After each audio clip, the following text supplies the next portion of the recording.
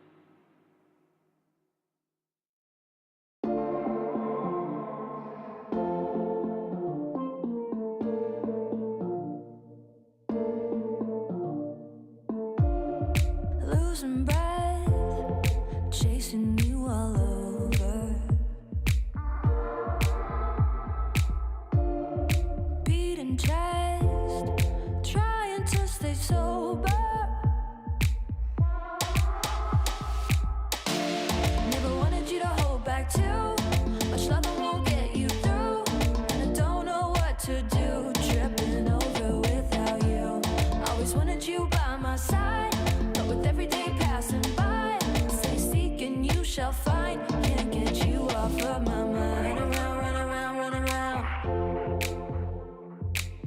Go wild, go wild, go wild. I've been running up, get a little closer.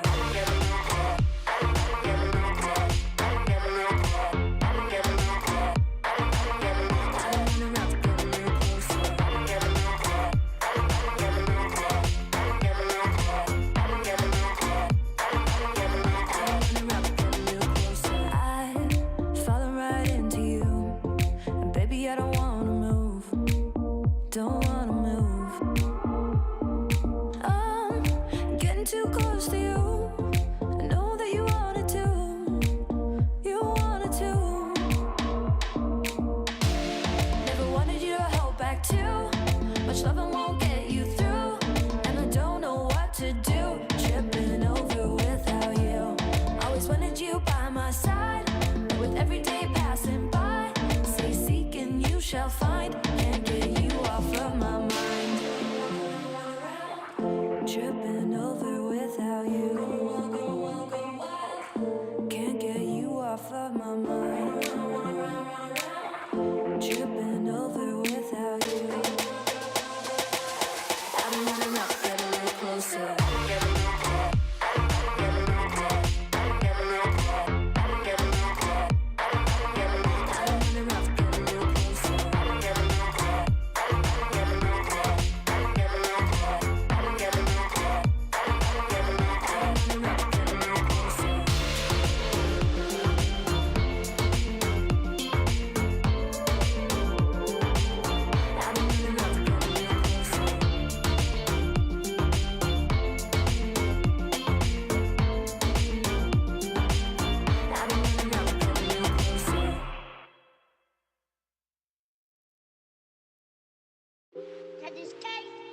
Mr. Knox, take a seat. Tell me what's going on. There's a man inside my mind making noises. Somehow I feel like I don't have a choice in it. Oh, okay. Tell me a little more. He tells me I'm a chump and he tells me I'm broke. Waits around until I'm all alone. What time? What kind of time of day or what kind of things does he say? At the most pale face when the day is just a dive. He's waiting in the corner where he drives. He's so alive. Okay. He's a creature of the night. Is that so? What time? When it's 2:45.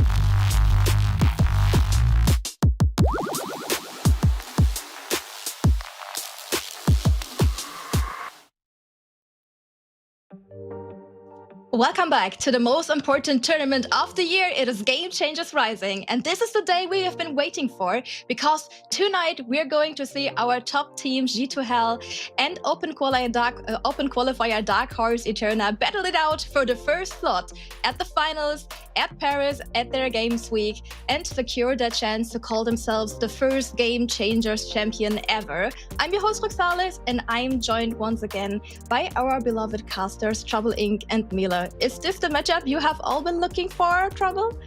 I mean, kinda, like that's my first time ever casting women's scene, and I've been hearing all about G2H, and suddenly the Dark Horses qualified through so many teams, clawed their way up, 3-0 in group stage, going up against Eterna. This is the matchup that I want to watch. Definitely. Yeah. And for you, Mila, you have been like a big Eterna stan for like the whole tournament. How happy are you to go in to see them tonight? I mean, I'm super hyped because we've always been waiting for it, basically for the entirety of the year. If there is someone who can beat G2H and who can live up to the expectation, Solari Academy, they were close in Equal Esports Cup, but it didn't quite, end up working out in their favor.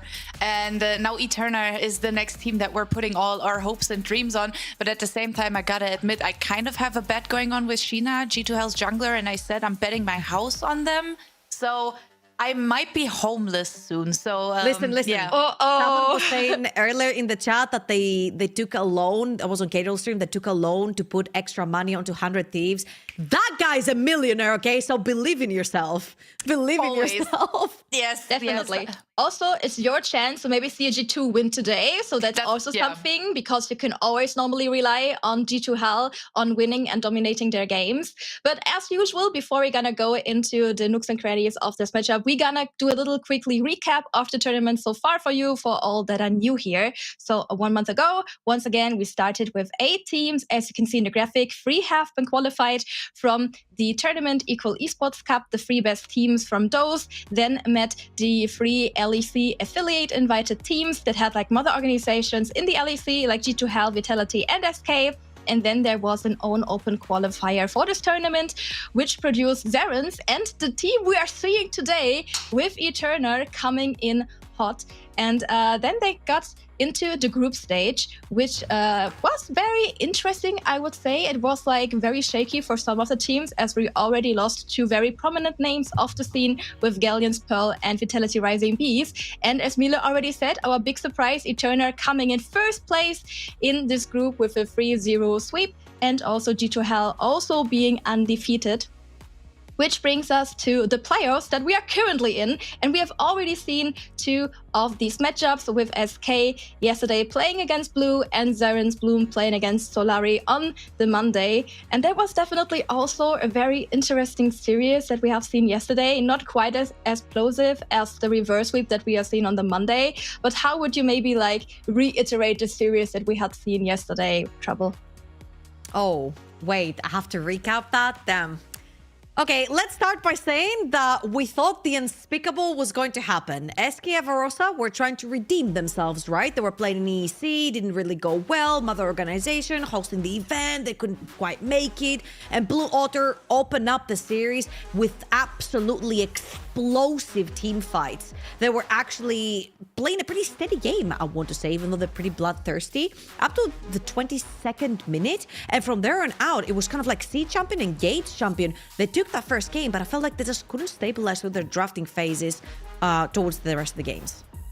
Yeah, it was definitely a little bit of a different story in game number 2. We can see here a really, really nice fight coming in. And Miela finally had the chance to show off her skill on ADC, picking up double kill after double kill after double kill. And then we went on to game 3, where Lysia had a little bit of fun here in this bot lane situation, because we thought it's doomed. Hextech ultimatum coming out, you're in a 1v2 situation, and then the turret aggro was playing in her favor, not only picking up the kill versus Emerin, but also versus Karina, of course. And that was one of our highlight plays for sure.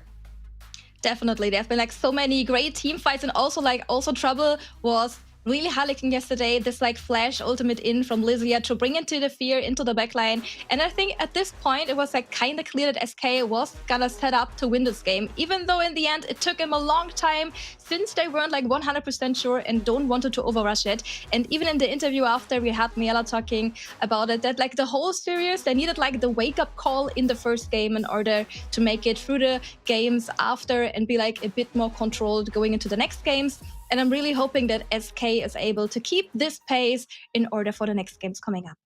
Now, what my favorite part was when Miela was having her interview, she was like, you know, me and Kiana, we're like ADHD bot lane. We just constantly just want to do things. You know, we want to fight, we want to press all our buttons. And I feel like as an avid ADHDer myself, it's just so easy to know when to, you know, calm your brain and when to actually go hard. And a lot of the times, you know, you just have to go with your gut. Right there, I feel like there was a bunch of learning curves in that last game for SK Everosa that I'm sure they can just go back, rewatch the game and figure out the ways that they could have closed out the game much quicker. And I feel like that's also going to give them some peace of mind because they actually played some really clean League of Legends. So if they can replicate the way that they use that early game to snowball towards late and figure out how to close it out faster, I feel like they're definitely a force to be reckoned with. Yeah, definitely. I'm really looking forward what SK is gonna bring in the series against Solari. But let's maybe now continue with like the series of the day, because as I already said, we always love to hear the voices of our players and let them speak their mind. And that's exactly what happened before this game, because I talked to see the ADC of Eterna about her expectations and maybe some spicy picks that be coming out in the bot lane. Hello, C. Thank you so much for joining me for a quick interview. How are you? Hello, I'm doing well. Thank you. That's really nice. I mean, you had like the great pleasure to watch like all the other teams battle it out already. How was it to know that you are already playing for the finals and seeing all these other teams struggling to survive? Oh, it was really fun. I think our team caught all the games, so we were having a lot of fun watching and preparing for all the possibilities. And honestly, we got some banger games, so we couldn't be happier. Definitely. So there are some big foods to fill for today's evening. Maybe also for all the new people out there, since Eterna is like quite a new team and also with a lot of new players. How did the team form and how surprised are you that you got so well for the tournament already? Well, originally I knew a lot of NA people from old Game Changers, so I was looking forward to honestly EU Game Changers because I knew with Riot rules we would normally get at least like some imports, and I know a lot of the NA people were looking for games to play in because their scene doesn't really have that much support as we do here, but their like amateur is a lot more I guess experienced in at least in solo queue. So I grabbed a few people that I knew. We did some tryouts, and some of them worked out, some of them didn't, and we just kind of built from there with the people that I knew that didn't have rosters left after this year's messy off season. Definitely. But I'm also like very surprised to see them like play because you've been doing so good. But maybe let's talk about the elephant in the room, or maybe the samurai rather, because you are going to face a G2 that has been coming out of the year swinging so far, winning the EC, going to group stage undefeated. Is this maybe a bit intimidating, or are you really sure that you can beat them, or how you're gonna beat them today? I think it's always a little intimidating. I don't think coming in with like super confidence is always the answer. We definitely have some things prepared for them. We definitely have been looking on their old games, and I don't think they have been looking at our old games because there are none. So once again, the C factor is coming into yet another tournament where enemy has absolutely zero idea on how to scout for us. I mean, maybe to go like more into the C factor, because we have been swapping lanes all around. You played top lane, you played also on the mid lane this year, now ADC. How did that happen? Was it just like a coincidence, or do you really wanted to play ADC? It's always really just a coincidence where I end up on what I end up playing. I'm always like, I've always prided myself in being a player that kind of just wants to play to win no matter what, and like I will do everything in my power to achieve that. And it just so happened that this year, or rather this roster, I needed to be in places that were, let's say, not as familiar with some people that I haven't experienced yet. And we needed to fill some shoes, and I stepped up, and I think it's been going rather well so far. So maybe as like a little hint, are we gonna see some spicy picks maybe today on bot lane that normally don't belong there? I hope so. I have some spicy picks prepared, but we'll see how the meta shapes and how the bans and picks go. Yeah. But definitely have some things that not everybody is maybe familiar with. I'm really looking forward to see you play against Keltis today in the bot lane, and also seeing you maybe beat the big like favorite for the tournament and making another upset that you have been making already so many of these. So thank you so much for giving me this little interview, and best of luck for your games. Bye. Thank you. Goodbye. I love how calm she always is. She's like, yeah, I think I had to play ADC for this team because it just fitted like the description. And she just goes with it. And she's like excelling on these roles all the time. Definitely really interesting to hear how she's also going to approach the bot lane. What is maybe something that you have been looking forward for them to like do? Or like how surprised are you maybe that they made it so far trouble? Oh, actually, I'm excited to see her champion pool primarily because she's played. You mentioned top lane, you mentioned mid lane. I'm expecting a bunch of mages down the bot lane, right? Playing against cultists is not the easiest thing ever, but you can basically very easily cheese your way in. Also, I really like that she like mentioned that this inclusion of the NA players was like really good because I mean you have the option. There's only one game changes at the moment. There's not really many tournaments happening. During the last few years, there's always been like little niche leagues. You have the EC, you had Coupe d'étoiles during the last few years, but it's like so little tournaments. So I really love that Eterna just thought, okay, good, we're gonna bring in 2 NA supports and maybe gonna make the life of G2H a little bit more difficult. And we can directly look at the roster of Eterna coming in for this tournament because there are a lot of surprises and also some returns from the scene. We can also see Sashi coming back in addition to Virtuosa and Starry, our 2 NA players. And we have seen a lot of Sashi during the last few years. How would you like describe maybe her playstyle, Mile? I feel like Sashi has always been one of the players that I enjoyed watching in mid lane. She tends to be very creative and also being able to take over the carry position. We can see here she immediately switched her target, was very aware of the fact that there is a backline dive going on. And I feel like, especially on champions like the Hui, where she can play as well with the range that it brings, she will feel very, very comfortable. So I'm definitely interested to see what her champion pool will give away because there is definitely some mages going on there as well. And I always feel like Eterna in general have been looking quite aggressive, but never like they are over forcing anything, right? Like I always feel like they are in control. Actually, really excited about the Talia and the Lux that she brings in. We haven't necessarily seen a lot of Talia in LGC, and I particularly think that this pick is like fantastic if you want to play for side lanes, if you want to play together with your jungler. And Lux was also a champion that Nemesis, for example, was also trying out a lot in solo queues, seeing if he can try and make it work. So I'm actually very excited to see if she's going to bring it here. Is it going to work out? Is it going to be banned away? Because this kind of champion that's very niche, sometimes you just want to completely take it out of the picture, ban it away so you don't have to deal with it. Yeah, definitely. I'm really looking forward to maybe see something like the Yona also coming in again because it has like worked wonders in the group stage. And if maybe she and C are just gonna swap some champions around because we also know that there are some champions overlapping. But definitely a team to look out for because everybody on every position can carry. We have seen games that has been completely taken over by Starry 2 in the top lane. So I think it's just like a very star-powered lineup that many people probably haven't had on their radar because it was just very quickly formed prior to the tournament. And on the other hand, we have G2H who are having names that everybody knows. We have all seen these players succeed in one of the tournaments, being long part of the scene. Who was maybe like your standout player? I mean, it's so hard to like narrow it down to one, but if you would like have to, Mile, who would it be for you? Quickly before we go there. Oh, sorry. Yeah. Please, God, please. G2 need a win today, man. Please, like I'm asking for everyone. EU probably feels me out there. I'm thinking that at least the social media managers need a W today, man, and they're relying on these women to make that happen. Go on, Mila, sorry. Honestly, chances aren't looking too bad. I'm not gonna lie. I think for me, it's very hard to pick a player to watch. I mean, we've been talking a lot about Keltis in the past, one of the players that has been in the scene for a very long time, bringing in a huge champion pool of her own.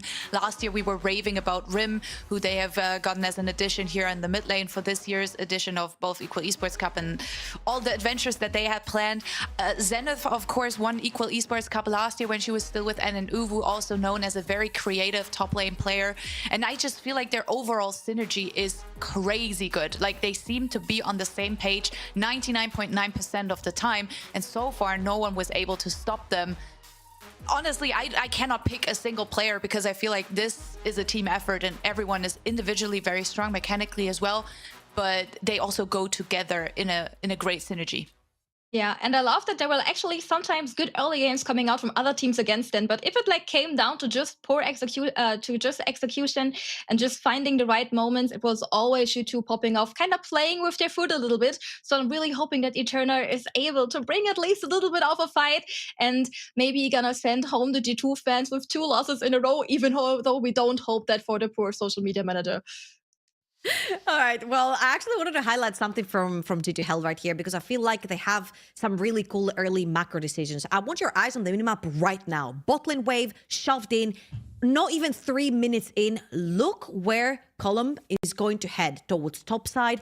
Vi is clearing towards top side until the Rel has made it through the map. They're playing for that top lane wave. That top lane wave is pushing towards their own Jace, which means the Vi plus the Rel are going to pair up together. And if we continue playing the clip right here, you'll see that very nicely Emerin takes the bait right here, tries to shove in the wave before that Vi timer comes through. But what do you know? It's not just the Vi, it's also enemy support coming up towards the top side of the map. And I just love the combination here of, we have Sivir down bot lane. Let's use that, shove the wave into the Kog'Maw, free the support while the lane is pushing down the bot side of the map, which means that Cultists can play very freely under the tower.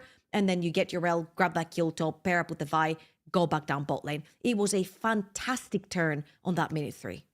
And I think that's also something that describes Colombo's playstyle for me a lot, because I feel like she has always had a very roam-heavy playstyle where she is trying to bring as much impact on the map as possible. And it has been this synergy between her and also Sheena, who's a very aggressive jungle player, who was able to, you know, bring so much help to all of the lanes, right? Like, whenever they identify a carry they want to play around, you can see both jungle and support immediately roaming towards them. And that also kind of showcases their communication. That seems to be really, really good. Even though Sheena told me in an interview recently that sometimes their communication in scrims is really bad, but for some reason they make it work when it comes to officials. Scrims don't matter. Scrims don't matter. The more scrims you lose, the more officials you win. We know that by now.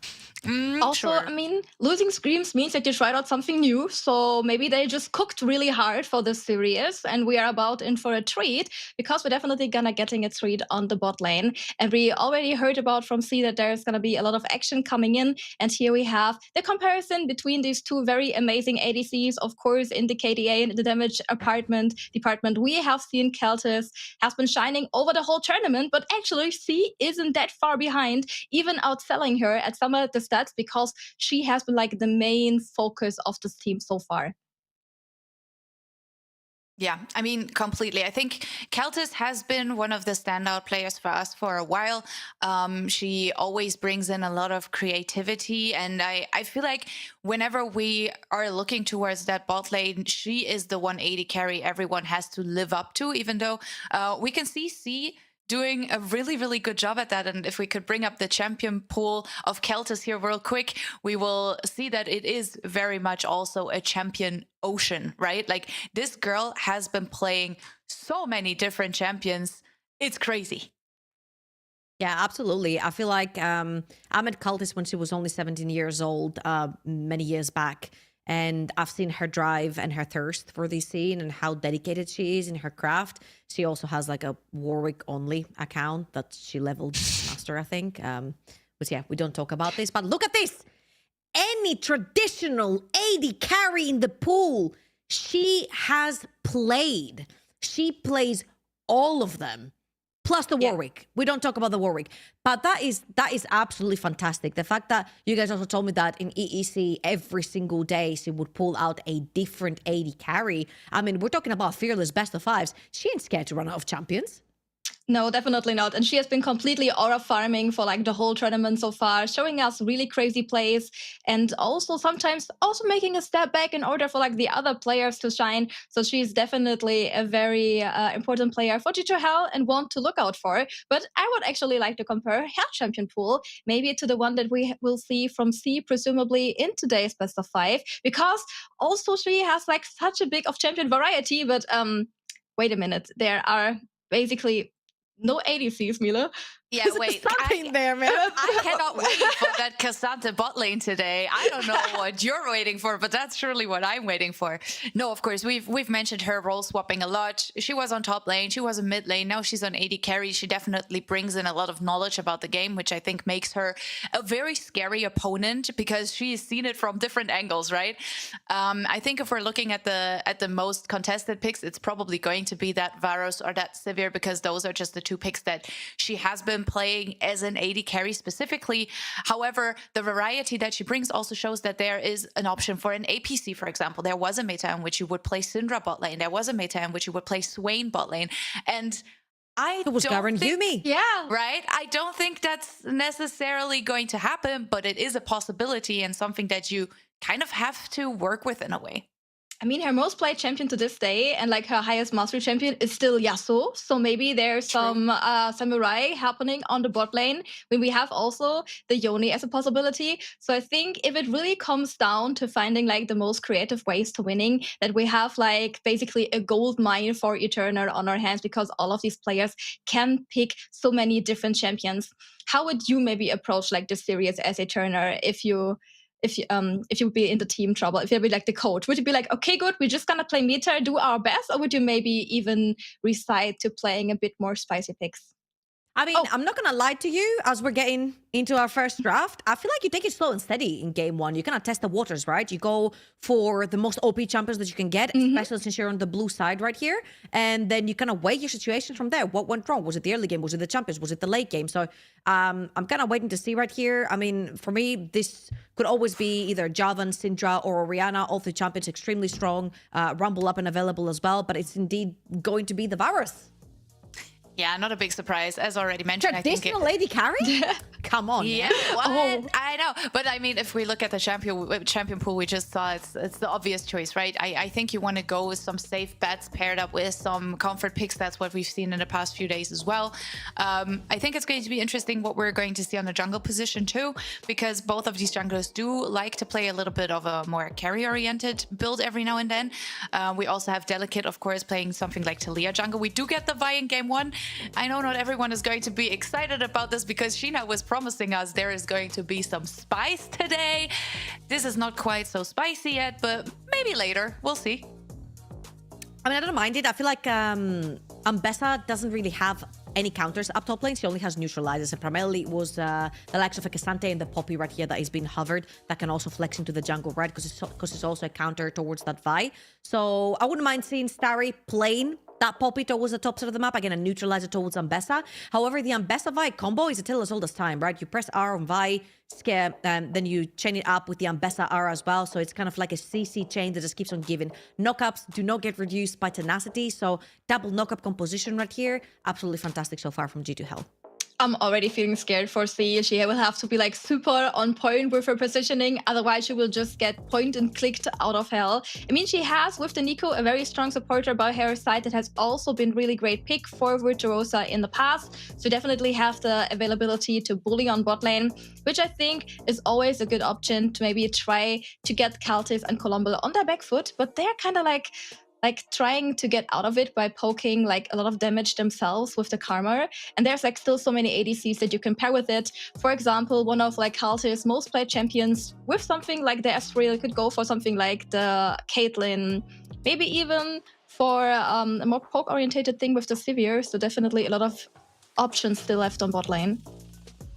Yeah, I think bot lane is going to be very, very interesting here. However, we have mentioned the champion Ocean that Keltis brings to the table, so I think she's actually going to be very much fine. Mid lane might be a little bit more interesting for me, though, because I feel like there is some champions that both of these mid laners enjoy playing a lot. Obviously, Nico is on paper a flex pick. However, I would expect it to go towards Virtuosa because it's just something she's been playing in the group stage a lot. So I'm interested to see what Sashi and Rim are actually going to go for. All right, Rise out the pool, Sivir out the pool. I'm expecting things like potentially, you've mentioned the Ezreal as well. Not necessarily one of the best champions when it goes up to Varus. However, Caitlyn plus Ezreal plus Karma, either of the two AD carries really do make the Karma lane sort of grow stronger. But here, Sivir for the push versus the Varus really, really strong. Varus and Nico should be technically that bot lane. Aurora being the last one right here for Eterna. Again, I'm expecting either a Caitlyn to come through, does outrange the Varus, does have pretty good wave clear, and together with the Karma, can definitely outrange plus outpush that bot lane of Eterna. And now that's another flex. Is it mid? Is it bot? Is Cultist bringing another champion we didn't add into this graphic? I mean, realistically, I would prefer to see this on bot lane because I don't feel like it fits Rim super well. Like, if I look at Rim's champion pool, I see more along the lines of Away and Ari, you know, something like that. This is a little shy for what I know Rim to play, right? So I would expect this to go towards Keltis. Let's see what the answer is going to be. We're getting the Sylas. Now, I don't dislike this because I feel like there are some interesting ultimates to steal. However, it's not the safest option if you ask me. But it's like Sashi's most favorite champion. So I think also for her, it's like giving into like the comfort, being like, okay, good, we're gonna just bruise over them. If there's the engage by the Nico Pop Blossom, everybody just follows into it, if it's a good call or not. So it's like a bit of a do or die combination on the side of Eterna, especially if they would add like a dive jungler to it. Oh, I love it. I love it.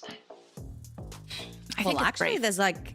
Yeah, I think there's a bunch of champions right here. What you could also do is like slam something like a Braum towards the end and then switch the Karma over to the mid lane, have Ziggs bot lane, have a Braum that's triple melee diving into your backline with the Poppy, Sylas plus the Nocturne. So this could also be the case. However, I'm assuming, again, you need an AD carry right here. In my opinion, you do have really good damage AD towards the top of the map, but nothing necessarily that can stick. However, there's not many tanky targets apart from the Poppy that you can hit. So last pick right here is going to be the Talia, which I feel like actually feeds into the Sylas right here. Sylas more than happy to sort of pick ultimates that can actually get you onto the side lane. So the Talia ult right here, the Vi plus Ambassador to try and engage together with the Nocturne would actually be really useful right here for Sashi on that Sylas.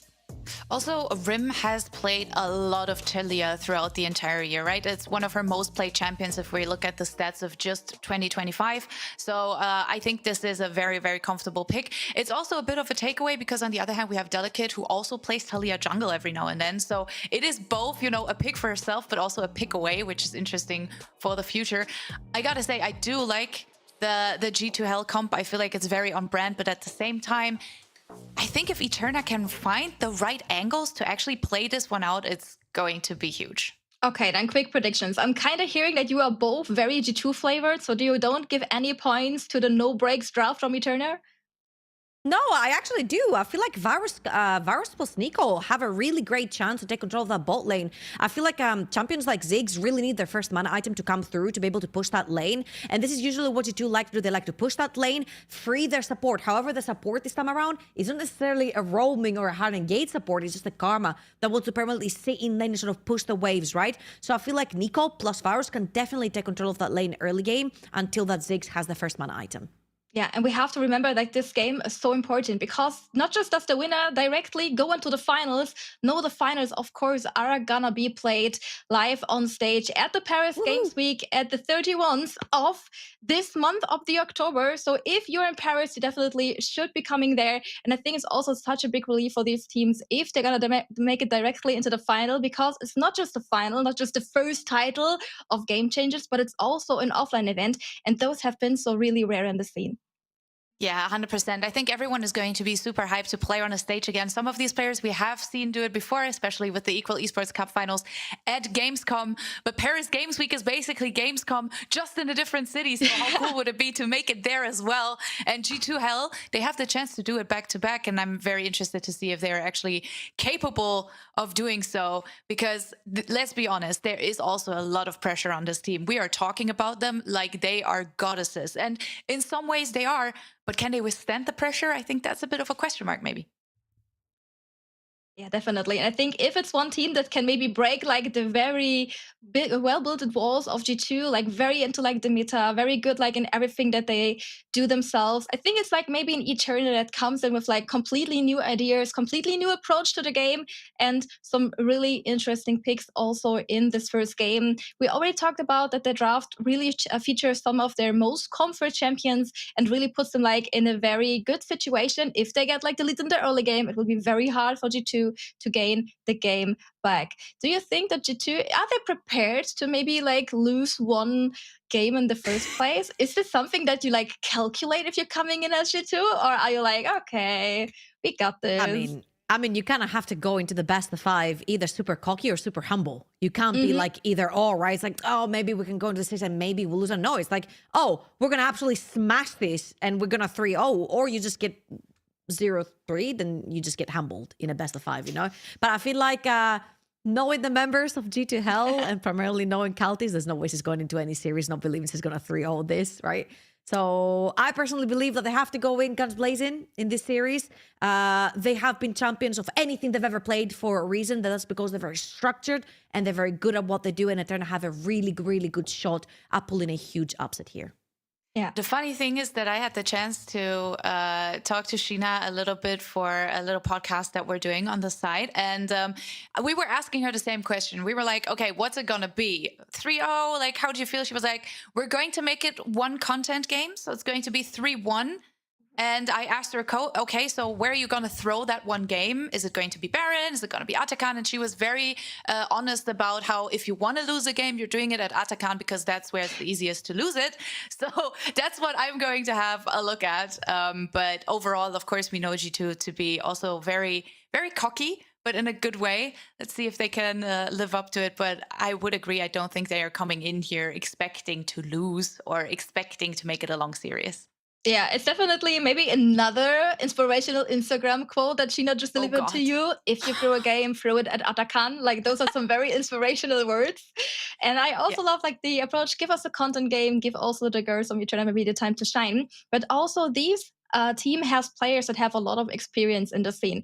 For example, Sashi and C have been playing last year at Paris Gamescom during the Cup des Etoiles, so they also already have a lot of experience. So it's not that like G2H is like this unbreakable barrier that is like not a that are like just also more experienced than them. It's also Eterna coming in with the knowledge that they can also succeed and be very successful in an offline event. Also having with Starry and Virtuosa players that might have not had the most games, but are definitely also experienced players in the NA challenger scene. So there's definitely also some experience for them going into these best of 5s. That's also something we haven't necessarily really talked about, right? Yeah. I believe C mentioned, hey, there's no scene like this over in NA. So I knew a couple of women. I brought them in. Some of them made it through in the team. Some of them didn't, right? That's the whole point of the tryouts. However, I want to reiterate that these ladies are playing with ping. These ladies are playing with some latency when they're going into this game. And this is the most surprising part about making it through the qualifier, getting into that group B, 3-0 in your group, doing so well. Suddenly from the point where there's zero expectations because you've got high ping, you've got put together a team literally last minute that no one expected, you've made it through the qualifier, you 3-0'd your groups, suddenly there's expectations. You're like, wait a minute, you cannot look as good as G2H. And now you're going to have to play them in the upper bracket. What's happening here? So I feel like from the zero expectations, the expectations have kind of been rising there. So you might be feeling a little bit of pressure. Yeah, I was like also before I was like doing an interview with C, I was like, yeah, can I ask you the NA question with the ping? She was like, oh, we talked about this so many times already. She's like, they are just really, really good players. And for them, it doesn't really matter if they have the high ping or not. But we made a new theory. What if they make it to Paris Games Week and suddenly are playing without ping? Are they even stoppable? And then they're like locked. There is and then so they're locked. much. Yeah. No, you're right. You're so right.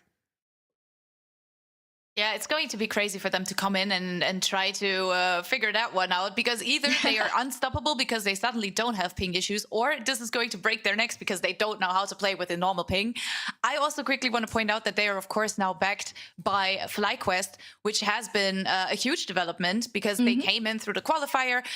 They're very successful. And then shortly before group stage started, like literally a day before, there was this announcement where they were like, hey, we're partnering with FlyQuest now. And that's just so awesome. Of course, I know that a lot of people wish for more EU orgs to join the scene. However, to have a team with several NA players being backed by an organization from NA, I feel like that's... Are you telling me this is the EU versus NA that we didn't get for tomorrow's Worlds? Yes, it is. This is not sure this is it's good or our bad, though. EU. This is our EU versus NA. Guys, listen. G2 and FlyQuest dodged each other tomorrow for Worlds, you know? So we have G2 and FlyQuest right here for you. This is It's like the better G2 one. and FlyQuest at home. Can we have G2 and FlyQuest? No, we have G2 and there FlyQuest you at go. home. We're a at better home, one. guys. It's definitely the better one of the two, because these has been teams that are completely unbeaten so far. And without further ado, we just go in game to find out who is gonna lock this sweet spot for the finals in Paris Games Week, ETR or G2H. And what a banger it's hopefully going to be. I think the last few days were really, really exciting with going to all 5 games on Monday and then 4 games yesterday. Let's see how many we're going to get, as we've already Mille, heard. I think our games are reducing slowly, but it went from 5 to 4. Maybe it goes down to 3 today. Depending if G2H are feeling themselves, because let's not kid ourselves, right? They're coming in as the favorites right here. Again, they've won everything due to the resilience. They've been having amazing coaching staff behind them, helping them behind the scenes. So they have been an absolute force in the women's scene right here. And we get to watch them first specify for them in those playoffs, full fearless. Colt is on a champion that absolutely no one expected her to play, since she has the entire arsenal of traditional AD carries plus a Lux that we saw on the graphic. But this time around on the Ziggs, waiting for that first item to actually be able to push and shove that wave on the bot side of the map much easier. I think Keltis is overall going to have a really good time. We talked a little bit about how Colombo enjoys roaming a lot, how she enjoys playing around Sheena, with Sheena, across the entire map. And I think with that Ziggs, Keltis is actually in a very comfortable position, being left alone if necessary, right? She can just farm underneath the turret and stay relatively safe, even though Virtuoso and C, of course, also have some decent poke on their hands.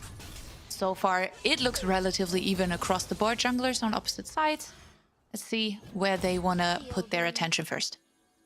Yeah, I'm actually really excited to see what Sashi can do with that Sylas, because I'm feeling like a Sylas blind right there is a little bit of a gutsy move, if you know what I mean, as Cultist and Column have the push down that bot side of the map. And obviously playing into the Taliyah, especially the E from Taliyah, makes it really difficult for Sylas to actually have really good trades into this champion. Plus Taliyah sets up fantastically well for things like the Vi, and having Vi, Taliyah, plus the Ambassador on top of the map, that's a lot of knockups that someone's gonna have to go through if they want to make it into the front, into the back line. Yeah, and we saw yesterday see? what it... There you go. Ooh, there you go, indeed. That's straight into the rocks. But Rim is dealing some damage here as well. Sashi has to be a bit careful, but should be fine for the moment. I wanted to point out the Ambessa again, because yesterday we saw a perfect example about how Ambessa engage into the backline with the public execution, right? Can do so much. Like if you find a pick onto C or maybe onto Sashi in later stages of the fight, Zenith being in a great position, which she is known to do, and Eterna are going to have a really, really hard time to cover that somehow. Yeah, absolutely. And right here, C knows that the bot lane is going to be pressured quite heavily. You've got the Karma, you've got the Ziggs, both mates kind of champions. They have a lot of AoE damage. They do get to push the lane pretty quickly. However, C has that teleport, gets to come back in lane, collect majority of the wave that just pushed underneath the tower. But this time around, it is going to be, you see, Nocturne starting from the bot side of the map. And again, Nocturne is the type of champion that wants to start with Raptors, does have the AoE damage. That first camp will spawn first. And as you can see, now that they know which camp Nocturne is in, Sheena heading towards the bottom map scene, can get a kill or at least a summoner. Rim is getting soloed boloed on that mid lane. Sashi very well played. Knew her limits right there. And Rim kind of overstepped a little bit.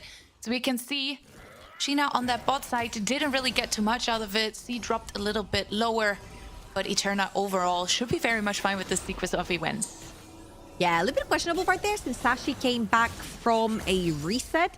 So she had also extra items in her inventory to be able to take that. But you saw if the E lands, it doesn't matter if you go past the rocks, you will still connect the stun from the Sylas onto the target and you'll eventually get there as well, right? So Rim underestimated the E landing. Fantastic thread from Sashi onto the E on the Talia. Gets that solo kill over in the mid lane and about 4 CS in the lead as well. We saw there, Colombo was forced to stay in lane, not allowed to go back as the minefield is going down for Keltis here. Virtuosa manages to walk away relatively fine. I don't want to say just fine because, well, you know, she left some health there, but should be okay for the moment. This, of course, gives G2H a little bit of push here on this bot side. And we can see the first dragon has spawned, but no one is really too interested to go for it right away. As my god! Taking a whole lot of damage there. And that's the poke coming through from G2L's bot lane. She has to respect that and therefore will lose a plating.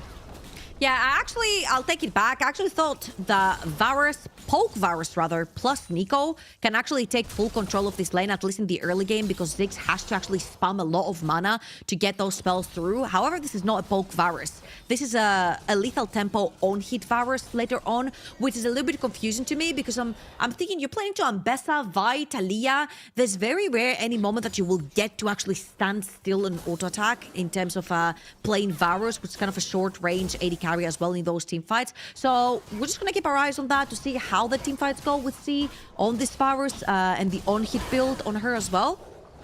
But so far, it has been absolute lane dominance from Kaltis and Colombo towards the both side of the map. Yeah, and let's be real, it's kind of what we would expect.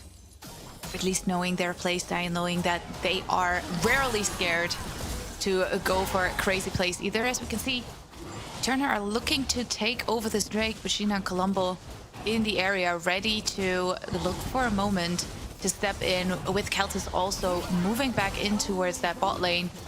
The chances are high that G2H are not going to let this happen without even trying to contest. Sashi, of course, in a bit of a better position to roam here because she has that mid lane wave push. Rim going for that backport means not really a chance as Sheena's getting rooted. Has to be a bit careful. Had to flash out there in that instance. Is now completely getting demolished here by Sashi. Important that they manage a way to find Sheena, but it's not gonna happen. Heal came in clutch. Well played from both sides, but a little bit in favor of Eterna picking up the dragon. A little bit of a mispositioning right there from Sheena. Rim was actually resetting, was pressing the B button over in the mid lane, so you know you're playing with a -1 Virtuosa. Well, that is a very dead Nico right there. Now C has to be a little bit careful, caught on the wrong side of the lane here, at least a tiny bit. Will be rooted by Colombo. No flash. Now Keltis can fire away if she finds the right angle. This should be another kill for Keltis. And she will be very happy. Paranoia now coming through. That's the level 6 advantage for Delicate. She picks up 1. Maybe she can go for more as Colombo is trying to go with all the tempo that she has. But Delicate, of course, is on the hunt. Here comes Virtuosa on the other hand, looking to find a little bit of a route possibly. This should be another kill coming through for the side of Eterna, and that's of course the feat of warfare secured as well. Yeah, a lot of kills going back and forth right here as Sheena taking the void grabs off on the top of the map. This will be a handshake between the two early neutral objectives on the map. However, I feel like that was a very quick punish. C lost her flash early on. Virtuosa flashed to kill or attempt to kill Sheena in that Drake fight that we saw earlier on. So Kaltis and Colombo, the second they just walked up, they can get a tether from the Karma. No flashes means that they can land all of the damage that we talked about earlier in the series that Ziggs has, which is very conditional. It actually has to land for him to do the damage, but once the tether goes down, it 100% guarantees that. Now, they're, of course, from the side of G2, they're going to swap their bot lane over on the top side of the map, try and chip away the towers as much as they can. We can see Starry now having to find a way to play this 1v2 situation, as Eterna are not really willing to match the lane swap as of right now. Still having both C and Virtuosa on that bot side. Starry should be fine just staying safe underneath the turret for the moment. But definitely a little bit of a pressure point here. Another plating going over to Keltis, and we can already see the 3 Void Grubs at work. That will be one of the factors that Eterna have to calculate in as the public execution is coming through on the spot side here. Virtuosa stepped a bit too far forward, going for the heal. It's as much a tempo heal as it is to gain some health. But Eterna ends up being fine. Yeah, I would say that was a little bit of a scary heal right there, because she could definitely go down. There is flash on this Ambessa. Zenith is thinking about it, Has to flash away from the Pop Blossom. Ooh, but here come Colombo and Sheena as well. They are catching Delicate here. Sees the assist coming through. That's a kill for Zenith. And we know Zenith, she is one of those players that can do a lot once she gets a few kills, when she gets fed. She will be unstoppable as the root is now coming through. Nice poke landing there, and Zenith has to be a bit careful, but Colombo is here to keep her safe. That came in clutch once more. Another root. Maybe Colombo doesn't have enough poke to actually play this. She's stepping forward aggressively, and that's a carry support if I've ever seen one. Now she has to be a little bit respectful of the turret here. Won't pick up another kill, but nicely done. And C drops dead for the second time.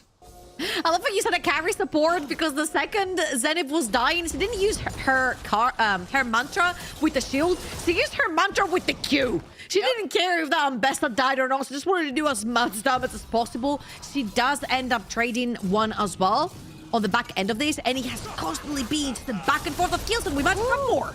That's the stolen ultimate here coming through from Sashi, who's trying to beat up Rim one more time, but now the lights are going out. Here's the paranoia. That should be a kill in the back of Delicate.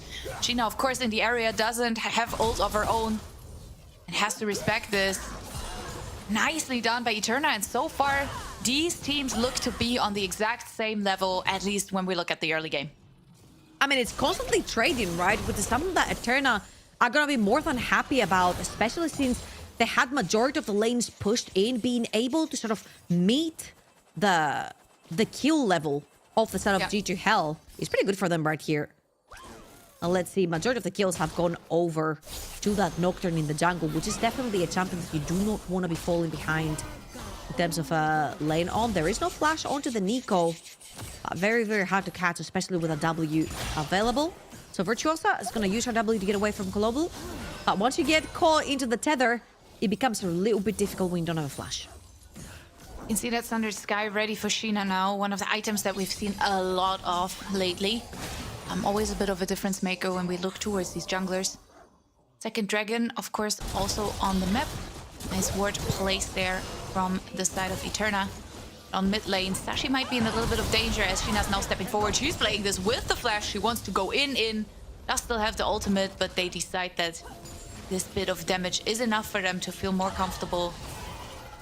Now Eterna have to find a way to move into the river in order to contest the dragon if they want to. A little bit miscoordinated right there. Sheena blows her flash without a W from Rim coming through. I'm pretty sure it was on cooldown, and right now they've called everyone towards the bot side river. Second dragon it will be for Eterna if they manage to secure that one. And there's 5 members strong for the red side team in this river. And now Zenith is going back. Pop Blossom. Beautiful Pop Blossom hit him onto several members. We can see the Weaver's Wall coming through as well, trying to split up the fight a little bit as Rim has to give her life in order to make this happen. Keltis' ultimate, of course, also putting down a lot of damage, as we can see. Now with the help of the Silas, there is a lot of damage coming out of Eterna as well. Zenith stepped in, triple kill for Sashi on one of her absolute signature champions. She's looking for more. She makes it a Quadra, and that's only in minute 14. What a showing by the mid laner of Eterna in this game number 1. We wanted an upset, and Eterna are very well and truly on their way for that 5-0-1 Faker type of Silas right here performance from Sashi. Blind Silas into a quadra kill super early into the game. And definitely very, very close to her second item as well. Absolute lane dominance from the solo kill to playing those team fights so well, sliding into the backline. And we saw G2H have been a little bit shaky when it comes to those team fights. That ring is fully stacked now as well for Sashi. So she will feel extremely comfortable. And of course also pointing out Virtuosa, who found a great engage there. We can see her kind of doing it again.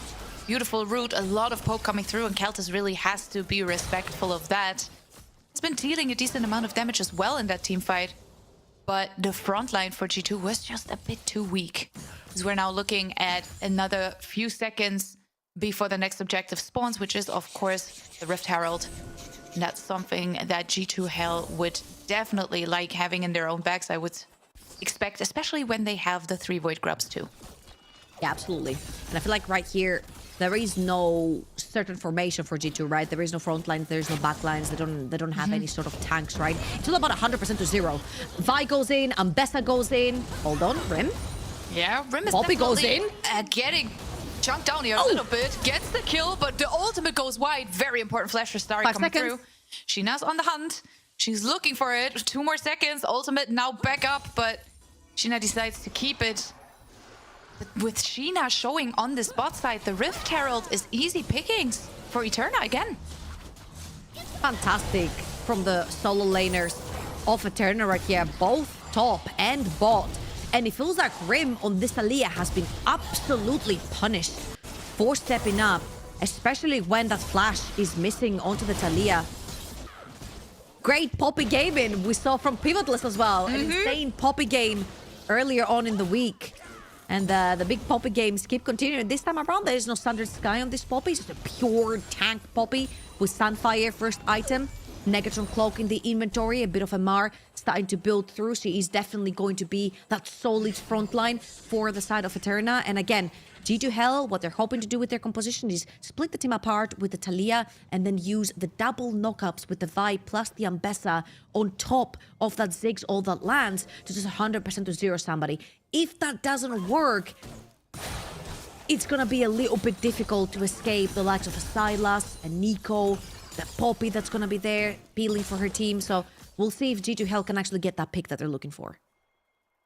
There's one thing we've learned also watching them all year. You can never really count out G2H, right? Like, even in a game like this where for the moment they are 2k behind, they are still very much aware of ways to come back.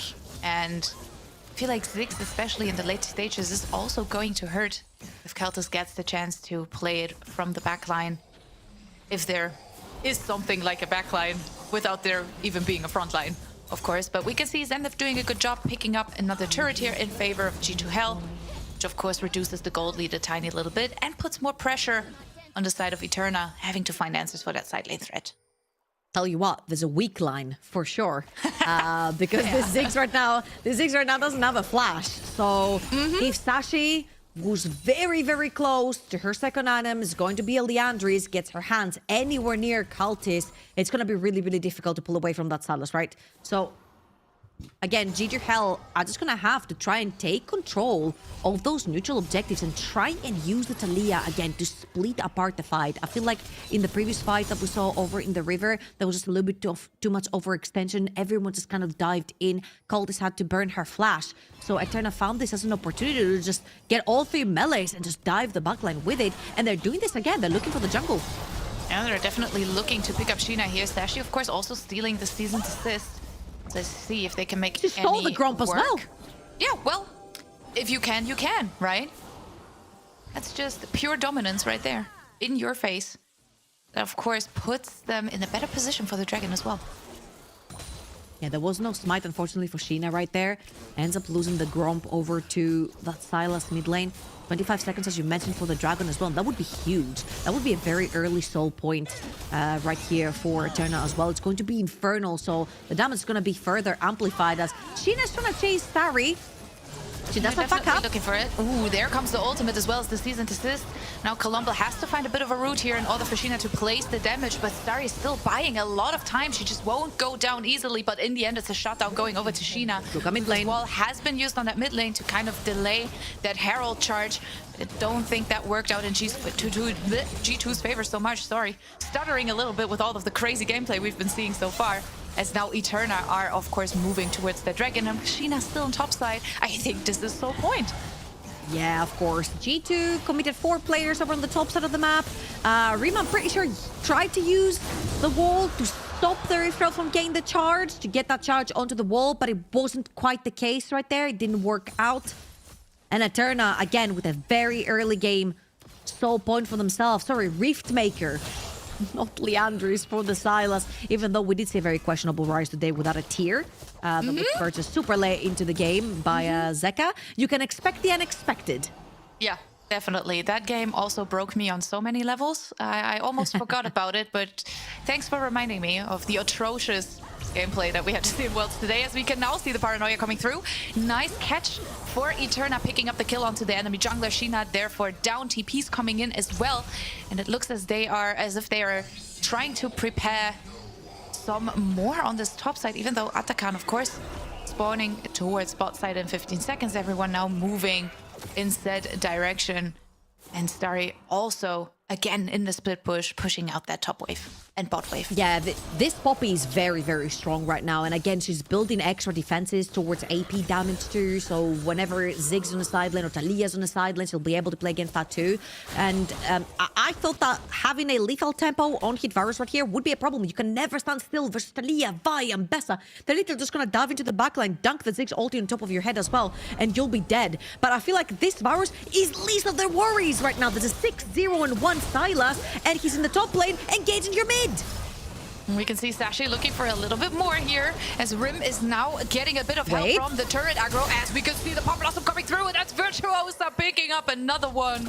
Second kill for her on that Nico, also having a banger game, finding really good engages, as we can now see the Season's Assist coming through. She can dodge the ultimate coming through from Kaltas here, and that buys a lot of time. Again, nice Paranoia, turning off the lights, making it harder for G2H to chase. But as you can see right there, G2H were not necessarily in place to try and start the attack and threaten an objective. They take at least a flash off of Eterna's AD carry on this Varus. The TP is gonna come through from Poppy over in the mid lane to defend that wave being crushed in by G2. But all in all, there was a death over on the top side. It was returned by a TP from Zenith to defend the tower. But other than this, just a flash on enemy AD carry was what G2 took in return. And that's really not what their target has been all game long. We've talked about what they want to do with their comp, and so far, they really haven't been able to make it work. Maybe they only need one fight to make it happen, but the differences are growing and growing, especially if we look towards that mid lane. Sashi is 3.1k ahead of her lane opponent of Rim, and that gives Eterna enough comfort, I would say, to move towards this Atakan and try and start it. But if you want to throw at Atakan. That's what Sheena told us. So let's see if Eterna... Here's their chance. Are in that position too.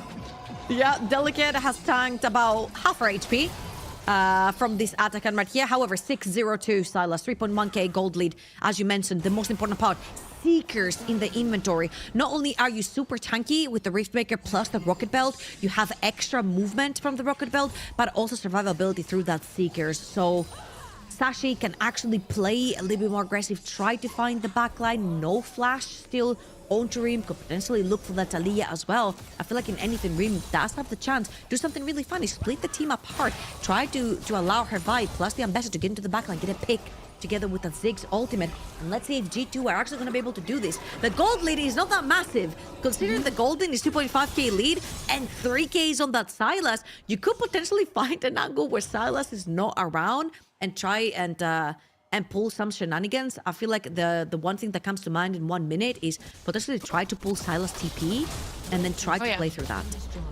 Yeah, absolutely. Dragon in about a minute, so G2H are definitely looking to contest that one. I don't think you just want to give over Infernal Soul to Eterna, who have been, of course, doing a great job at picking up most of these neutral objectives. G2 not really getting anything apart from those 3 Void Grubs. Now Zenith under a bit of pressure in that mid lane, but overall she should be fine. And we can see both teams kind of setting up towards that bot side. The TP coming through now as well. Let's see. Poppy coming in to very, very strong right now. Second item completed. They're looking for Zenith, pushing her out. Eterna definitely have the tools to push G2H out of the river because they have the tankiness and they can actually brute force by face shaking inside this river. at this point being. Taking control of that banana bush plus that tri-bush is going to be huge for them. So somehow they're going to have to try push out the wave in mid, make their way down that bot lane, try to gain some control through that tri-bush, which is what G2H are trying to play through right now. And let's see when they're going to be able to pull that trigger from the Taliyah, which is right now still sitting in that mid lane. Has to TP down bot. Ghost is getting sold out, can't walk in the jungle. And here comes the paranoia. Beautiful pop blossom again as the fire starter, but is it going to be enough? Taliyah in a good position right now. Sheena can pick up a kill against Virtuosa, and now Xander is trapping in straight into the backline, but it's not going to be enough, at least not for the moment. As she has to go golden. She dropped extremely low here, will not end up going down. That's the good news, but Rim is on the hunt. She wants to go in, she gets that shutdown, she wants the redemption on that Taliyah pick that hasn't been working in her favor so far. And G2H find a good fight. Now maybe if they can catch more, if they can catch Delicate, it will put them in a great position to maybe even go for the Drake, even though Sheena is still down. Delicate though buying some time, even pulling another flash here out of Rim because they want this kill so bad. In the end, it's a shutdown for Colombo. The carry support's at it again, but it's not enough to go for the Drake right away. But that gold lead is gone. Wow, that you see it right here. Once Sashi can't get access to the backline, she is the majority of the gold lead, which is now completely dissipated. Look at the goal between the two teams, dead even. 2,000 gold lead in the mid lane, which means that the rest of the team from the side of G2 have gold leads elsewhere. Ambessa, huge, surviving literally with a sliver of health, and Eternal did the grim mistake of bunching up in that tri-bush. Cultist's AoE absolutely destroyed them in that fight. And that's, of course, dragging picked up for G2H as well. So we can see a stolen public execution hitting on Zenith if they want to try and kill her with their own weapons, as they at least pick up one kill here. Zenith ends up going down, Paranoia coming through, flashes are being pulled. Lumble had to make her way out of that one. And the Eterna at least get a little bit of a consolation prize here. They had to invest a lot to pick up that kill. They had to invest a lot, but that is a 30-second timer onto this Ambessa, even though she has TP. And that is a fight Eterna are willing to take. 5 seconds for the Sylas ult. Poppy has ult as well. All you need is to throw an extra member out and it suddenly becomes a 3 versus 5 in favor of Eterna. Full control of that banana bush from Sashi, and here goes Starry to try and zone away the rest of G2H that are trying to contest for the Atakan, but it's gone. Extra levels, extra experience, extra damage coming through from Eterna right here, and again, slightly a gold lead for themselves. But it is getting closer. I mean, I understand questioning if G2 can come back from this, right? Because Sashi, she still looks so strong now, having that Zhonya's available too. She's going to be a hard one to kill. But at the same time, we have Keltis so close to that Rabadons. And that one's gonna hurt like hell. Again, you cannot really diminish the knockup. And you've got Ambessa, Vi plus Taliyah. You get caught in one combo, you're most likely gonna end up dead. Like you're right there for Cultist. Doesn't go for the -1 angle, as the creeps walk past the minefield right there. But next objective on the map is going to be that Baron, and Eterna are more than happy to use that Sylas that's about 2.3k gold still in the lead to try and force a fight before those two rods suddenly appear as a cat in Cultist's inventory. Jackshaw is going to be completed. 3-item Poppy as well. Extremely tanky frontline for Eterna. Let's see. I feel like Eterna really need to pick their targets very carefully and not pile themselves up in slight choke points where Cultist's AoE is going to absolutely destroy them. And we can see both top laners are still down on that bot lane. Both have the TP available, so if a fight was to start, both of them have the tools to move in, help out their teams. So you can see Sheena hovering around that mid lane. They maybe want to go for a pick onto C here. They're on Vision, the clone, of course. Walking Ward will definitely bring some information here to the side of Eterna. And they are dancing around each other. No one is willing to pull the trigger just yet. They're looking for the right angle. Oh my god. Delicate down to 50% HP. Just from tanking a couple of bombs for the Ziggs. And the second you see that Ziggs press B, you know what's about to happen. Cultist has been getting fed mid-wave after mid-wave after mid-wave right here. Trying to get to that death cap. I'm seeing it. I'm seeing the red circle around the Ziggs, and Eterna see too probably. They know what's happening. There's going to be a death cap the second Cultist hits the base, and there it is. That is some big boy damage for this Yordle coming through. And again, chain up, Vi ult, Ambessa ult, Ziggs ult. Someone's about to pop. And it has taken G2H a while to really find their footing in this game. And now they're at a point where the gold lead that Eterna have on themselves, that little 1k gold lead, does not really matter too much. You really only need that one fight, that good setup in order to make it work. And we can see Eterna respecting it a lot. No one is actually forcing any engages. No one is trying to go for a catch because they know the damage output on the side of G2H has just grown a lot. As Sashi's now stepping forward, finds the stun. The lights are immediately going out as they're stepping in, committing onto Colombo. That's the dead support on the side of G2H. Weaver's Wall coming through as well. It's not going to be enough to find anything here for G2. However, a lot invested on the side of Eterna. Maybe that's something that G2 can still work with. Bessa, of course, still having that TP available, could come in at any point in time as Virtuosa stepping straight back in with that pop blossom, not doing too much damage. They have to be careful. Big Ziggs ult coming through, but the damage is enough for them to pick up a kill against Sheena. Now they're stepping further forward. They pick up another one. Rim goes down. They still have Zenith in split pushes. Keltis is looking to potentially find a bit of a snipe here, interrupt those backports, because that's all she can do, at least for the moment. Doesn't have the ultimate. As we can see, Sashi is going forward. She really wants to get that kill. I'm not sure it's going to work out, but she has the level advantage and she picks up the kill. The consolation prize for G2 though, picking up that turret on bot lane and maybe buying themselves some more time for round 2 at that Baron. Fantastic engage right there from Eterna. We talked about how they want to fight in more widespread places, right? So they chose mid lane. The Sokolombu step up too far. She didn't have her flash available. So instantly Sashi finds the angle, engages onto her. It's a bit of a head scratcher knowing that Zenith has that TP and never uses it throughout this entire fight, because had she bought some time for Cultist right here, I do believe that Cultist would have done a lot more damage.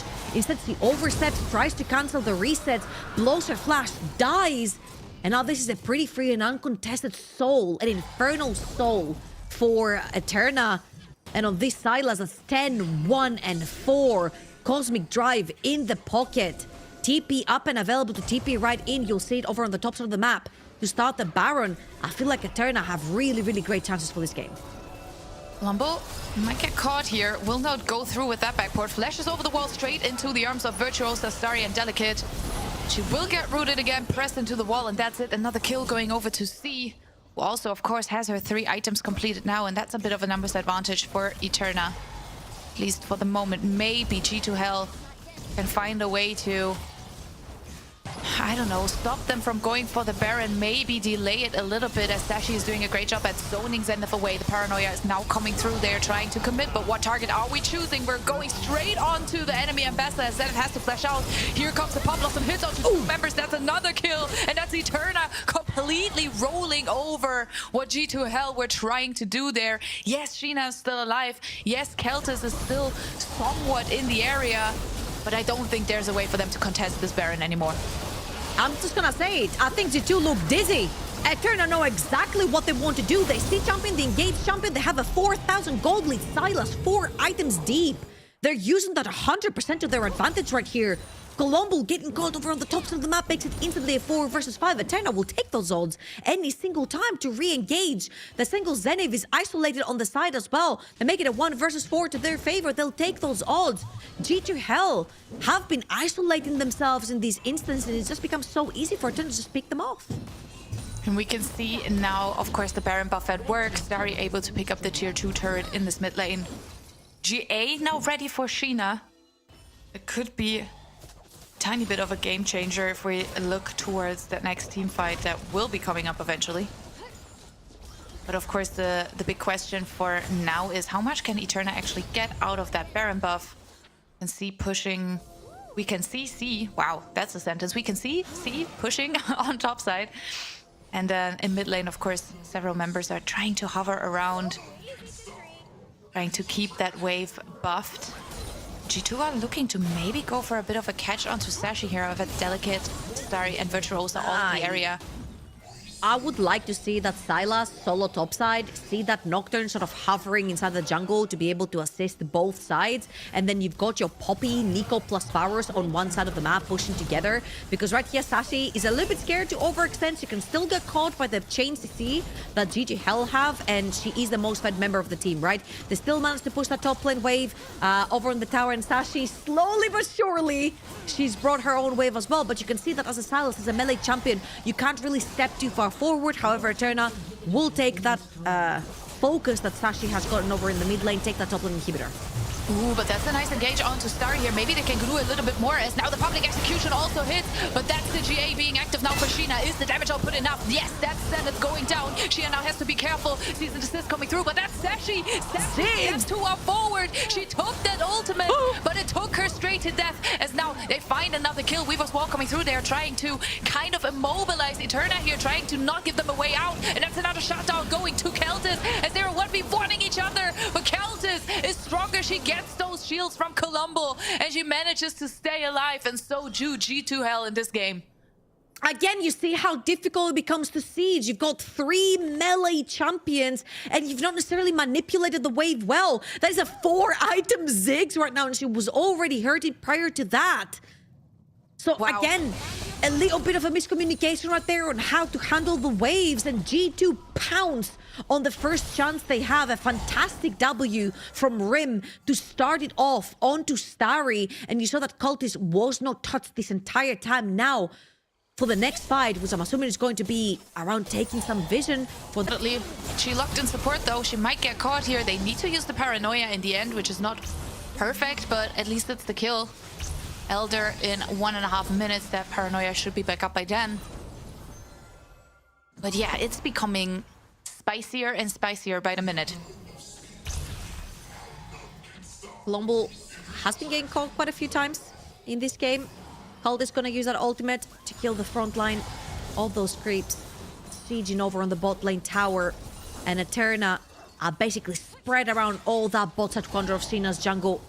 Trying to siege that bot lane tier 2. The only other trial that remains for G2H right here, as G2H are looking for a pick, looking for any overextension to try to get some picks the same way that they did when they were sieging inside their base. However, they're going to have to FF eventually that bot lane tower, as they do not have any control and they have to push out that mid lane wave.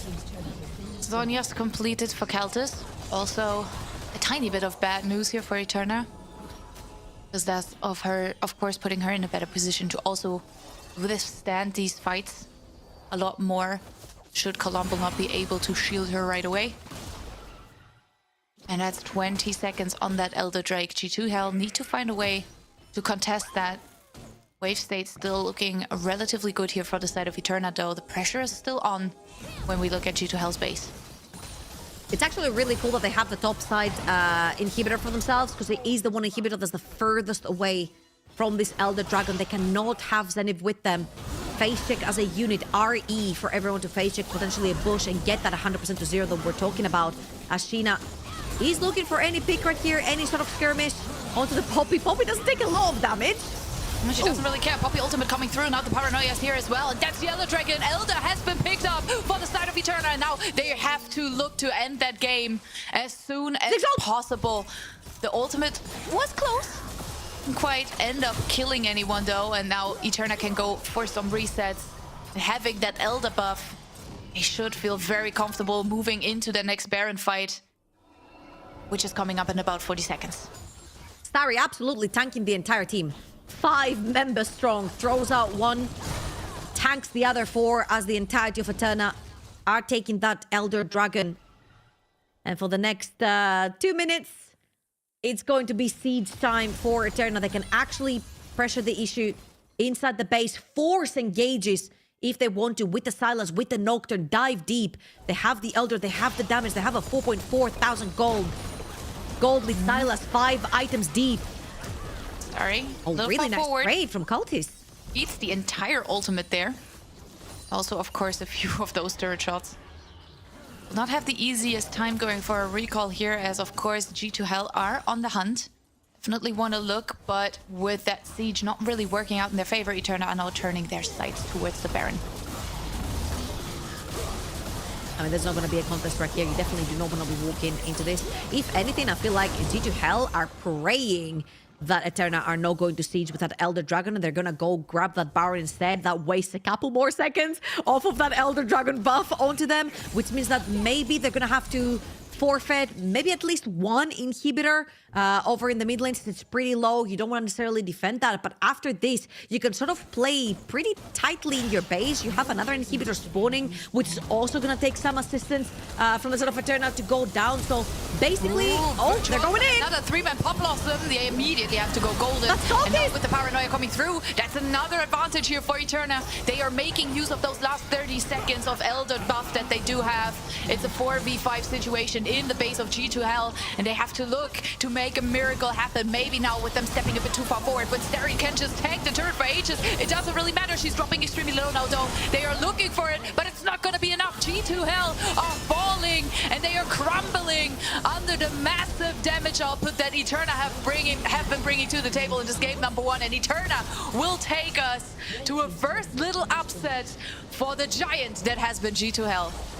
Damn. Okay, that was something that I wasn't expecting. We all had question marks. 3-0 from the group stage for Eterna, 3-0 for G2H. G2H dominate in the women's seed. Suddenly Eterna come through the qualifier, but in a different group, so we haven't quite weighted how good they are compared to G2H. And right now, what a smashing game 1, particularly for Sashi in that mid lane. Slams the Sylas blind, gets the solo kill, snowballs the heck out of the champion as well. I mean, fantastic performance for the whole crew. But Sashi, damn, that Sylas performance was insane. Yeah, absolutely. And you can definitely see how comfortable she felt on the champion and how much she knew her limits. The good news for G2H is this champion is not coming back. We're, of course, in a fearless format. However, I'm very interested to see what else Eterna have cooked, because it's going to be a spicy evening, I'm pretty sure. So you should definitely stay tuned for more games to come. But we'll quickly throw it to a break. Wow, my voice is like my mind is scrambled after that gameplay, right? Like, all right, DJ, throw break. Break.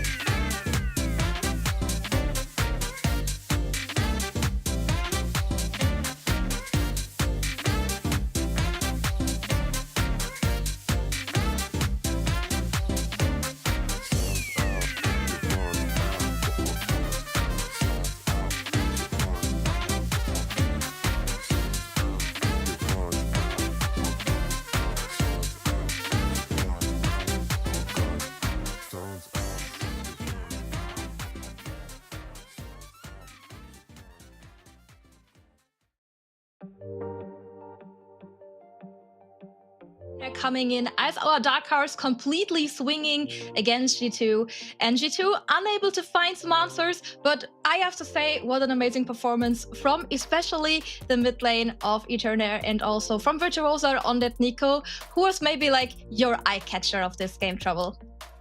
Oh, there's no debate here. I feel like Sashi on this Sylas, like blind Sylas into a counter pick, into a solo kill, into a 5,000 gold lead by the end. Like the snowball was insane. Like absolutely hats off. I have something for you because we have a little the Sashi highlight reel for you prepared, showing some of her greatest hits in this game, starting with an absolutely beautiful solo kill against Rim that cut off, okay? Yeah. Right. And this, of course, was a beautiful engage, by the way. I know we've highlighted how Sashi played this extremely well, picking up a quadra kill in this team fight, always trying to buy some more space. Of course, getting a lot of help here from the rest of the team. But the initial engage coming through from Virtuosa was, of course, the fire starter for this entire thing. And then we can see her feeling herself with that quadra kill in the end. And I definitely kept going for your turn. I mean, there were like some moments where they were struggling a bit, but also in this team fight, G2 not really sure, are they gonna commit? And Eterner, as we said before in the draft, this composition has no breaks. If you go in, you go in, and Virtuosa again finding a beautiful pop blossom to make sure that here team composition is able to get into those team fights. And as we can also see on this gold difference, there was like a tiny bit of hope for G2 Hell after they were able to deny the Dragon Soul for the first time. But afterwards, Eterna just went running with the game. I'm not gonna lie to you, I feel like there was a hope throughout the entire game. If Sashi misstepped at any point, she got caught, Ziggs could actually free fire, Eterna piled up in a choke point at some point. Like, it constantly looked like that Ziggs champion tried to cosplay that Hui champion with 5 items, but wasn't quite the case. And all the way up till the very end, I was actually doubting that Eterna could actually even close out the game, because they went over to Baron with like 30 seconds on the clock for that Elder Dragon, but they absolutely sent it on those 30 seconds instantly. And this is where they ended the game. Cultist got caught, and then all your damage is gone from the side of G2 Hell. However, I feel like G2 Hell, honestly, were warming up in game number 1 because they felt very dizzy. I feel like Colombo was getting caught a lot onto this karma, and they just didn't necessarily figure out a way that they wanted to play this triple chain into Ziggs ult kind of combo. I also remembering at the beginning of the day that Mila told us that she talked to Sheener and she was like saying something about a content game. Is this the content game? Do we now see maybe Classic another G2. side from G2 Hell? Or is it like Eterna just trying to set the expectations for G2 Hell and forcing them into showing their best? I mean, I hope it's the first one, right? I hope this is not the G2 Hell we're going to get today, because I want it to be a hard-fought match day, right? So let's go with a content game, right? Let's do that.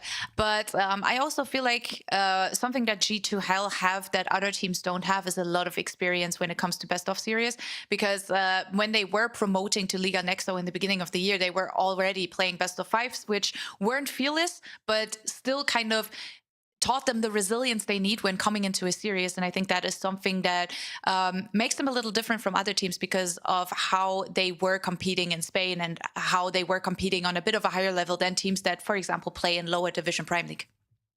Definitely. And I'm also thinking that like this draft that we had this time, I mean, we can't just like put it onto the draft, but I think normally G2 keeps themselves more opportunities open and to making it easier for them to fight. I think it was like a bit harder at this time to always like rely that, okay, if we hold out enough, one day Keltos will have these items and then we're able to fight. We're going to work with the poke. And I think in this case, the waiting made it like really hard for them. What are you maybe like expecting for them to change in that department, Trouble? Do you like want them to put more agency into the early game again? I don't mind bot lane having a lot of push, because usually Cultist does like having the Sivers, and now she brought in the Ziggs, which is like the AP type of Siver as well. So I don't mind the priority over down the bot lane. The only thing that I would change is probably Colombo on more of a proactive support, something like a Rel, a Leona, something that can actually impact the map. This is why I brought the Telesetter at the very beginning of the day as well, because I'm like, look what they can do. They can shove in the wave, not even minute 3, take that support, go up top lane. This is textbook actually like G2 at Worlds. They do that, and they've actually implemented that over in G2 Hell as well, which was really cool to see. So a little bit more agency on the support role, I think, would be what can help that early game roll faster. Yeah, and as we can see, we will find it out pretty soon what we're gonna have for G2 in the second game in story. Also, the sides are not gonna change. We're gonna see G2 Hell again on the red side. And I'm really hoping, I mean, Mila, we have been casting EC for so many years now. And I want to see this last pick getting used for Zenith. We had a very early ambassador pick in the last game. And I really want to see her maybe on one of her specials. Maybe, I mean, it doesn't have to be the Irelia or the Vayne to come into second game, but there's so many options, right? Yeah, there is definitely a few options. I mean, I would also maybe throw in something like the red. Oh no, I'm not allowed to say the R word. I'm sorry, I'm not gonna say it. I'm just gonna think of it. The one champion that reminds you of a crocodile. That one possibly, maybe, or even something like Fiora. You know, just something that brings a little bit of spice, but we get an insta-log rise for Sashi, which of course also plays very well into her champion pool that she's shown so far.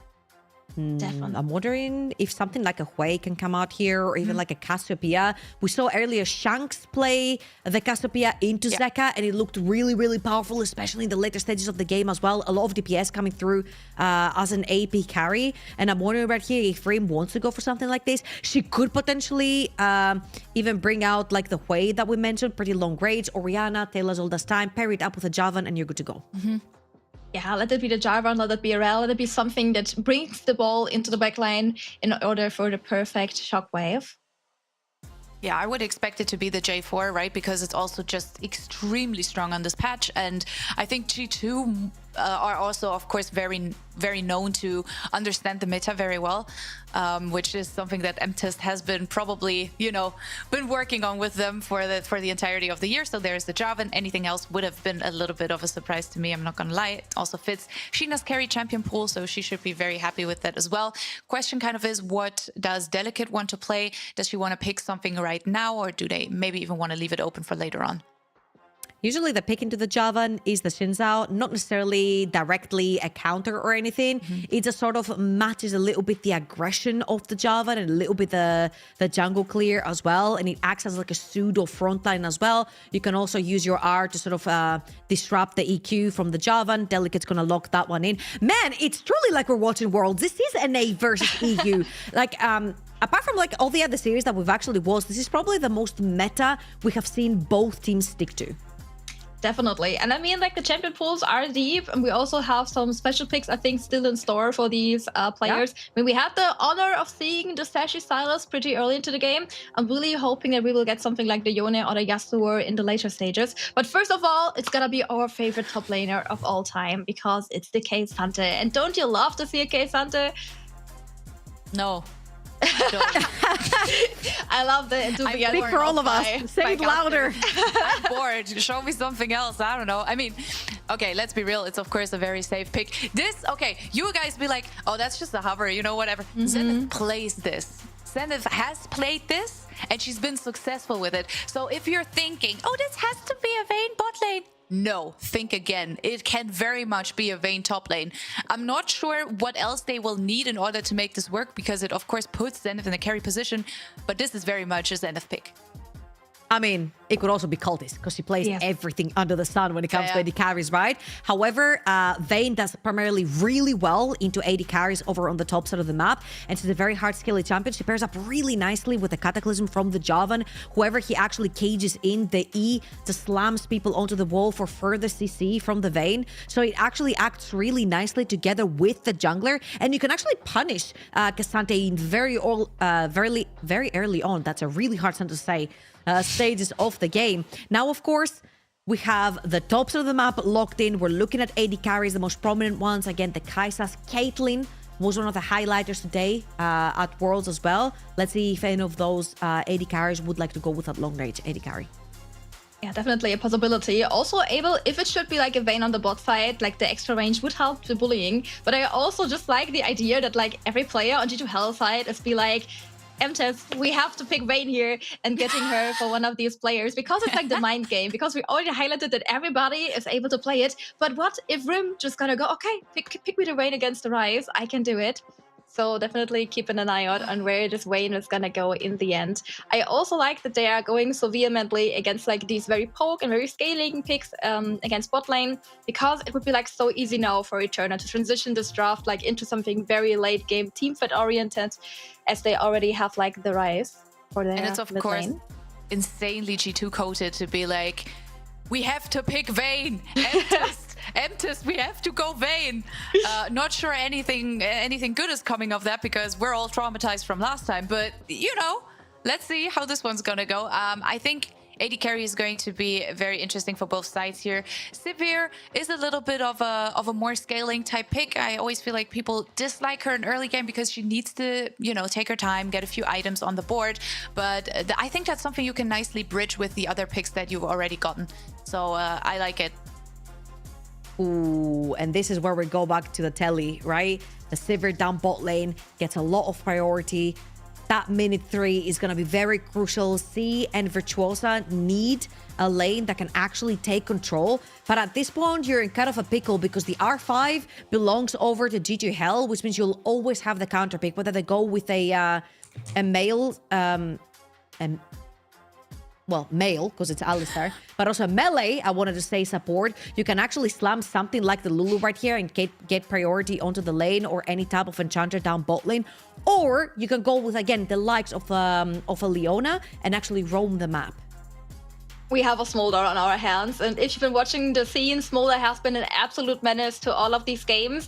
Even titled from Yella yesterday as a pick that she doesn't want to see anymore, but we're gonna get it in this game for C, and we're gonna really go for this super hyper late game scaling route with the Rise, with the Smolder, with the frontal back team fights.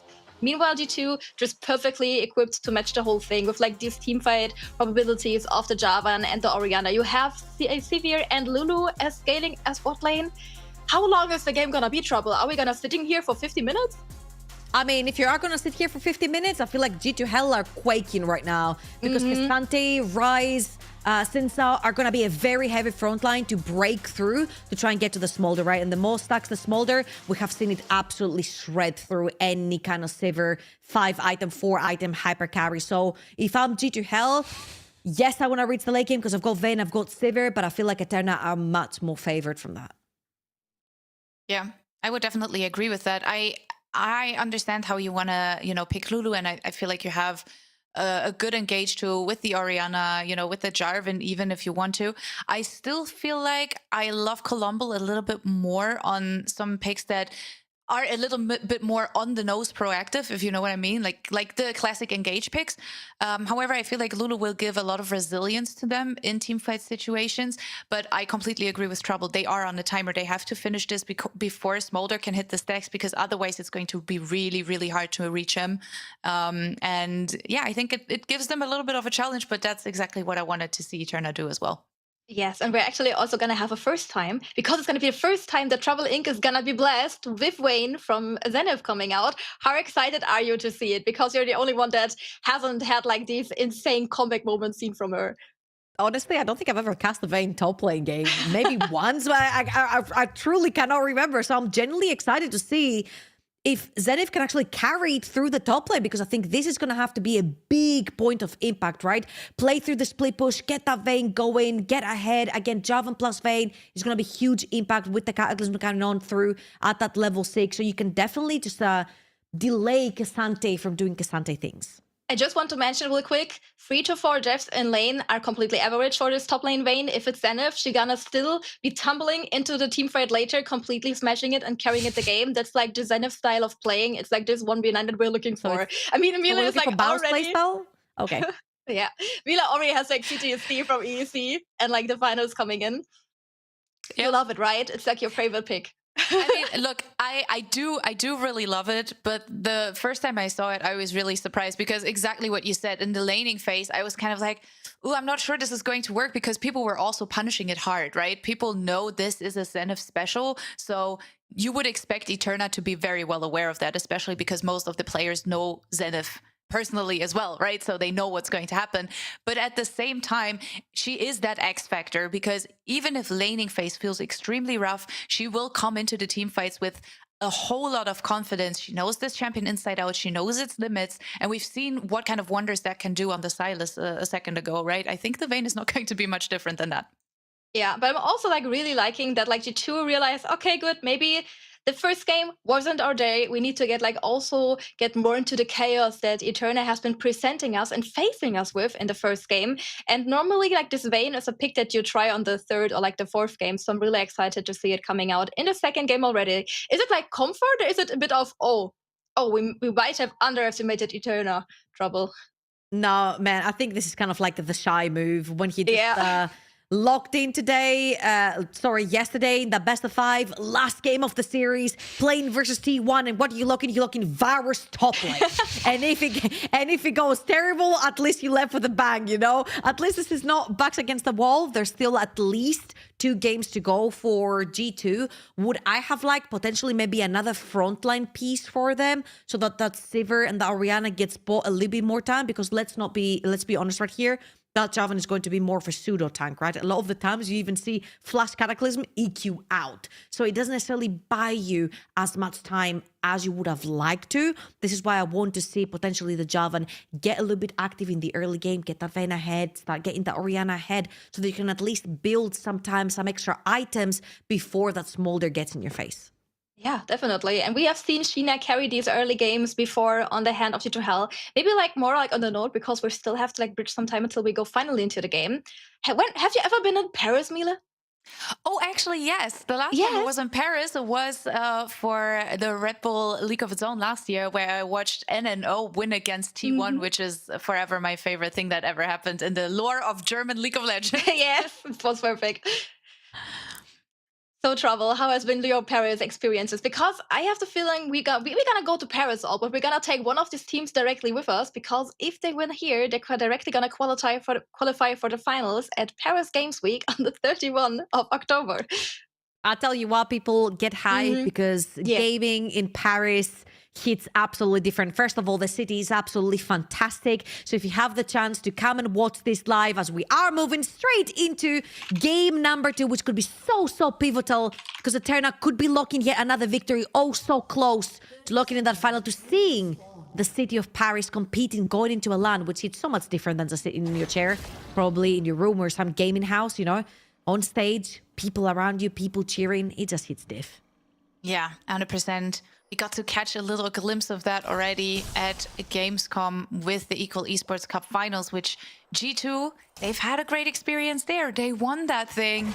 And that, of course, put them in a bit of a position where we are now talking about them being the monster truck in the female non-binary scene that you have to get over in order to have a chance at winning the title.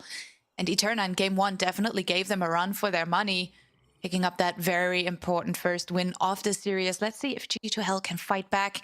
They have picked a good mixture of comfort and meta, I would say.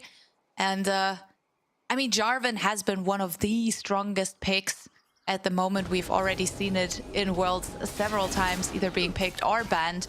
And G2 are looking to make use of it right now, right here, with Delicate being forced out of her own jungle.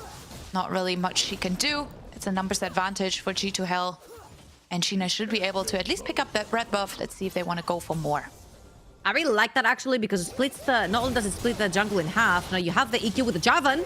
Ooh, they're stepping right in. Virtuosa with the headbutt, trying to buy some space. Should be enough. But Sheena does have that level 2. And no one in Eterna can match that for the moment. Sheena might get a little ballsy here, my girl. Let's not overforce it, right? It's okay. She's not overforcing. She's just getting the cancel right here to try and make sure that she gets the Krugs just in time before the Zinzao gets to come around. But this is very scary, right? That means C and Virtuosa never can step up onto this wave. This wave is slowly but surely going to push towards them, but they always know that they have a Jarvan right behind their back. Now you'll see Sheena is going to go towards those Raptors over the tops of the maps, and the second she gets spotted on that ward, this is where C and Virtuosa is going to see that it's going to be much easier to just step up and grab a couple of CS for themselves. However, the level 2 is going to come first for Kaltis and Colombo. And here's the fun part. You playing Alistar, level 1. You're a non-champ. You don't exist, so the push is going to come in heavily from Kaltis and Colombo. Gotta love a walking ward. That's just great. And we can see Kaltis and Colombo have denied them almost 1.5 waves, maybe 2 even. So that was crazy. Delicate will not catch a break though, as Zenith is now coming straight from the proxy to hit her in the face. However, she's being left alone a little bit, and that's the first blood going over to Sashi again. And that's a nice little start for her on this rise after the performance we just saw on that Silas. So let's see if Eterna can recover on top side while losing out a little bit on the bot lane. See, she truly is boss. You guys said it, I didn't believe it, but now I'm seeing it with my own eyes. Yep, this is Gotta- all going to plan. Yeah, you gotta bank a couple of deaths until you can truly show your carry potential. You know what we call this? You're fattening up your opponents. You're getting those bounties nice and fat, so then you can claim them later on.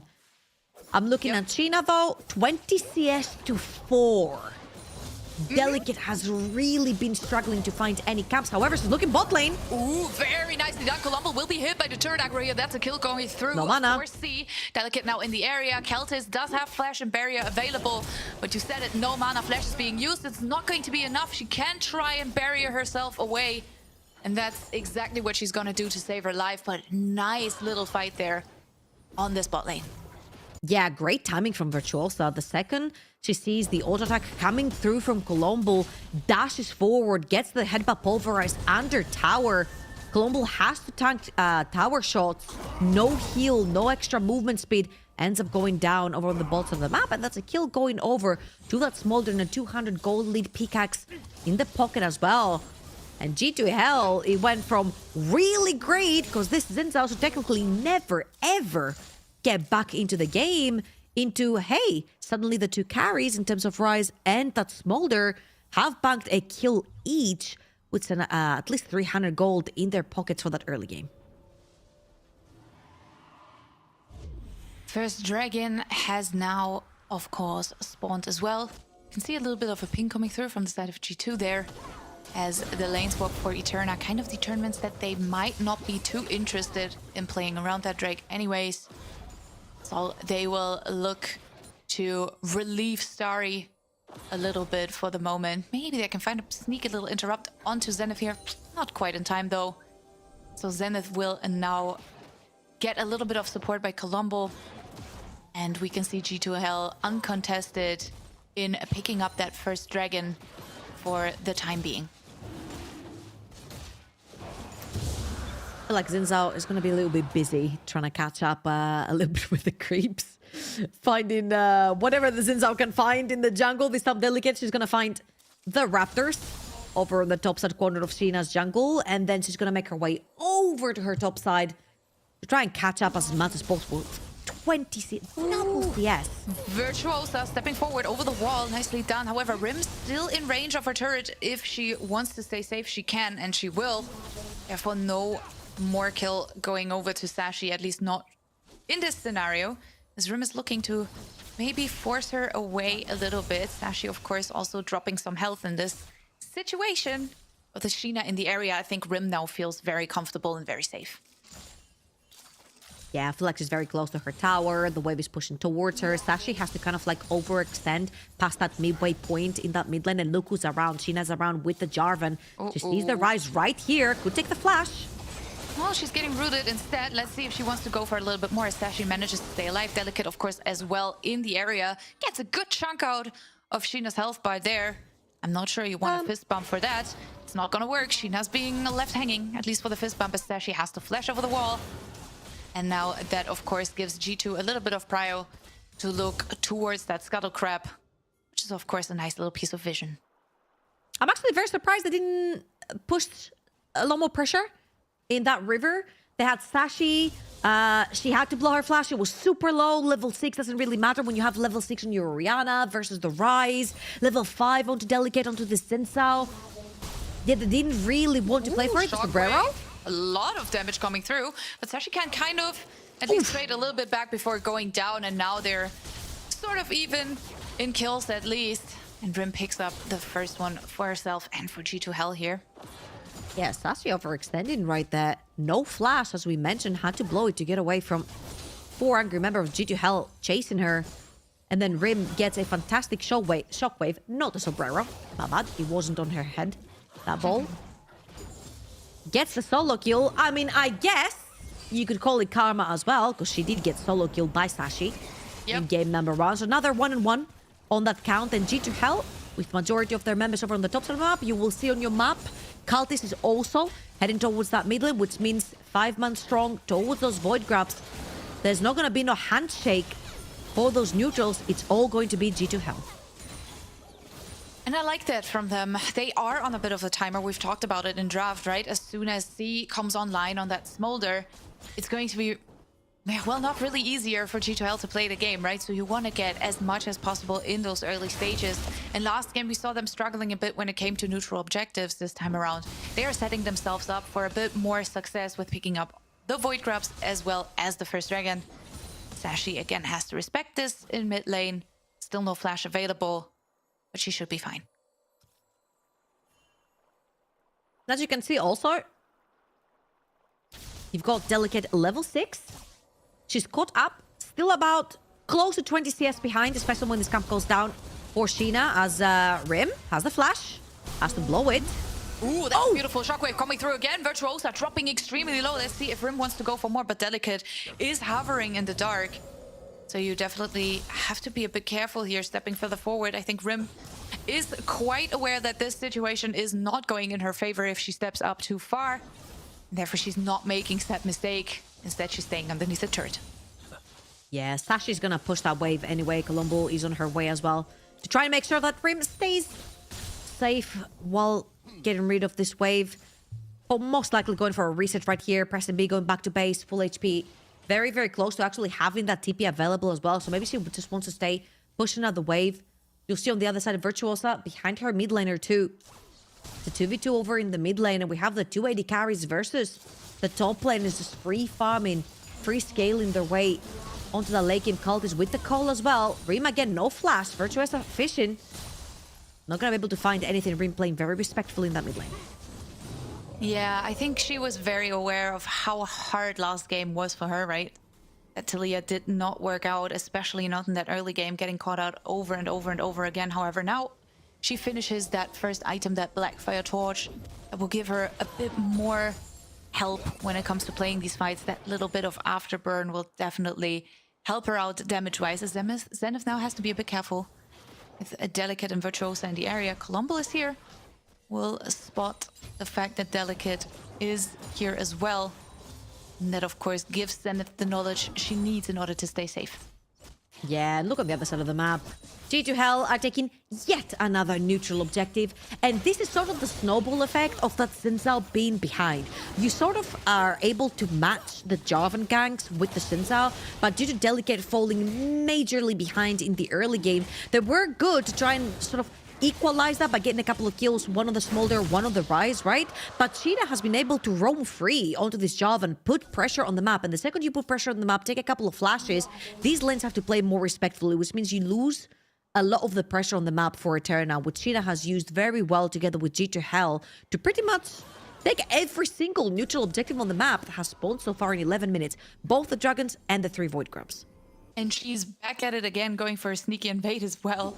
So they're definitely trying to make Delicate's life even harder. So now Sashi has to be a little bit careful. Sheena, of course, now showing in mid lane. Virtuosa and Delicate are here as well. But I don't think you want to force a fight or a face-off here. You just want to try and stay as safe as possible.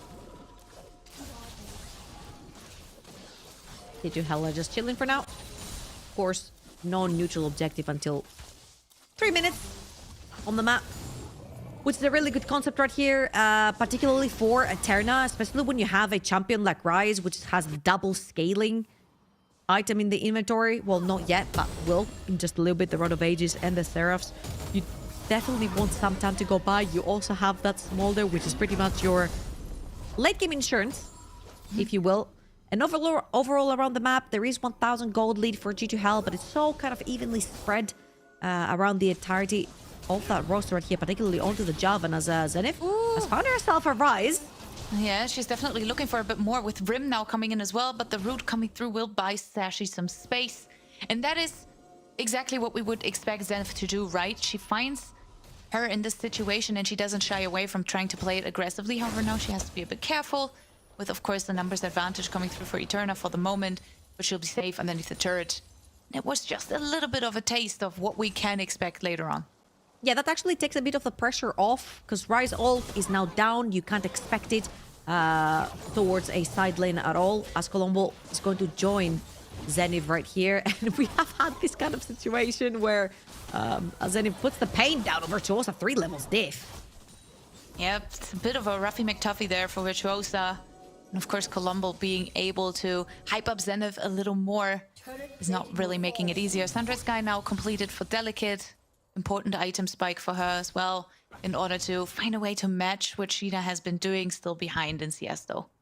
See, this is where I would have liked Titanic coming through from the Xin Zhao. This is something that Velia really likes to build on the Xin Zhao. However, because you're playing against quadruple ranged, excuse me, only Javan is melee instead of G2H. Having the Titanic makes your knock-up a little bit easier to land because it pretty much fakes the extra auto through the proc from the Titanic, right? So the knock-up lands much faster, which you need to stick onto targets that are ranged. But again, right here, because Delicate has fallen behind, Standard Sky is absolutely the correct choice to try and match the strength damage and the strength between the Javan and the Xin Zhao. So good choice right here for Delicate. Finishes the Standard Sky. Is actually pretty relevant in the game right now. Level 9 to level 9 onto the Javan. And finally, the Xin Zhao can be set up for some success right here to try and start taking a few of these fights. Yeah, let's see if she can make it work. So far, G2 have been keeping their lead alive. It's not grown that much. So that's the good news for Eterna. It's not like anything is scaling out of control just yet. And I do like that Eterna are not over-forcing this early game, right? Because we have seen in the past people who have been trying with the scaling comp and then over-forced it a little too soon. But now G2 are looking for a pick, even throwing out the Cataclysm as the Crescent Guard is buying some time with the fake tankiness. Mom is coming through now as well. Starry in the area, a little late to the party, is left alone. Now Virtuosa already dropped extremely low here. You get Zenith's TP as well. Starry will walk straight into her. So let's see if Zenith can actually make some work here. She will zone Starry away. And that's, of course, a nice opening for G2H to go towards this Herald. Again, 4 long-range champions into short-range Ryze. You've got triple melee. On the other hand, it's pretty easy for... As the Herald's playing tricks on our eyes right there. Delicate is looking for mid lane. There is flash on Rim. Yeah, definitely. She seems to stay safe for the moment. Also doesn't have a wave anymore, so she will just retreat, not really looking for more. Nothing crazy going on, nothing to see here. Yeah, 4 range champions, again, it's just very easy to take very early aggressive trades onto 3 melee champions. And right here, G2H have been using those priorities through lane, pushing out the waves, dipping into Fog of War, taking priority into the river, and then actually using those choke points to their advantage just to have the range advantage on them, to poke them down enough that it just makes up for numbers advantage in the river, and then pushing Eterna back towards their jungle and a lot of the times towards their base as well. Now Eterna with a full control on the tri-bush and the banana bush. I'm wondering if they actually want to try and make a play right here onto anyone from G2H. It's going to be Rim. Oof, but Rim has the ability to flash away. Now Virtuosa under a little bit of pressure with Zenith coming in as well. Zenith, of course, dealing a whole lot of damage. That Shockwave looks beautiful and definitely secures them that first kill in that fight, as Delicate is now stepping forward. Maybe with the help of Starry, they can do some more. Starry does have the all-out available. Let's see if they want to use it, as the Crescent Guard is now coming through as well. A lot of flashes are being burnt. The all-out coming through, and that's the kill for Starry onto Zenith. And now here we can see a little bit of a Tokyo drift coming from downtown of the map. Rim under pressure now, but the damage output from both Rim and Colombo looks decent. Starry still under a little bit of pressure here. Sheena, in the meantime, has found the way towards mid lane. Turret looks a little bit dangerous. Everyone ends up being fine. Nice sequence though for Eterna. Yeah, and the Rift Herald also hit mid lane, if I'm not wrong right there, which allows Rim to walk up, give it a couple of auto attacks, take it down. Mid lane tower down. Another neutral objective going to the sort of G2H. I thought that with this sequence, Eterna had put enough pressure. Yeah. But you saw that they took that bot lane tower, then the Rift Herald over to the mid lane, takes that mid lane tower, and then they take a very favorable trade right there with Rim being super strong onto this Orianna, plus the Lulu right there to assist. Just get numbers. Grab the next dragon as well, and that is a very early soul point, because Sante has to run. Never expected to say that. Yep, does not have flash, does not have ult, but we do have Zenith, and she picks up that kill gladly. Small little solo bolo for her of one of her signature champions, of course. And that is what we expect her to do. And we're going to get a lot more of that the later the game goes. Good early game for G2 right here, about 2,000 gold in the lead. First item's fully completed, very, very close to second item for Rim in that mid lane.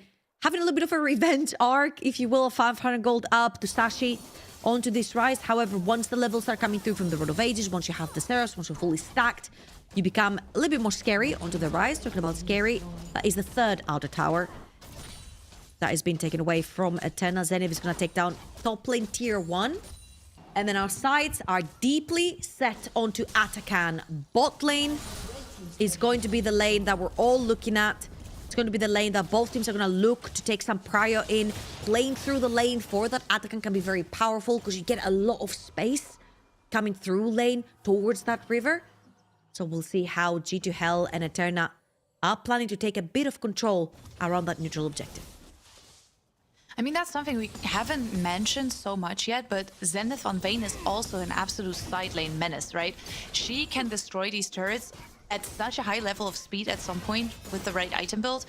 And that's something we've seen in the past as well, where she might not join the team fights early on, but she will do so much work on side lanes as well. So that's definitely the player I'm looking to when it comes to side lane pressure and side lane prio especially. We can see G2 on a little bit of a mission here inside that enemy jungle. Yeah, I feel like when it comes to side laning as well, Sashi will be more than equipped to be able to push out that wave as they're using that TP to go in, but a little bit too deep into the banana bush. Not really going to catch cultists. And you see how G2H have lit up enemy jungle and they're basically living in it. Yep, completely. They are forcing Eterna out of the river, out of their own jungle and away from the Atakan, which is now, of course, spawned on the map. We can see Zenith walking in from the top side. Let's see if she can find a flank angle here. Sheena's going in with the Cataclysm, but immediately drags herself back out. But Virtuosa is taking a whole lot of damage. Redemption coming through. It's not going to do too much, though. And now G2 are in a better position to move again into that river. We've mentioned the vision. There's not really anything Eterna can do that G2H will not see. So they have to really respect that here on blue side and take it slow. I feel like having an Alistar without an ultimate right here is a big blow for Eterna because it's one of their primary engages for your team. So G2H are going to find this opportunity, start the Atakan. TPs are going to come through. Sashi has completed the Archangel, TPing through, and Sheena has her eyes on her. Oh, that was a bit deep from Sashi there. That TP, of course, not in the greatest position. However, Atakan resets, and you bought some time here on the side of Eterna. Let's see if it's enough time for them to also maybe force a bit of the fight. Let's keep in mind, Starry, a little further away, decides to go for a reset for rejoining the fight with the TP, possibly. No one is really willing to pull the trigger on that Atakan just yet. Yeah, I feel like it was perfect to just start the objective just for the pure reason to take that TP away from the Rise. And now you can pretty much play the map. We kind of said that once that Archangel is completed, once you have 10 stacks onto the Road of the Ages, I'm pretty sure the Rise can very easily match the Vayne in terms of just shoving the wave out. Wait. Ooh, let's see. Sashi finds a nice route here onto EQ, Zenith. EQ. Didn't work. Not the plan, apparently. It's fine. Next time, EQ. But also nice reaction from Zenith, of course, forcing her back into that bush and giving herself the space to walk away. I also really want to point out Rim's item build with that double burn. It's going to be disgusting to play into for both the Cassandra and Delicate on that Xin Zhao as well. It's going to burn down that front line relatively easy. So that's also, of course, something to keep in mind looking at that next possible team fight coming up. Again, playing around there. I think primarily is for the Dragon. However, you get a good team fight right here. Delicate is looking. Oh, they are looking to find Rim. They're burning some flashes here.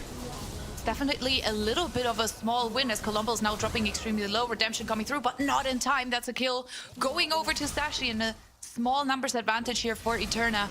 With the Lulu being down for another 20 seconds at least. Let's see if they can get some more as the root is coming through onto Sheena. It's really just the poke landing for the moment. As Eterna are looking to find a way to step further forward. They still have to buy some time for the Smolder to scale as Starry is now going into that backline with the ult. Cassante! Will try to find Rip. That was a beautiful Realm Warp as well to secure that kill in case they will not get it in the first place. But Eterna are looking good. They picked up Rim. Colombo now respawned, but you can see G2 Hell setting their sights to opposite goals. They want to go for the turrets instead. We can see Sheena being zoned here away from that dragon that she so desperately wanted to pick up for G2 Hell. Oh yeah, that would have been solved, right? But Cult is right here trying to get some pressure over in the mid lane. Thanks a few, too many tower shots. That's a lot. She's not going down though. Beautiful shield again coming through, and we can see Zenith with another solo bolo. She's unleashed. Yes, Eterna are turning their sights towards the Atakan, but the question is how much are they losing across the map as well? Zenith going for the backport as well as Keltis. The double TP. TPs are coming in. They really, really want to fight this. G2 Hell have all the options they need in order to make this Atakan theirs. And Eterna, they have to respect it. There is not really an easy way to contest it. Maybe Delicate can go for a Miracle Steal, but she's being zoned quite heavily. Now pushed into the wall. Sashi will go down first. That's another kill in the backs of Zenith. The Crescent Guard trying to buy some time. It's not going to be enough. The Atakan goes down. And so does Delicate. Nicely done by G2 Hell. Very nice save right here on the situation from G2. Losing your support, getting chased inside the jungle, zoned Sina away from the Atakan. Virtuosa trying to get something back. I will say G2 Hell are holding on to this game tooth and nail. However, those fights have been looking a little too close for comfort. Suddenly you see 8 stacks on the Rod of Ages for Ryze. It will be 10 really soon. He'll be level 16. Very close to 3 items for the Smolder. 244 stacks coming through. 2 items onto the Cassandra. He's just gonna get tankier. And the question right here is, what is more likely to happen? Are you likely to 100% to zero somebody on Eterna when you have 4 carries on the side of G2 Hell with 280 carries that Javan engaging? Or are Eterna too tanky in the front line with Alistar, Shinzao, and Cassante to buy enough time for that Smolder to tear through G2 Hell? Smolder has reached those stacks, right? Like, this little dragon is becoming more and more dangerous. However, there is no easy access to G2 Hell, at least not right now. The Eterna really just need to find a good angle. They need to find a really good fight, possibly a little bit of a catch. There are individual shutdowns on some of G2 Hell's members. If you find a way to pick them up, it would at least help out with that gold lead that G2 have on the map, 3.5k right now. Everyone is kind of dancing towards that Baron. No one is in the perfect position to force it. Rapid fire cannon coming through though, that's important. Third item, Smolder, 258 stacks. Monka in the chat. This is where Smolder starts to shine. 262 stacks. Let's see if she can't keep herself safe. She's walking the ramp very dangerously right here, and I know that she's baited because Alistar is over the wall, but that is a flashless Smolder right there. Kind of scary to be walking such a tight spot, as G2 Hell do have ways of like climbing over with the wombo combo with the Javan plus the Orianna ult. Ginsu's Rageblade now completed for Zenith. Triple item on that hyper carry over the top of the map. 2.4 thousand gold lead over the Cassante. And very likely so, a couple of solo towers went onto Zenith. A lot more farm. The solo kill went through as well. She's been doing a lot of work through that vein. Now let's see how she can palpate through those team fights, because again, it's the question, is Eterna tanky enough to allow the Smolder time to kill whatever frontline G2 Hell have, which is kind of a pseudo frontline with the Javan? Or is G2 Hell's damage output, since they have 4 carries, enough to just burn through anyone from Eterna? I'm also very interested to see how many stacks this Smolder can get, because I remember the last time we saw it on Monday, if I'm not wrong, it was about 400 plus stacks. So let's see if we can top that. Of course, depends on how long the game is going to go, but again, we can see that this Smolder is stepping forward quite a bit, always kind of looking for the bait. Even without the flash, you still have the flap in order to make it out alive.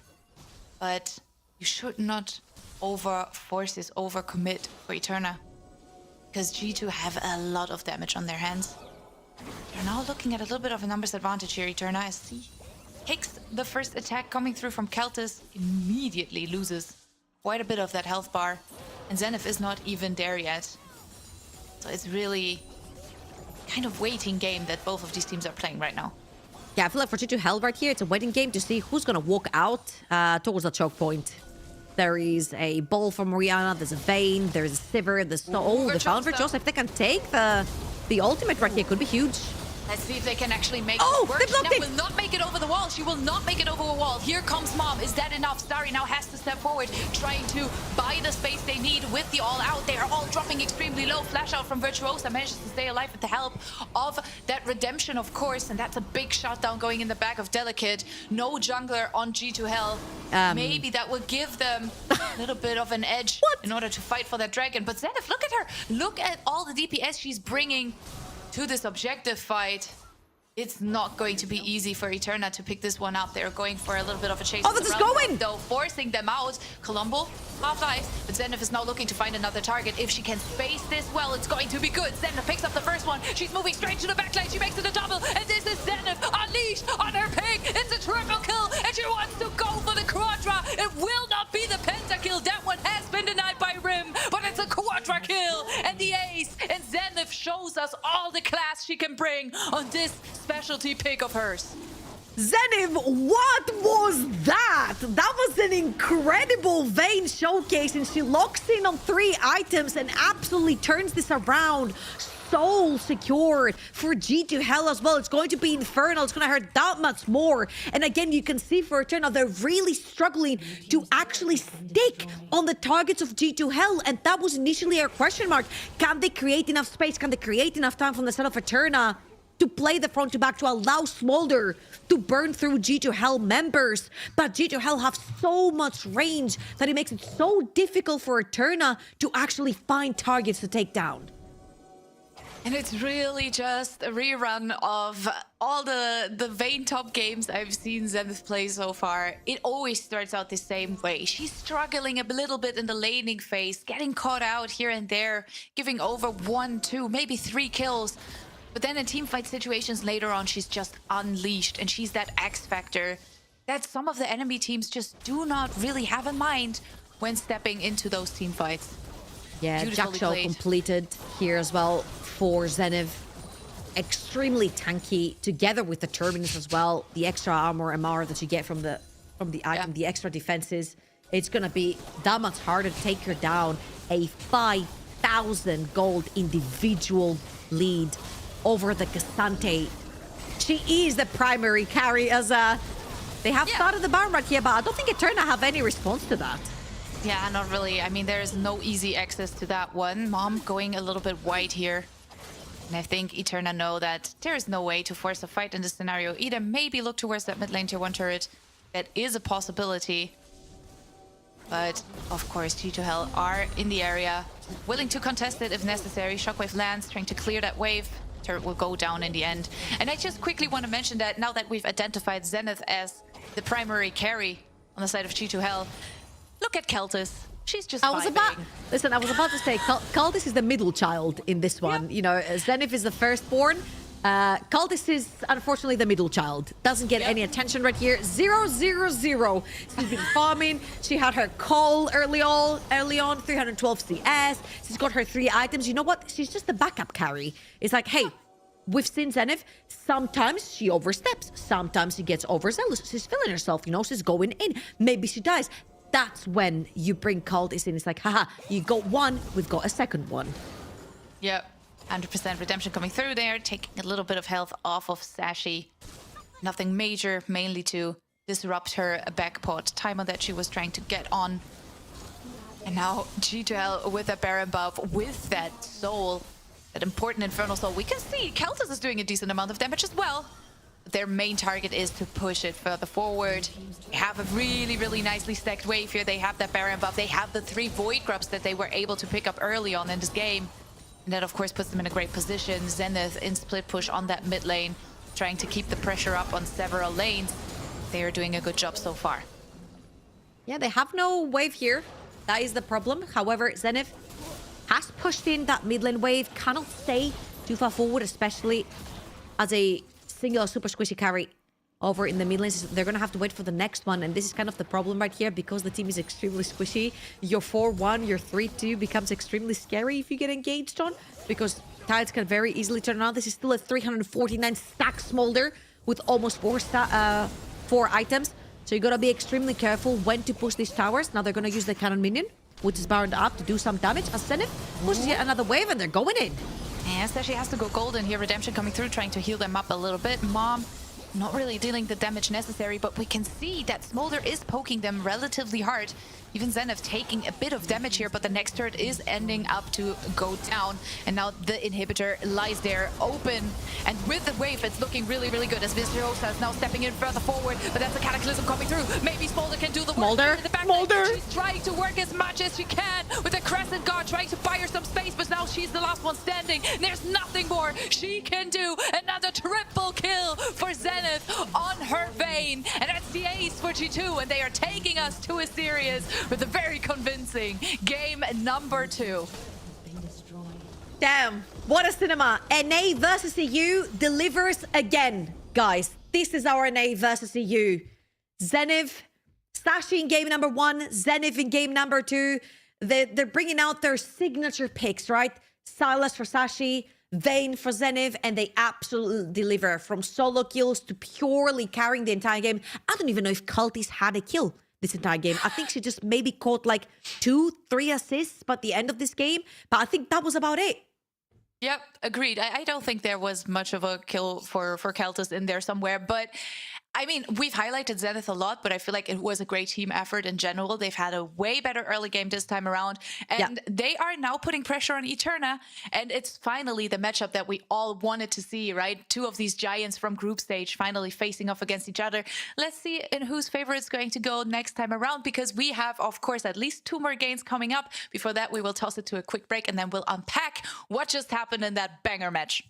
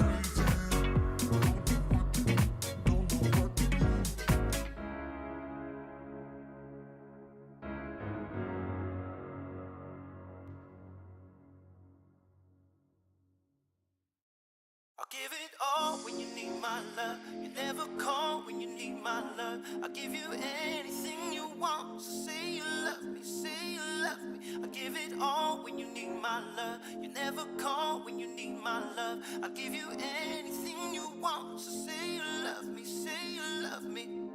My love, my love. I'll give you my love, my love. I'll give you my love, my love. I'll give you my love. I'll give you anything you want.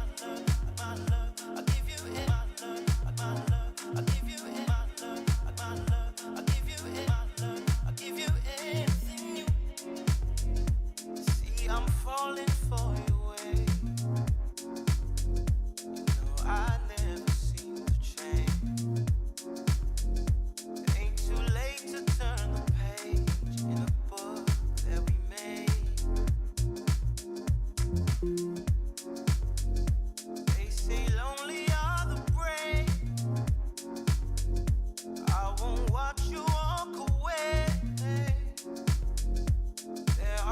far too many words that we both need to say.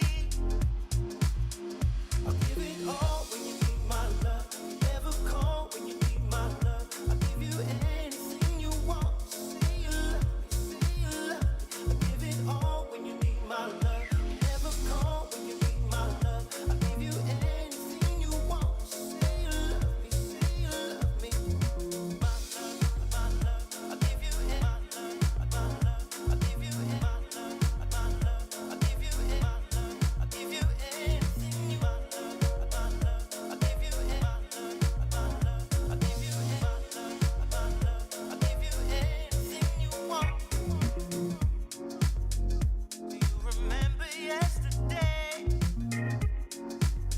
Do you remember we had played? Do you remember the good days? Will they fade away? Will they fade? Will they fade?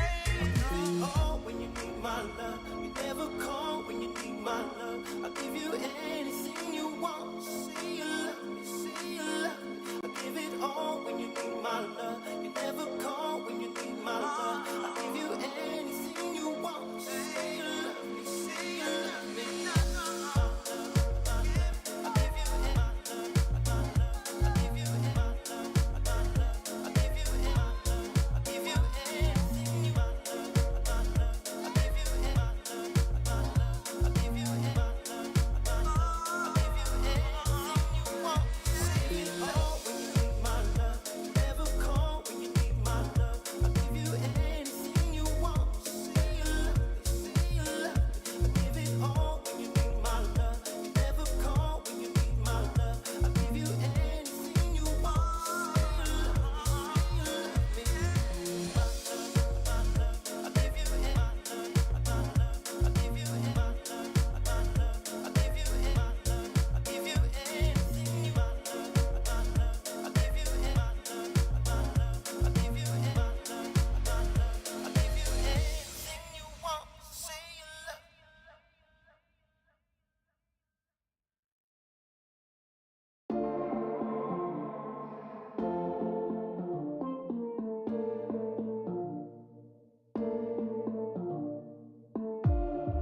Losing breath, chasing you all over.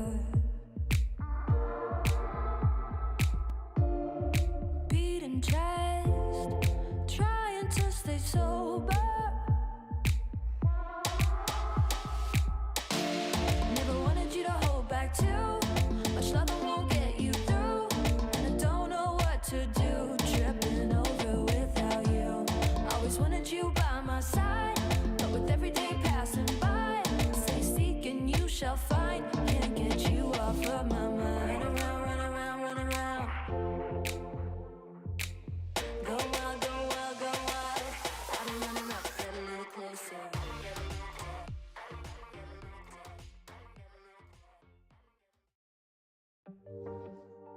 I am so ready that we get like the full length of these games for this series, because we have just been blessed by Zenith on that Vayne top lane pick, showing us the potential that she brought into the team and the reason why we are all here and why she is also here on G2H. Trouble, how was your first experience with this pick? Did we like maybe advertise it too hardly, or are you satisfied? Oh no, you guys advertised it perfectly. You told me she's gonna smurf. Miller also told me, listen, she's got a little bit of the bow syndrome in the early game, which she did. We saw that as well. Died in enemy jungle trying to find enemy jungler, like fair enough, you know? But then she popped right off. Like, I mean, it's kind of fun because in game number 1, again, we had Sashi on her Sylas with a solo kill snowballing the game. And now we have Zenith on her Vayne snowballing the game with a solo kill. Who's next? Maybe Lux? We haven't seen Lux yet. Oh, Pressy Attack Lux could be an option for C or maybe for Cultists. It really looks like these players are trying to steal the MVP from each other in every different kind of ways, in every different game. What do you expect next, Amelia? What would be like your star for the next game? Oh my God. I mean, there's so many options that we haven't seen yet. I'm trying to look down at my notes, and I still think that Wei is, of course, a very contested pick between both of these mid laners. We've seen Sashi pop off on one of her picks. Now maybe Rim gets her pop off moment every now and then. That would be cool. And then, of course, we're also kind of looking towards that bot lane a little bit, right? I still want to see a Sashi show. I still want to see a Keltis show, because Keltis was just a passenger in that last game. She was just vibing. Yeah. You know, so I'm like, passenger princess, this is kind of cute, but my girl, pop off. That's what I want to see. She was playing PvE. Like, basically, a lot of these team fights were just hold onto the back of Eternia trying to engage and G2 being like, no. And I think that has been, like, seen into, like, these replays a lot, especially in the early game, where we have seen a little bit of, like, an effort of G2 trying to find fights, and then Eternia being like, no, let us scale, we got the smolder, we don't really want to commit. And also here it was, like, a very half-hearted attempt at going for a fight. I feel like that replay showcased perfectly, and this one in particular, how difficult it is for Eterna to stick on targets. Due to the range difference between the two compositions, it's just very hard to stick on a target. So even though K'Sante can try to tank, if you have your own edges in the team fight in the likes of the Orianna, the Lulu, the Jarvan, the Vayne, you can't necessarily just chase the target away or just tank them straight up front to back, because they'll just slide into your backline. And right here, this was like one of the messiest back and forth that we've seen. Right here, another attempt for Eterna to try and reach. They can't, you get veined. Yep, you're getting completely veined. We can see Zenith is so good at buying space for herself, tumbling in the right directions. She just knows the limits of this champion to a T. She was denied that pentakill because Rim wanted a piece of the cake, but you know what? I take it any day, because it was still such a great showing by her. And if we look at the damage, we can see it was very much Rim and Zenith dealing the most of it, while everyone else was kind of just vibing. Yeah, and also, come on, it would be kind of boring if we would already get a pentakill in, like, the second game. We have to keep, like, some curve up for, like, the third, the fourth, and maybe even the fifth going into the series. So maybe there's going to be a penta along the way. And I also really love the performance of Rim, as we already mentioned, how she was popping up on that Orianna. So definitely, like... She got a kill! Yeah. Yeah. She got a... This is 1-0-4! Cold is going to kill. I'm sorry, I just had to mention it while it was on screen, because it was like 30 minutes in and Cultist was like 0-0-0. Hadn't seen a single enemy champion for the whole game. She got a kill. That's it. She did it. You can take it away. She did it, our girl. I think there are, like, more kills in store for her too. I mean, maybe we're gonna get something like a Kaiser or a Twitch from her. Maybe, like, something that is very easy at executing the kills. But I'm also, like, a bit... like, happy with Smolder losing, because I think, like, bringing back Smolder into, like, a position in this league, for example, where it would have 100% win rate with teams just sitting out the early games, would be, like, very sad to watch. So I really love that, like, the teams, in addition to, like, the last year where this champion had, like, 100% win rate all across the board, is now finally able to be punished, especially by such an interesting team combo by G2H with 4 ranged champions and only 1 melee, in that case with Sheena as the engage, and it definitely showed the payback of G2. Yeah, well, your inner Smolder hater is showing. Yes, I'm sorry. I've been not hearing the last of it. For the entirety of the year, I was the one saying, oh my God, yes, give me Smolder. I want to see it pop off. And every time she was the one saying, no, I don't want to see Smolder. I hate Smolder. I love that you're getting what you love in this scenario. But I also got very lucky because we got to see the Vayne. So I think we can handshake on this and call it a day. Definitely. You guys are handshaking with yourselves, you know that, right? Well, you're in the middle of us. Where is my hand going? It's not reaching through. It's not going to work. Okay, we're shaking behind your back right now. Thank you. Okay, Appreciate perfect. that. Yeah, but you just have to remember, Trouble, like, last year we had 100% Smolder win rate during the whole year. It got first beaten in playoffs, and otherwise the champion was just completely annoying the league. And I really like that this year we get, like, a more different approach. Teams look way more confident. Games get faster. Games get also way more bloody. Yes. I'll tell you. Smolder had 100% win rate. I think Miller mentioned earlier, hey, Javan's been picked so much, picked or banned today. It's got 100% lose rate. 5 picks at Worlds, 100% lose rate. But our girl made it work in this particular game, okay? Sheena made Javan get 1 win today in an official game, and that's what matters. EU 1, NA 0. Wow. It's also something they've been saying for the entirety of the year, because while the Equal Esports Cup was going on, we had MSI happening, and everyone was like, can we just send G2H to MSI instead? Because G2 hasn't been working out too well, so maybe G2H can go in instead. Mile. The world is not ready for Zenith Vayne on MSI yet. I think it would just Listen, if the world them. is ready for the shy virus, I'm sure they're ready for Zenith Vayne. I mean, and there's so much more. There could be like the Jace coming out. We could see the Irelia. So there's so much more on the menu for Zenith that we're hopefully gonna see maybe in their stuff already, because we are in for the third game of the evening. And again, the sides haven't changed. The tables haven't turned. We're gonna see Eterna again on the blue side and G2H on the red side. All right, same band so far. I'm looking for something that's spicy for a B1. I'm looking at the likes of something like a Rumble, potentially a Yunara. We also have the Kiana Pantheon that's perma-banned from the side of Eterna. Both teams have not changed side. So right now, even potentially the Wukong, if you want to pick something more like a facilitator, that Delicate has been leaning potentially towards the Rel, is going to be the ultimate picker here. I see it with Karma plus Lulu plus Nico taking out the pool. I see Rel being a very prominent force here. Yes, and I'm wondering. Oh, you go, please. Oh, okay. I mean, and I really love Vitarosa in the first game with like the Nico. She had like so much agency going in, and even like in the second game, she really always like tried to make the plays happen. So having the Rel is such an easy backline access in comparison to maybe last game. Yeah, I was just wondering. I mean, Aurora, I can see that totally. I think it fits the pool extremely well.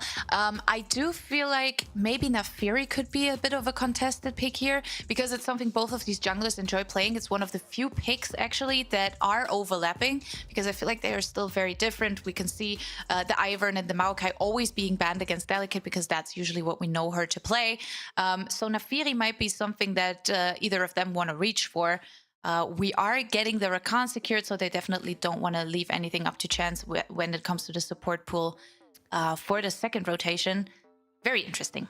Yeah, I'm thinking right here, if you want to take the Xayah away, actually Xayah Rakan into Rel is actually a pretty good combo. You have very heavy engage. Right here, G2H also have an angle to potentially go Rakan Wukong together with Aurora, which is like a very heavy diving sort of composition. They can slow something like a Kai'Sa later on for Kaltis or Ezreal. But I really like the defensive stance that instantly on the side of Eterna, the Galio being thrown in potentially mid, but can be flexed over to the top side of the map as well. So they do have a bit of engage, but they also have a very good peeling champion in the likes of Galio for that engage coming through G2H. Yes, and I definitely love the Galio from Sergi coming out, because we have seen it a few times also during the group stage. And it's just a very amazing pick to make sure that you have the perfect follow-up with the heroic entrance onto your Wukong. Yeah, generally, like the ultimate layer on the side of Eterna is looking so juicy right now. Like, ooh, Cyclone engaged, and you have a Magnet Storm. You pull that hero entrance into that thing as well. I also feel like Galio kind of always denies that Rumble pick a tiny little bit, because if we look back at the beginning of the year in the LPL, Galio was always the go-to counter pick into Rumble. So no matter if it's going mid lane or top lane, I feel like that kind of, you know, takes that Rumble out of the mix a little bit. And I mean, let's be real, Aurora could be a flex pick as well. We don't know if Zenith would be up for it, but I wouldn't put it past her, I'm not gonna lie. I mean, I'm thinking at this point, Galio does follow Aurora, whether she goes mid or top lane. I feel like it's a pretty fine matchup. Galio can also burst a bunch of his mana to push out the wave. It's not that much of a problem. Trundle pretty decent into the Wukong as well, and vice versa. So I feel like we have to really insane engage team composition on one side, the Rakan with the Trundle going in, then you have Wukong, Galio, Rel sort of layering on top of each other. Things like Xayah plus Ezreal, two of the safest AD carries that you definitely either want to take out the pool or pick it for yourself. And let's not forget the Kai'Sa that can actually dive deep with these sort of compositions and play for the dive. And you need some DPS. I think really on the side of Eterna, it's like really good that Rumble has been taken out, because Eterna has no frontline. We talked about all the possibilities to engage, but they now need some of this damage to back it up.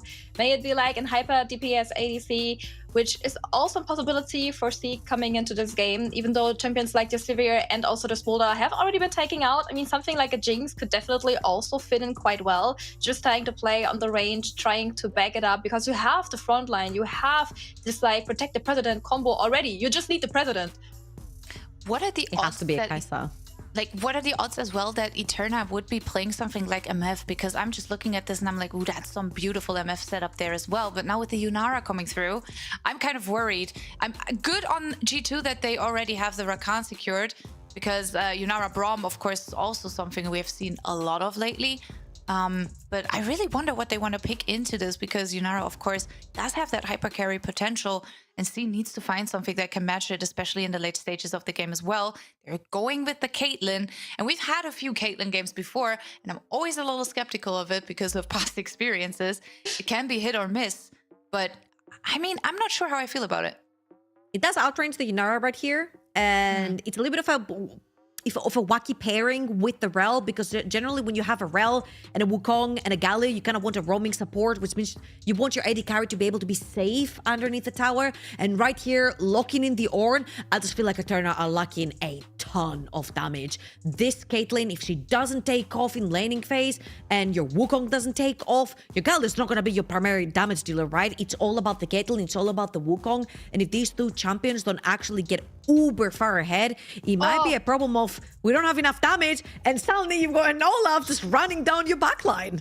Yeah, and what is the rest gonna do? What, you're gonna knock up him? You're not gonna taunt him? He's just gonna completely ignore you and just gonna straight up go for your poor Mrs. President that will feel really, really threatened in the backline over there. And yeah, I mean, I see the face of Mile. You are also having, again, PTSD from like games at EUC, right?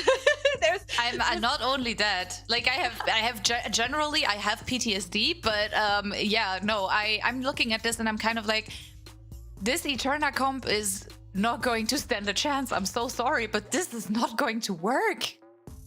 I just feel like they're either going to 100% to zero summon with the Wukong combo, with potentially putting down the traps, getting these big crits coming through from Caitlyn. Other than that, if this doesn't work, I feel like there's just a response to everything. You've got disengage through the Rakan. You've got engage through the pillar if you want in frontline with the Trundle. You've got anti-tank ability with the Trundle and the subjugate. You've got really great carry potential coming through the Yunara, but also burst coming through the Aurora. And if all that wasn't enough, you just got an Olaf that's going to be doing his own thing, getting into the backline. So I feel like this Caitlyn, majority of the times, is going to be extremely open to Olaf getting into the backline. If she's the primary carry zone by one champion, it's going to be heavily problematic for Eterna. And I mean, don't get me wrong, I wanted to be really hyped about that Eterna draft because I really liked the first rotation. Like these first three picks, yes, Chef's Kiss, I like those. But Caitlyn and Ornn kind of took away the juice for me because the setup was there, and then you're kind of missing the follow-up damage for the great engage tools that you have drafted here and the great frontline that you have. So it's really up to Eterna to make it work with execution. Otherwise, G2H are draft-wise obviously in the better position. And let's be honest, it's not back against the wall yet. However, it's still about who is going to Paris in the end. Paris Games Week, our great finals happening on the 31st of October. And none of these teams want to miss out on that chance. I don't want to be a pessimist right here, but I feel like G2H are more than equipped, at least from a coaching perspective, to be able to do well this game. I really like the fact that Olaf is into the Ornn. You've got Trundle into the Wukong. He's having a more than enough good time. Aurora, yeah, okay, you're running into a brick wall over in the mid lane, but still you can have fun playing around the skirmishes and how bursty this Aurora champion can be. And then Cultist, now she's taking the true carry pants that she's been looking for in the other games. She is going to be the primary carry for the side of G2H. They've got the engage, they've got the disengage, both damage profiles, both burst and decent prolonged damage. I feel like they're perfectly equipped for this game. Let's see now, Sheena walking up here. Ornn will stick around. Well, let's see. We're looking at this bot lane for the moment where Colombo is, of course, taking a little bit of damage, but nothing crazy. It looks relatively even with C as well, getting a few little attacks in her face there. Sheena is able to pick up a little bit of the enemy jungle here in form of the wolves, as Starry and Zenith are, of course, also in the area. And I think that's on the disaster. side of Eterna, yeah, you have to realize this is bad. Yeah, I'm not sure what you mean taking a little bit. That was all the wolves. That was the first camp that gives level 2 to a Wukong. This is horrible start right here from Delicate. And it comes again from a late invade into the jungle. It feels like those words that Eterna are putting down, they're not necessarily spotting G2H coming in, and Sheena very nicely, she's gonna move from top quadrant of the jungle, of enemy jungle, excuse me, to her bot quadrant. So she makes it that much harder for Wukong to sort of take the entire side of the bot side river. I'm loving so far how G2H have targeted actually Delicate the past 2 games, and they know that through pushing behind that Wukong, not giving that level 6 super quickly, they can actually gain full control over the map. Yeah, really good call at denying that map split right there. Will definitely be a bit of a challenge for Delicate here, which she will have to face. Level 6, of course, super important for that Wukong when it comes to finding these engages. A nice flash cyclone can be a bit of a game changer for Eterna. As we can see Keltis under a bit of pressure from the blue side here. And see trying to deny some CS in a way where Keltis is forced to stay underneath the turret. However, now with Colombo in the area again as well, she should be a bit more comfortable. Oh, look in the jungle top side again. This time it's Olaf shoving in the wave, moving into the jungle, being a complete nuisance. Again, I'm loving the pressure right here that G2 is exerting onto the map. Triple quadrant for this Trundle. You see Sheena has left the ward behind on her blue buff. It's going to be the last camp that she's going to take since she stole enemy blue buff over on the top side, and then Wukong is left with pretty much nothing. She's gonna take that Scuttle Crab, wait for her wolves to respawn. Meanwhile, Trundle has got an entire quadrant of the jungle still remaining. The Raptors, the Krugs, and that blue buff. So very well played so far from G2. Of course, bot lane is just a slightly bit of a problem because, again, Rakan is not the best laner. And obviously, Caitlyn does outrange Inara. But this is a lane that you're willing to sacrifice because your Olaf's winning, your Trundle's winning, and your mid lane's winning. From the Eterna perspective, I would love to see this, right? I would love to see my Caitlyn at least having a bit of prior in lane, because she will have to get ahead in order to feel better when it comes to team fights. Sheena hasn't been spotted here. Has been checking as they are now going in. Both are committing. Both teams want to go for this fight. As C has to use a barrier and flash extremely early on, but now it's a numbers disadvantage. That's the first blood going to Keltis, who has used all of her thumbs, but she will be able to kite this, and that's 2 quick kills for G2H. Great. You have no job in the jungle. You're already up in farm. You're already up in quadrants. You're already pressuring enemy jungle. What do you have? No job in the jungle. That's what you have, which means it gives you an extra time window to be able to gank. Sheena sliding through Fog of War, getting behind enemy bot lane. And what do we usually say about Caitlyn lanes? When a Caitlyn lane loses their flash, it's a very sad Caitlyn lane. It's pretty much, I would say for my taste, it's pretty much a game over when a Caitlyn lane doesn't have flash, especially because this Trundle champion is all about the pillar. He walks up, puts the pillar up, and suddenly you've got one of the most broken CC chains in the game. Absolutely. You can see Starry trying to keep up the pressure a little bit on this top side here. However, Zenith already 10 CS in the lead, has been feeling herself, of course, after that last game. I think her personal momentum is through the roof. And I think that's going to feed her in this game as well. Let's see if they can force G2 to overforce or overstep at some point. They do tend to get a little cocky every now and then. However, it's very, very hard to force them into mistakes. It's not as easy as with their main team. I'm not gonna lie. I think G2H have a bit more resilience when it comes to not making Girl, did you watch the games today? Did you watch Worlds today? What are you talking about? Sadly, I did watch Worlds today. I would prefer to not watch Worlds today. No, that's also true. So, well, yeah, great times. Surely EU is not cooked, right? Surely not. Nah, this is our U versus an A right here, because if you heard what Mila said earlier, Eterna are partnering with FlyQuest, so technically this is an A versus U. This is FlyQuest, or kind of FlyQuest, versus G2. So this is the game that we got deprived of so far. So get ready, because this is going to be your spoiler for Worlds. Whatever happens here will happen at Worlds as well. Oh lord, that is not taking away any pressure from these teams, by the way. Like, that is possibly just making it way worse. But let's see if they can cope. So we can see Eterna, of course, trying to build some more vision. Banana Bush has been one of their targets for the entirety of the series. Always placing a nice ward there. And keeping up the pressure on this bot lane as well.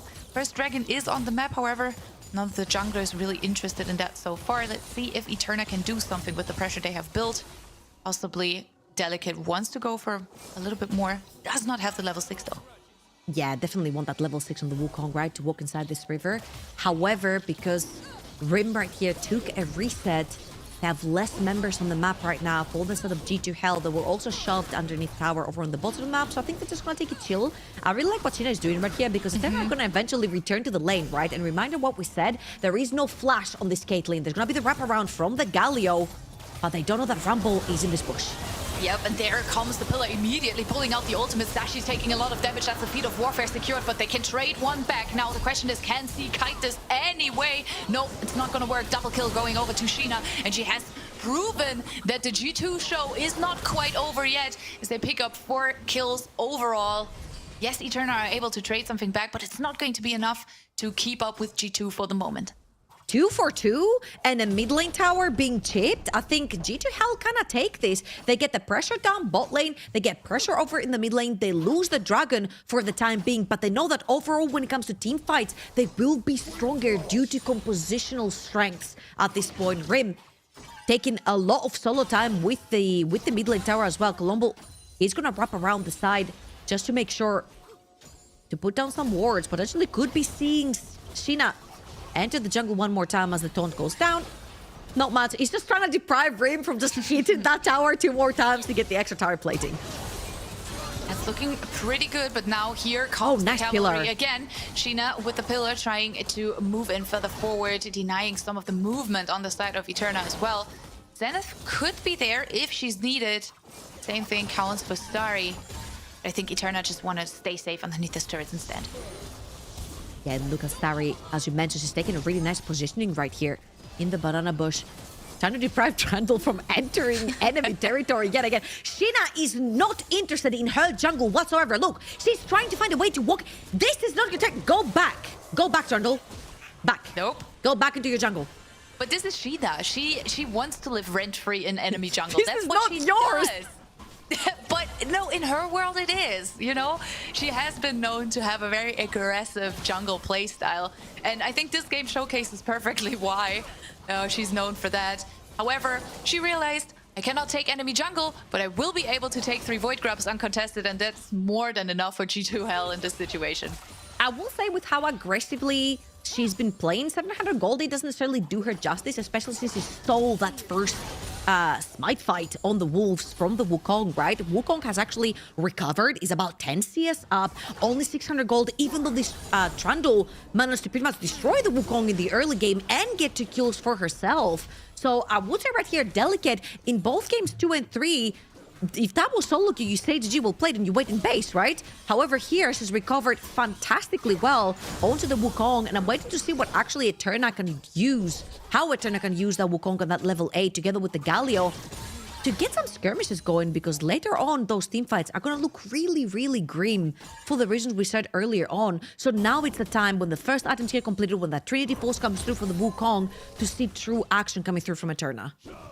I'm a little worried about bot lane though, because if we look at that, we can see Kaltis already ready with her Kraken Slayer, which of course gives her a little bit of an edge, that extra damage that you need in order to face the tanks on the enemy team as well.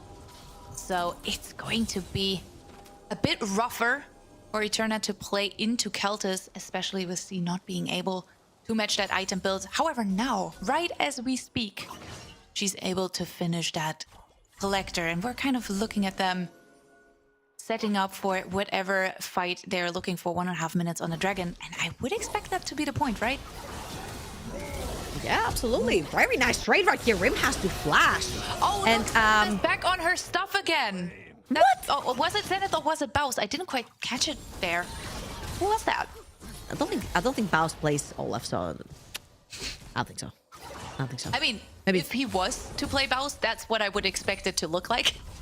Nah, he would probably be between tier 2 and tier 3. He wouldn't dive that shallowly into the jungle, you know. He'd be even deeper for sure. All right, Scuttlecrab though, that's a pretty big pick, and also taking Rim's flash over from the mid lane. So I really like the proactivity right here from the side of Eterna. Trinity Force completed onto Delicate. Actually, even before the Trundle completes the Trinity Force, Wukong has the one completed. And now we'll see truly, with all the flashes up, Galio plus Wukong plus Rel in full force, playing around this dragon. 30 seconds on the timer. Will be spotted here from the ward. I'm looking also for the Galio item, not quite completed on the first one right here. And now that I'm seeing Sashi going for a full defensive build, now I'm like, okay, if I said there was no damage before, there's even more less damage now, right? So it's of pivotal importance that C gets those tower platings, gets fed, and is the main hyper carry. She finds a bit of a taunt here on Tashina. She's not in danger. Sashi as well, just moving underneath the turret instead. We can see Zenith back in enemy jungle has been able to place some good deep wards there over time, which of course gave them some info on what Eterna's plan could possibly be. And with the prio in mid lane, and of course also bot lane being a little bit ahead, they're looking to secure this dragon for sure, but you can see Eterna are set on contesting this. However, Drake has now gone down. Do they want to force the fight even though the objective is already gone? Oh, this is big! Like it, as they're going in, Virtuosa with a very nice Magnet Storm. All the ultimates are flying. They are picking up a kill onto the enemy support. But is that going to be enough damage-wise? You were saying it. They are lacking a little bit. Between words coming out, buying some space, buying some time. The snipes are coming through from Keltis, and she's picking up a kill onto Virtuosa. Make that a double. She's looking for more. She makes it a triple kill. And that is Yunara unleashed. And Keltis finally no longer a passenger. This time she's taking the wheel. And this was best case scenario team fight for Eterna. They cut 4 members, 4-man Ornn ult into 4-man Rel ult into double man Wukong ult into Galio slamming down on all of them. And they go 1 kill. Absolute disaster out here from Eterna. And G2H, it's only gonna get worse. We talked about the stylistic differences between the two compositions, the lack of damage on the side of Eterna. And you see how Galio no damage, 124 soul in a Wukong who's been shoved around in the early game, Collector on the Caitlyn, 1 and 3 Caitlyn, no turret platings. It's really, really hurting that composition. I feel like G2H can definitely just literally run away with the game. The question for me is, you know, once that Caitlyn hits 3 items, if she gets the chance to hit 3 items, will that be a bit of a game changer, or is there really already no hope in minute 15? I mean, we don't want to be pessimists right here. There's always a way back. However, again, stylistically, it's going to be very difficult, right? That Yunara with a triple kill, 1,000 gold in the lead, already on her way to that second item. Caitlyn is one of those champions that really likes being first in the objectives, setting up, controlling those choke points. And by having 4 melee champions in your team, it just makes it very difficult to just shove out the lane and be the first of the objectives, because the ranged champions are just going to do it better than you and poke you while they do that. So for Eterna, it's C champion, engage champion, see if in this chain of CC we can kill somebody. If we can't, okay, GG, we go next. Yeah, Delicate has to be a little bit careful because she's definitely going down next. The Zenith is back on her Zenith show.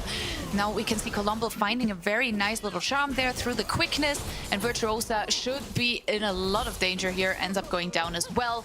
And that's 2 quick kills for the side of G2H. As Starry is now under pressure on this top side. And with the Herald going down, I think they will be able to pick up a turret there. And that will, of course, only make the gold lead grow even further. Between worlds coming through. See underneath the turret. Has to flash. Nice. Dances around the ultimate from Rim there. But it's not going to be enough. 2 turrets even picked up for G2H now. 5,000 gold lead. 16 minutes in the game. Oh, Sheena couldn't quite get the Tokyo Drift correct right there. However, the knock-up. Ooh, they're looking for something here. Colombo's caught between turrets, but it's still enough for them to actually go for the kill. Now Sashi may be in a position to capitalize a little bit of that overstepping, maybe stepping a bit too far forward, but again, they are lacking damage. And I just want to let everyone in on a little note that we just got from Rixalis, who's of course sitting at the analyst desk. She's saying, where is my Jinx pick? Because there were a few situations where with a Jinx you would have definitely enjoyed those fights more on the side of Eterna. I'm not gonna lie to you, I think this was a slam Kai'Sa kind of day. Obviously hindsight, because into the Olaf, Kai'Sa is a counter pick because you can evade Olaf by running to the other side of the team fight with the ultimate, and obviously it kind of fits the whole let's dive really deep kind of combination with the Wukong and the Galio. But again, this is all hindsight, and they tried to play to outrange the Yunara and take control of that bot lane, which they absolutely did. But with Sheena having absolutely jungle kingdom the entire early game in both games 2 and 3, it just becomes really difficult to overextend down that bot lane. And once they go punished, once you lose flash on a Caitlyn lane, it's just really hard to recover from that. Very under pressure here from Zenith, who is, of course, a level ahead on that Olaf pick. Does not have the Ghost, so the pressure is not too high. Also Delicate and Colombo both in the area to step in if necessary, but none of that is going to happen. Zenith just wants to pick up this wave and then go for a well-deserved backport, possibly picking up a few more items. There we go. 306, 203, 213, 414. 6,000 gold lead for G2 Hell right here. Only thing that's not been going necessarily their way is the dragon stacking right here. Eterna were able to pick one up for themselves, which sort of delays the inevitable for them as well. You want to be able to stack the dragons as fast as possible, especially when you're ahead. Pressuring the issue on those neutral objectives just makes it that much easier. As Orange gonna take his chances on a low HP Olaf. I don't know if you want that one. Yeah, I'm not. Yeah, I don't know if you want that one. No, I don't know if you want that one. Yeah, that was Zenith again right there. We know her, we love her as now the ultimate snipe through. Big shutdown for C. I mean, let's take it. It's the small wins. And bot lane under a little bit of pressure here from Sheena and Rim as well. So whenever it looks like Eterna are finding something on the map, the cross-map plays are coming through from G2 Hell, either in form of objectives or turrets for that matter. Look at Kaltis as well in the mid lane. She shoved out that mid lane wave, took that mid lane tier 2 all on her own. As Sheena, she's found some people in that bush. Definitely, Virtuosa going over the wall, also stepping a bit too far forward, and immediately G2 Hell are changing direction, picking up the kill onto the enemy support. Hero entrance not going to do too much. Maybe just delaying the chase from G2 coming through. No wave on bot lane means this turret might be standing for a little while longer. I'm afraid G2 are not going to let that happen. Reaver's playing with fire right there, playing between tier 2 and tier 3, trying to get some poke through. Colombo tanking a tower shot, apparently, because why not? At this point, we just can. And with Yunara standing over in the mid lane, I feel like it's a little bit difficult to pressure that bot lane tower. You kind of need both your ranged carries over the bot lane to kind of sort of chip away on the HP bars, push Eterna further back into their base. But this is going to work nevertheless. Eterna pretty late for this objective. G2 Hell are going to start it. Wukong nowhere near around that one. No spellbook onto the realm means no chance for a smite still. And G2 Hell are going to grab their second dragon of the game, and they're possibly going to be looking very soon to grab that Atakan. It's a 6.4k gold lead 20 minutes in. They're just so much stronger than their opponents. Virtuosa getting caught in the jungle again. She's even getting ignited. She tries to find something back here. Nice Magnus Storm coming through. That is some decent damage, and that's 2 quick kills for the side of Eterna. Big shutdown again in the bag of C, and maybe this is a way for them to recover. Now with Sheena down, Colombo also dead for another few seconds. They are testing the waters towards that Atakan, but I'm just not sure the call is right, because we heard it. If you want to throw, you do it here. I mean, it's a 3 versus 5. They have to do this right now. This is their way back to this one. Wukong can find... Oh my god, Rel is gone! Yep, Rim is tanking a little bit of damage there, or like rather the oh my god! taking a lot of damage. It's a double kill for Rim. Now they're stepping further forward between what's coming out. Make that a triple as they're looking for C. Make that a bit more. Keltis picking up one for herself.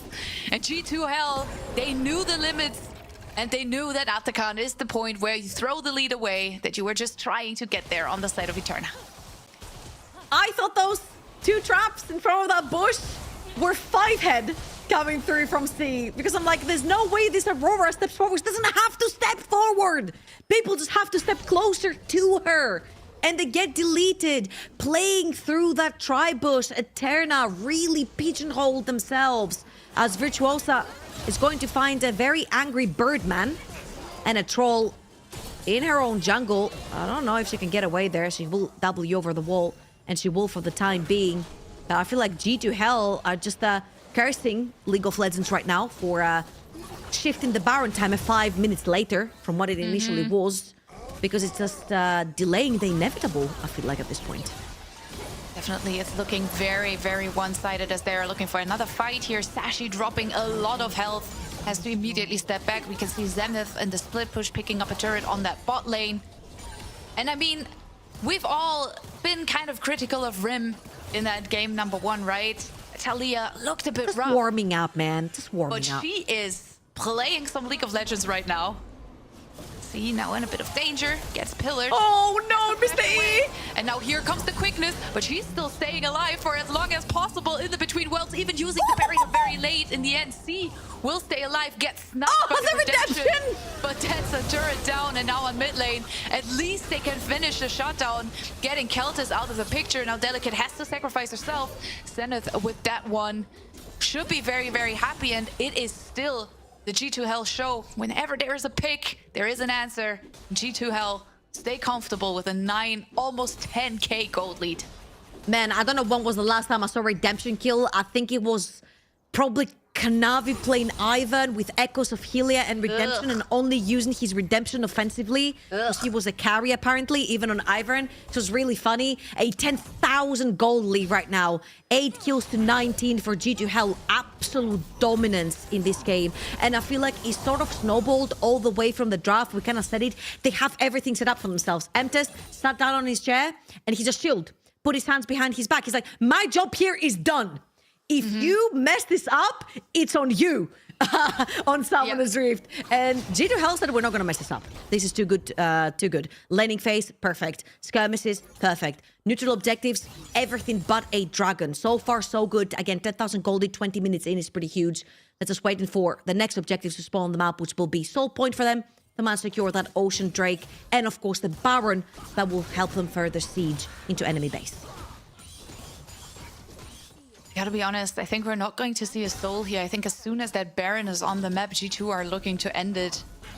Because there is not much more that they can gain. Starry getting caught inside jungle here. Virtuosa trying to buy some space with that Magnet Storm, but there's not really any follow-up, as now the Call of the Fortune God is coming through, but only hits onto Sheena. She can, of course, tank away a lot of that damage.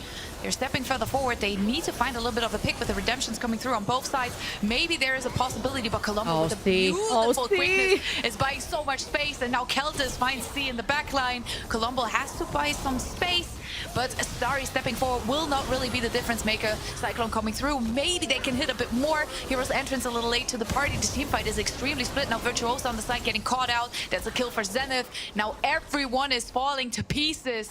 And again, G2 Hell with the upper hand. 11k gold lead as of right now. Sashi finds the taunt, but really only can buy space and time to walk away. Maybe look for an execute, but I think she realizes right now there is no chance. She will go down, and that's the Baron. And we can see Zenith already trying to chip away on that inhibitor in mid lane.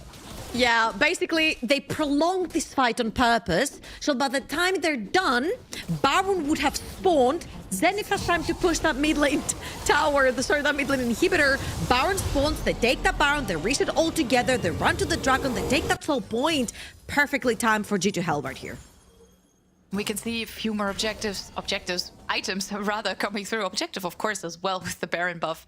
Now They on help side with of objectives. G2. Yeah. 100%, but that's a Rabadon's now on Rim, and it was the Rim show before a little bit, but now I'm not sure who is going to out-damage her at all on the side of Eterna. Man, they're making it really hard for us to decide on who we would think would be the MVP of this series, because I feel like every single game, a different member of both teams just absolutely pops off. Rim, fantastic performance on this Aurora so far. Sheena as well with an incredible early game, just shutting down Delicate twice in a row. Has been absolutely brutal. These girls don't care about the damn soul point. This could be potentially just end the game right here, right now. But there is no TP onto the Olaf, and it turned out now that this could potentially be a 4v5 in their favor. Pillar is being placed to cut off the way for Eterna to enter the rest of the team. But look at that damage coming through from Rim. That's Half-Life immediately on the enemy jungler, on Delicate, who now has to move into base and will further not have any chance to contest the Dragon should they start it. But the P.T.'s coming out, and you can see the snipes coming through from Keltis as well. And this is a beautiful way to play out this comp. Call of the Forge God trying to buy some time here for them to reposition, but it's not going to be enough. That's another double kill for Rim, and she's looking to make it a triple as they're moving in further forward. 3 Void Grubs, Baron buff, 1 Nexus turret, now open Nexus, and G2 Hell are taking us to match point. Yowza! 16,000 gold lead to end this one for G2H. I mean, dominance from draft to laning phase to early game skirmishes to absolutely shutting down Delicate's second game in a row. I mean, ETR are gonna have to figure out a way to like have a stronger early game or at least protect their jungle, because I feel like it's really hurt them that Delicate cannot find her way in the game in the early stages. And we've seen Delicate having a great game on that Nocturne in game 1. Yeah, but it feels like once that perfect draft was gone, they are kind of losing the ends of whatever plan they were having. So let's see if they can bring us back, because now it's backs against the wall for Eterna. They, of course, are in the upper bracket, so they will have a second chance, but they want to secure that final spot right here today. Let's see if they can make it happen. Let's see if we can bring it back to a full series of 5 games. But before that, we will go to a quick break and catch our breath, so stay tuned.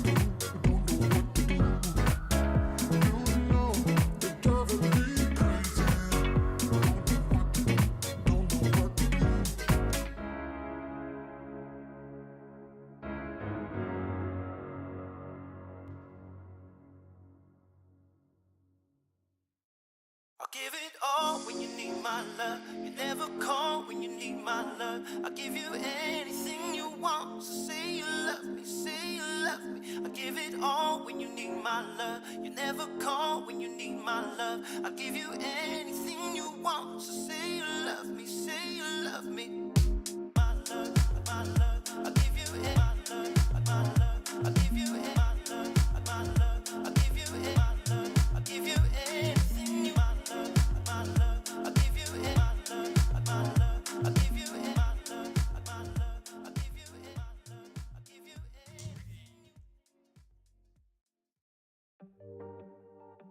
We are back after an absolute storm from G2H over Eterna, who got completely slaughtered in that early game already. And if we had some expectations, we weren't like that happy with the composition Eterna brought themselves into the game. Do you think in any other parallel universe, if bot lane didn't went the way that it went in the early game, it could have been ended differently? It would have had to be a completely different build, I would think, for the Galio, because I would love to see just a little bit more damage in general. Like, Caitlyn is a fantastic AD carry to take control of the lane and snowball the lead, but it's not your typical classic hyper carry that's gonna carry it all in the end game, right? And that's what I was kind of missing. Once she got shut down, then there was clearly no way back into this game with Galio being a tank. Yeah, it also felt so hard to watch, like after these first ganks in the bot lane, it really feels impossible for Eterna to clap back into this game. And then we had like this Atakan, this desperate try on getting back into the game, but Rim and Keltis, especially also Zenith, having the damage to just run them over. And the tanks suddenly weren't tanky anymore because due to the Atakan and C not able to put out the damage that was needed in order to bring Eterna back into the series, which leaves us with the fortunate scenario for all G2 fans, because they might gonna get the win today after their main team didn't do so well at Worlds today, but also with the really unfortunate scenario that Eterna is with their back against the wall. Yeah, I mean, the good news for both of these teams is that they came in undefeated from group stage. They are in the upper bracket, so whoever is going to lose today will get a second chance at making finals. However, you definitely want to secure it today just for your own peace of mind. And if we look at the damage dealt, we can see very much that Rim and Keltis, especially towards that late game, completely got out of control. But I again want to point out Sheena, who was the first one setting up G2H to even be in that position by the great early game that she had on the Trundle, always trying to punish Delicate, always trying to take away her jungle camps, and therefore making it super, super hard for the Wukong to even enter the game in the first place. I'm not gonna lie right here. I felt like Game 2 Invade was perfectly orchestrated, 3 versus 1. Game 2 Invade, that was a 50-50 smite fight. I'm just sitting there and I'm thinking, does Sheena miss that 50-50 smite? We're talking about a whole different game. We're talking about no bot lane gank from the Trundle. We're talking about Caitlyn free pushes the lane. We could have been looking at a completely different early game, right? But the draft is the draft, and I feel like that primarily made it really, really hard for Eterna to function around that early game, and primarily having way too many melee champions also makes it kind of hard, especially if you're playing into a lot of range. So I'm expecting to see not necessarily Eterna with a different draft, but more comfort, so they can at least feel comfortable playing the champions, like the silence that we saw particularly in game 1. So I'm expecting something, again, comfort-wise, just to get back into this game.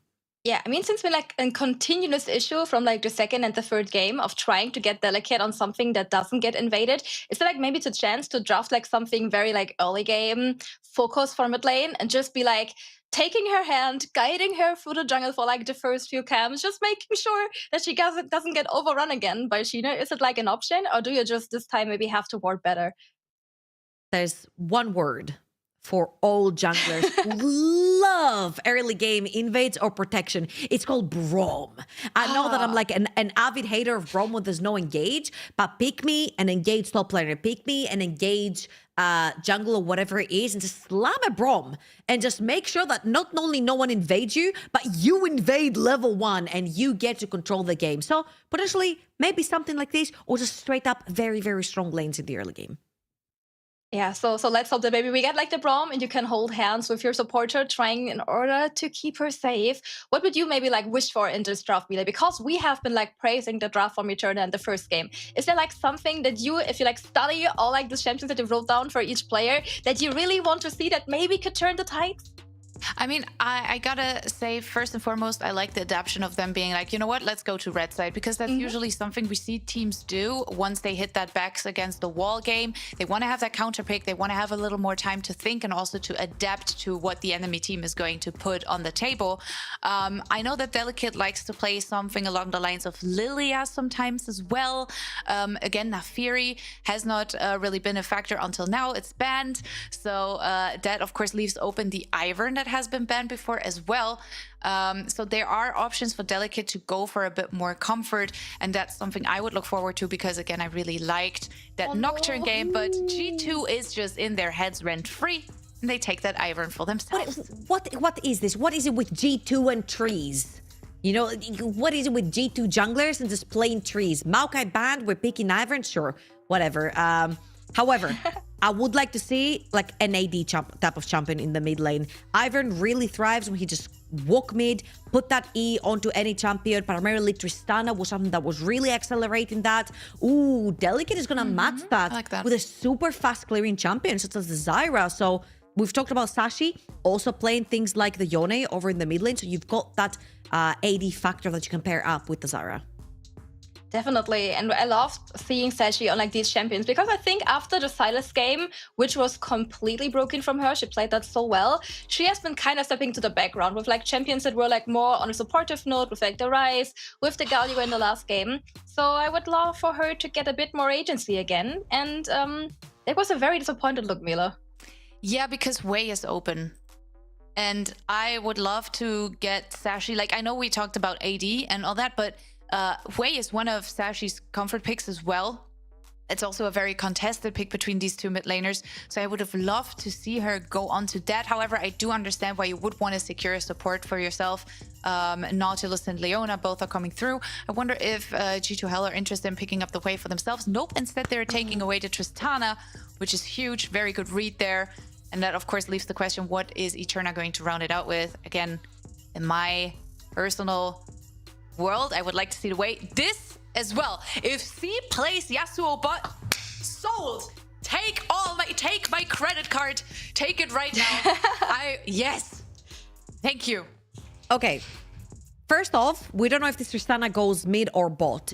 In my personal opinion, I really like that Tristana mid. Again, it has incredible synergy with the Ivern, and it's just a perma priority lane that's just flooding through enemy tower with minions. So I really like this. Second, I don't mind the Yasuo into the Tristana, whether it goes mid or bot lane, right?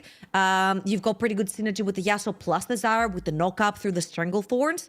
And there's also a possibility for something like a Gragas over on the top side of the map that can very easily, again, entry that Yasuo over in the backline. So I think, in my opinion right here, I would potentially like the Yasuo to follow, if possible, the Tristana around the map. And I think that could potentially end up in that mid. Definitely. I mean, we have seen Sashi also play champions like the Yasuo before, so it definitely is like still the flex pick that this team combo might need to bring in a bit of spice. I also love that G2H just like decided, okay, good, we're gonna ban the Malphite. Definitely interesting to get like less opportunities to get like these knockups going. But I'm like a bit, I mean, I love my Yasuos, but I prefer my Yasuos the good old Kenyan Showmaker way with like a Diana or something. And we already have the Zyra, so I'm like a bit disappointed that we get AP jungle, but unfortunately it won't be the Diana. I mean, on paper, could you not still go for Diana mid? If it's, I mean, it has been played by Sashi in the past. Would be funky, right? Like, it would be really funky to do it, but you could still get your wish. That's all I'm saying. I mean, on the other hand, be careful what you wish for, because this is like still, as we said before, like the back to the wall game. If Eterna loses this one, they have to rely on getting another best of 5 in their favor, and G2 being the first seed or like the first team going to Paris into the big finals.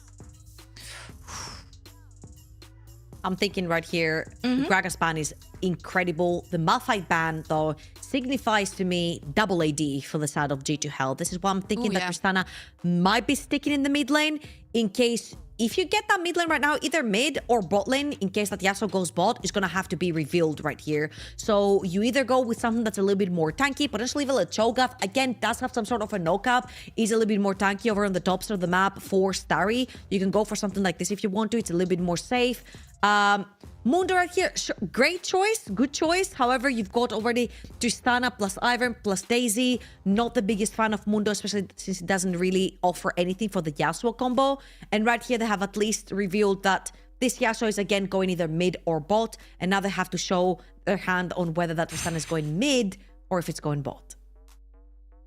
We're seeing some Zenith heifers, right? Yeah. Like Annika and I are both like, oh my god, Is it happening? Is it happening?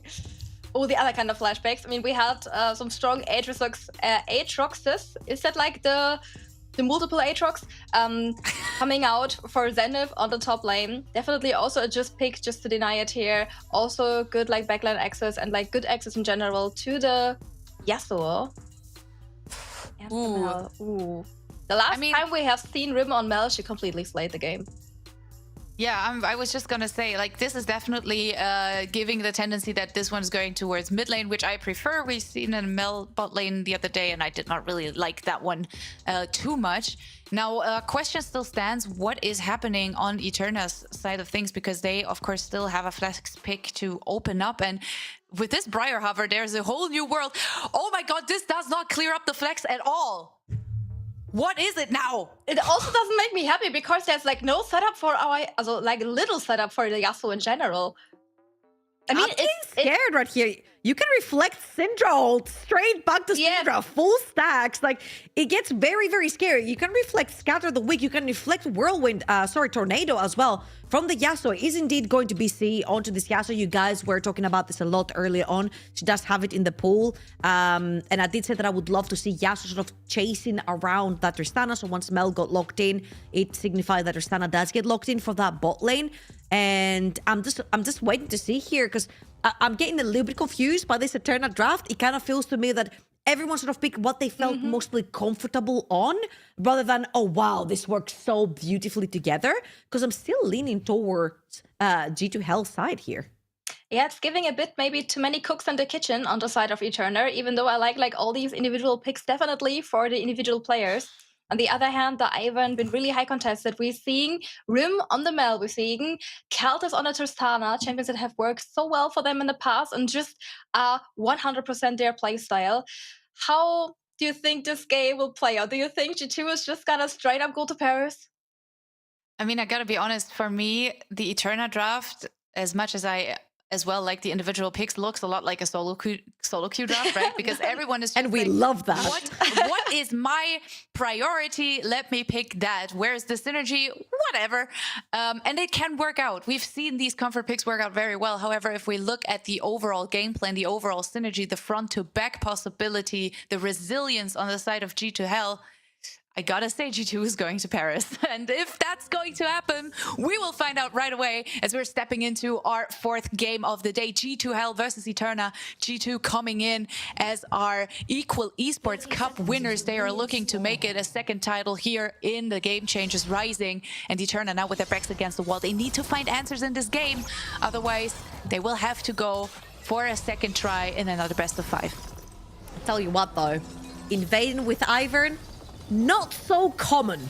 He doesn't quite have the cookie cutter, I'll walk into your camp and smite it from you kind of deal. He has to mark it first and smite it after. So we're still seeing Sheena overstep a little bit. Just for some reason though this time around. There's no 50-50 shenanigans. Now, let's talk a little bit about how both of these compositions work, because I really do like the Ivern right here, particularly because you have an Aatrox, you have a Tristana, you have a Nautilus. There's just so many beefy kind of champions. Well, apart from the Tristana not being beefy, but an AD champion also works here, that you can pop that shield on and just allow them to freestyle onto these team fights. Plus you have Daisy. It's an extra body right there to block the Leona, to block the Yasuo, to block the Mundo. So I feel like when it comes to defending themselves and playing more defensively versus the all-in from the Mundo and the Yasuo, G2Hell are more than well equipped. Well, let's see if they can work it out in the way we expect them to. Can see them already hovering around this bot side again so far. There was always some early trades happening in bot lane. Nothing too crazy, never any insane kills without jungle help, but they are definitely looking to keep up the pressure, and I think they have a good chance at doing so. Especially now, hitting that level 2 first. Eterna have to respect that. Yeah, I mean, double melee into Tristana, not really gonna get much priority through that. However, you could potentially pull an invade if you push out that wave. Sorry, if you push out next wave and that wave and crash it, you could enter enemy territory right here. However, because you have that Ivern, it's not quite as feasible as, again, any other champion that could just enter enemy territory. However, this is the 3-minute mark. Ivern towards the top side of the map. Watch all eyes on Colombo because she really does like to roam early on. Now I'm seeing this Nautilus being separated by the Tristana right now. So let's see if she's actually going to make any moves on the map. Definitely looking like it. A little bit. We can see Ivern also going for a bit of a backport, and they are indeed pinging the jungle entrance here on the side of Eterna. So we can see Rim and Sashi trading a little bit in his mid lane. Scatter connects. That's really just that, a bit of a trade. Just sneaks into the bush. Oh, the flash! My God! Big! Beautiful flash for Flash there. Again, 3-minute mark. If you don't see Colombo on the map, she's either mid or she's either top. She's done this a bunch of times. She does love playing the heavy roaming supports and actually playing the heavy roaming playstyle in general. And right here really does pay off. This wave sucks for Sashi. It's pushing towards Rim. Her back gets also cancelled, and this wave is actually going to push further towards Rim, which is going to put that wave in a very awkward situation for that flashless Syndra to step up. Nicely done by G2H. Again, we've always talked about them just really, really knowing the macro of the game as well. And I think today is another day where it shows. As we can now see Eterna trying to get some pushback on that bot lane. It's Sashi now under pressure. She doesn't have the flash. She's getting rooted. Sheena in the area too. And that should be an easy first blood. Going over to the side of G2H. There it comes through. Took a little longer than expected, but in the end, Rim should be very happy with that one. Another little engage on the spot lane. Nice rocket jump. Keltis makes it out alive. And that should be about it for that scenario. Much more to expect, I would say. Again, that flash mid lane that Colombo took away. Go cash in by Sheena and Rim. Easy as. That lane wave state sucked for Sashi. Very, very unfortunate to lose her flash right there. She has to overextend, hoping that jungle was not around. You can't hope that Sheena is not around because Sheena is always around. Walks up, capitalizes, gets the root. And this is an extra kill early on for Rim. An extra item, lost chapter in the inventory, which is going to help her further push out the lane. And very, very great. Another early game for the side of G2H. We can slightly see it, or we slightly saw it on that minimap as well, as Rim was farming underneath the turret, really trying to take away more and more minions, as Sashi was just walking back into the wave, or in the lane rather. Wave was not in a good position either. Zenith and Starry are kind of getting at it, but I don't expect too much to happen on this top side, because this very much reminds me of a classic top lane wet noodle fight. So let's see if anyone will get the edge at some point. First of all, we are seeing Delicate trying her hands at that dragon. It should be fine, as Sheena has decided not to contest this one.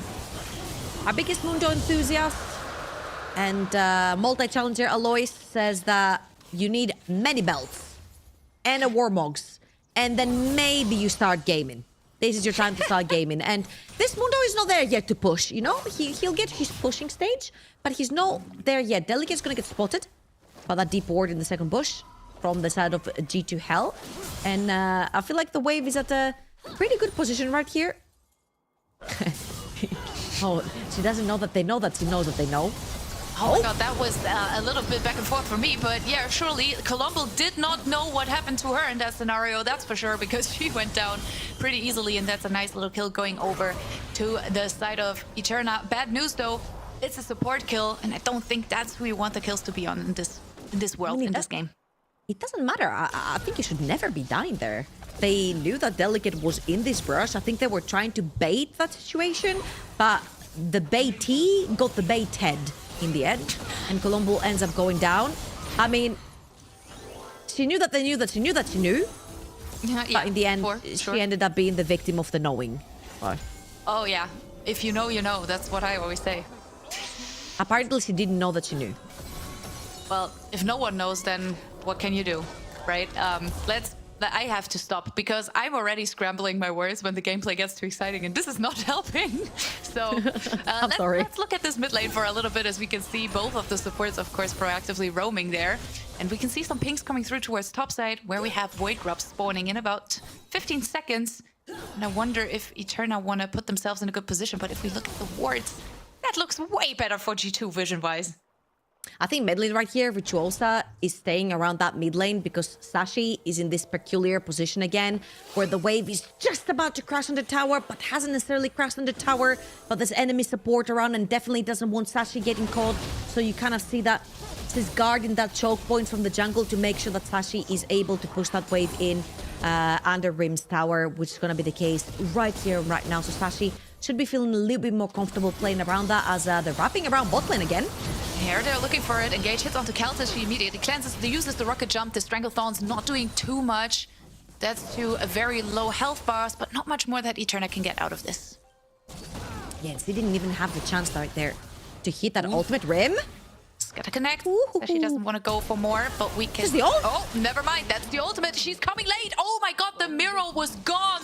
And that's Sashi with the solo kill. I did not see that one coming. Sashi baits the reflect and then ults. The reason she wasn't using the ult is because Rim was holding onto the reflect.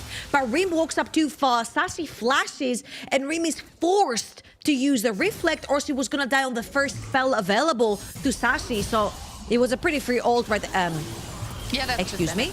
Yeah, no need to talk about this. It's Zen's gaming. Spousey? Is that you? Is account sharing legal now? What is happening? I mean, as an average NLC viewer, this is what you get to see in Prime League. Things like that would never happen, right? Surely not. All right. 9.5 minutes. 3 kills. That's, of course, Feet of Warfare secured for Eterna now. And I think that's about as good as it can get. Handshaking Dragon for Grubbies as well. Nice few little picks. But a moment of calm, I would say, before the next dragon spawns in about a minute.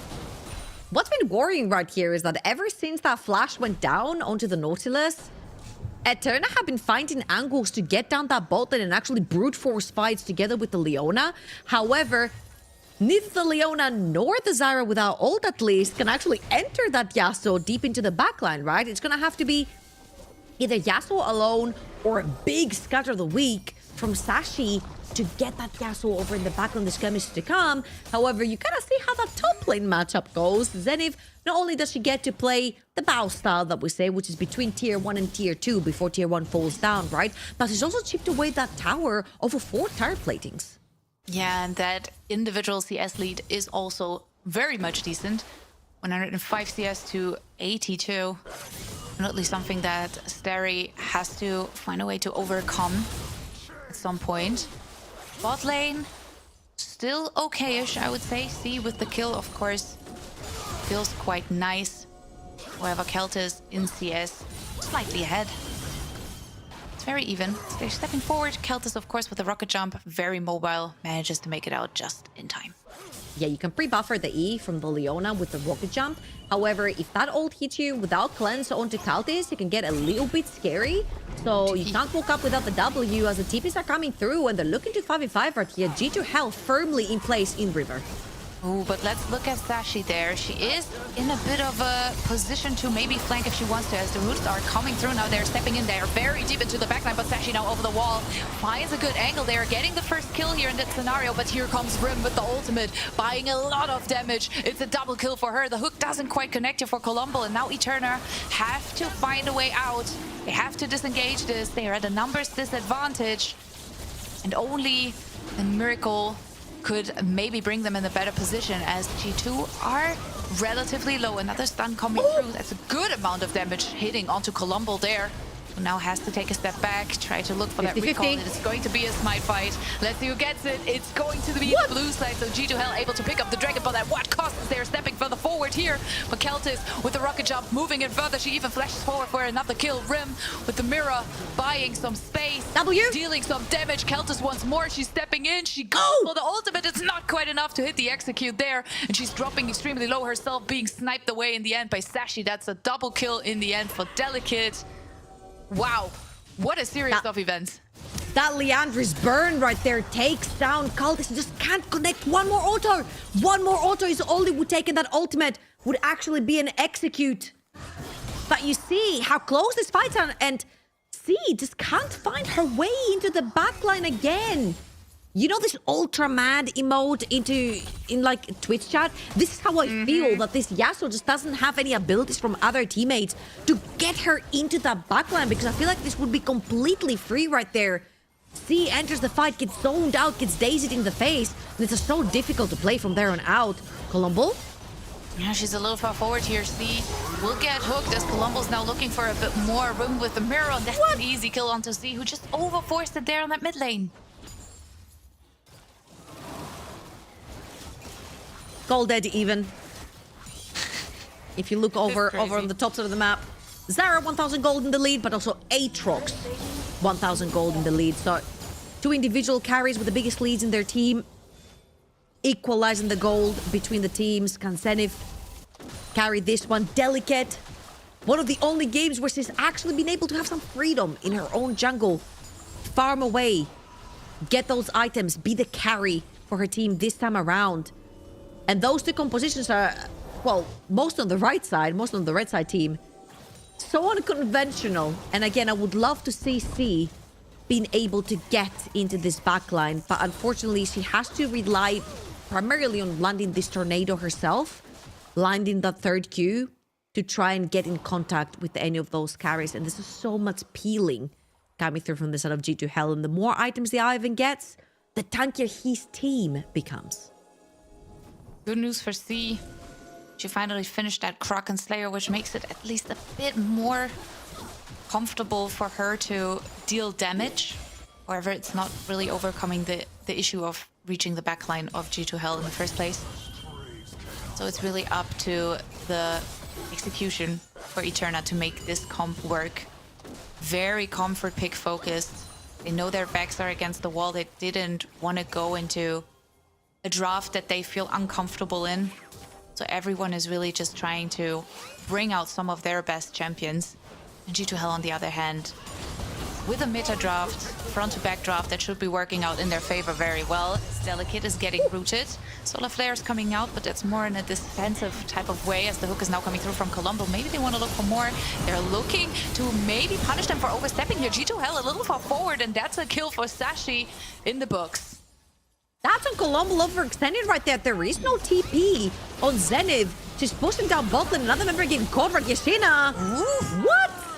There's no jungler on the side of G2H now, and that means this Baron looks barren. Well, not quite Small yet Baron. Baron. The Herald, Small the Baron. small Baron, is looking very tasty for Eterna. In the meantime, we saw Zari actually going down towards the bot lane with the TP, trying to answer Zenith, who has been doing the split push action. So good little sequence there for Eterna. I mean, I'm not gonna lie to you. I feel like this Mundo now has the Warmog's heal threshold with the extra belt in the inventory. He's gonna start pushing. He's not gonna care much further for that Aatrox. Although there is the anti-heal onto Aatrox. Colombo almost getting caught again here onto the Nautilus. But Starry slowly but surely is gonna start catching up. She's gonna start being able to actually extend the lane, push the wave further up. So Eterna gonna get a lot more room in these fights. However, again, G2H, we saw a very recurring theme in game number 1 where Colombo would get caught at random times around the map, especially right there in the mid lane. That was a 4 versus 5. Your top lane's never joining. No TP on the map. So a little bit of a whoopsie right there. Eterna punish. And they get the Herald, which they can actually use for some destruction to then dip in to the river to grab that second dragon. I saw an interesting tweet the other day, probably yesterday, let's be honest, about how important the use of Herald towards mid lane is in order to open up the map, and that a lot of teams have been preferring to use it on side lanes. But mid lane tier 1 turret has become so crucial in order to open up the map. So is that where we would expect it to go for Eterna here? Oh yeah, absolutely. Especially since they have the bot lane tower as well. Apparently they're not using it at all because this tower is for free. You see Aatrox down bot lane, you see Melt up top. They're not looking to fight for the time being for G2H. They're waiting for their items to come through. They are technically stronger. As time goes on, they are going to get stronger, right? Ivern scales a lot with items. His team scales a lot with items, save for Aatrox, Mel, and Tristana. So G2H right here, they're declaring, we think we're stronger in team fights. We're going to wait for our second to third items. We're not going to fight you yet. We're going to wait for soul point. And then we're going to feel, when we feel strong enough, this is when we're going to start taking these fights. However, I'm starting to get a little bit worried. This Mundo looks invincible right now. And that's a problem we've been seeing a lot, especially me as an ADC main, you know. I'm not killing Mundo. You know? Oh yeah, have you run into Aloys before? Have you ever played Ashe into Sion before? Because that one hurt my feelings personally. So listen, girl, if you picked Ashe after Sion, I think you kind of deserved it. I'm not gonna lie to you. You know what? I take that. I take that flame because it's true. But the point we're trying to make is True it's and really real. hard to kill Mundo, right? Like, it's really, really hard. I do think with the right items, there is a possibility, but not gonna be easy. As Zenith is now getting exhausted on this bot lane, flashing over the wall, manages to make it out, but had to burn both Flash and the World Ender, which is not great. I mean, slowly but surely, you're gonna have Aatrox and Tristana hit the Mundo. That Mundo is technically killable, so is Cultist apparently. Yeah, very much so. She drops extremely low here, and that brings Eterna in a nice position. Now the Scalar connects, and this again, Columbo a little too far forward. Redemption's coming through, though. And we can now see that Herald being spawned on mid lane. They want to take this mid lane tier 1 turret down in order to open up the map a little more. Objective-wise, they are looking decent right now, Eterna, so let's see if this opening of the map will help them out further. Yeah, I feel like, again, G2 are a little bit questionable in terms of their push. Pushing that mid lane tower with no creeps, overextending, trying to get those picks. Like, I've seen it before. It's all over game 1, and it kind of feels like this when G2 get a little bit lost on the map in terms of macro. Zenith's trying to push, but then she's getting two-man ganked down bot lane, so she loses her flash and her ultimate, and the G2 are really desperate to try and get something going on the other side, but nothing's really set up. Your wave is not set up, no one is over top lane, so this is a little bit of a desperation play come through from G2, and Eterna are absolutely punishing every single one of them. I love that gold graph, though, because I think it shows very well how back and forth this has been so far. Yes, we're only like 20 minutes in. However, it definitely shows that there is a bit of inconsistency on the side of G2H, which is something we have not seen with them a lot until game 1 today. And last game, we talked a lot about how G2 were able to punish all of Eterna's mistakes. This time around, a very different story. Eterna doing a great job now with opening up that mid lane. I think it's only going to get harder for G2H to be there on time when it comes to your objectives, right? I mean, absolutely. I feel like Delicate is a huge part of Eterna's success. He gets shut down in games 2 and games 2 and 3, sorry. And then the whole map kind of falls apart because you're kind of playing 4 versus 5. Your jungler's trying to catch up the entire time. Right here, Sheena on more of a back foot when she has been pretty much the protagonist of the early game for G2H. A little bit on a secondary role, third role with the Ivern right here, expecting the team to be the primary carry, and this is how G2 have been getting caught a lot of the times. Now that Delicate can actually be a factor in this fight. Well, let's see if G2H are overforcing it here. They do have the 3 Void Grabs, but without a wave, this turret will stand tall for another little while. Atakan in about 10 seconds. Not sure that's going to be super interesting right at spawn. So I think we're having a bit of a breather here because G2H, they have to reevaluate how to play this game and how to contest these objectives. Yeah, I mean, Cole was also cashed out by Cultist, so Infinity Edge is going to be coming through soon. I'm expecting Black Cleaver will be the second item right here for Aatrox, which is going to immensely help with taking down targets like the Mundo and like the Leona later on. Second item for Ivern, he's truly and well online in terms of shielding, healing, and providing a lot of support, if you will, for the team. But here's the push. The push has started to happen. Another 2 belts in the inventory. Extra ruby crystal in the inventory. This is push central. She's also 100%. playing with the actual push skin. She knows what she's doing. Definitely. She knows. It's looking really good. Heartsteel now completed on said Mundo. And Atakan is live. However, as expected, no one really willing to pull the trigger on that one just yet. Map now open up for both sides. The good news for Eterna, mid lane tier 1 turret still standing in their favor, which of course gives them a little bit more security. Everyone roaming around this bot side. I wonder if they are actually looking to go for this Atakan anytime soon. I feel like it's mostly trying to make sure that they get some vision around before that next dragon spawns. It will be sole point if Eterna manages to secure that one for themselves. Second item just completed, Infinity Edge for that Tristana. Second item also onto the Mundo. And that Heartsteel is going to start stacking slowly but surely as well. So it's going to become that much harder to kill him. Very importantly, wasn't the Black Cleaver onto the Aatrox. It's actually Sojin. So there's no pen built for either the Tristana or the Aatrox. I'm expecting one or the other to actually go either towards Lord Doms or actually the Black Cleaver, because you're definitely going to need it to go through the 2 tankiest members of the set of Eterna. We also have Shield Bow completed for C now, which makes her feel a little safer for sure. As Eterna now moving towards that bot lane once more. Atakan has been activated though, doing a decent amount of damage himself. Now the redemption has to come through to heal up Rim. And Eterna should be fine with that. Dragon now on the map, and we are looking on the map seeing both of these AD carries battling it out in mid lane, whilst both of the top laners are still very much at it at that top lane tier 2 on the side of Eterna. Question stands, who's going to be here first? Both of them have their TPs available. It's actually a little split up from the rest of the team. She doesn't quite hit the scatter. She's getting rooted, but there comes the ultimate. The unleash power is not going to be enough. That's a shutdown in the backs for Rim. But in the meantime, Eterna were able to pick up that soul point, and I think they are okay with it for the moment. Held is now in a little bit of danger. Has to be careful, but of course brings the mobility to the table in form of the rocket jump and the flash that she still has available. And G2 are willing to go for that Atakan at all costs. On the other hand, Zenith was just blocking the wave. She was playing between tier 3 and tier 2, blocking the wave for the Mundos. Even though Mundo's trying to push. There's no wave to push with, which means that Zenith gets the TP down bot lane for free and take that Atakan together with her team. But the Mundo's pulling TP. Delicate is around. This could be a 50-50.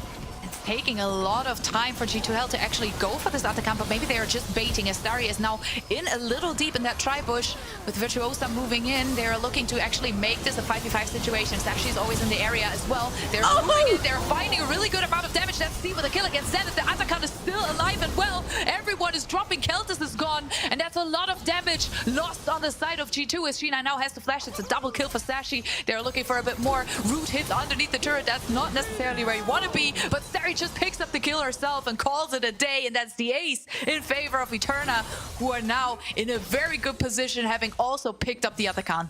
So well played by Starry and Sashi. Starry walks into the tri-bush, leaves towards the jungle.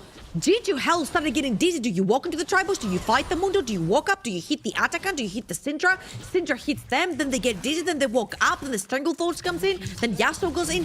It was absolute hell. Now I get the name. For G2 in this particular one. And Eterna come up on top. It seems like this Mundo is particularly hard to deal with. And I'm not seeing any armor pen coming through for either the Aatrox or the Tristana. I'm seeing the anti-heal, but I'm not seeing any pen. It's so important to be able to go through the Mundo, because this is the primary target that's going to be sitting in front of your face.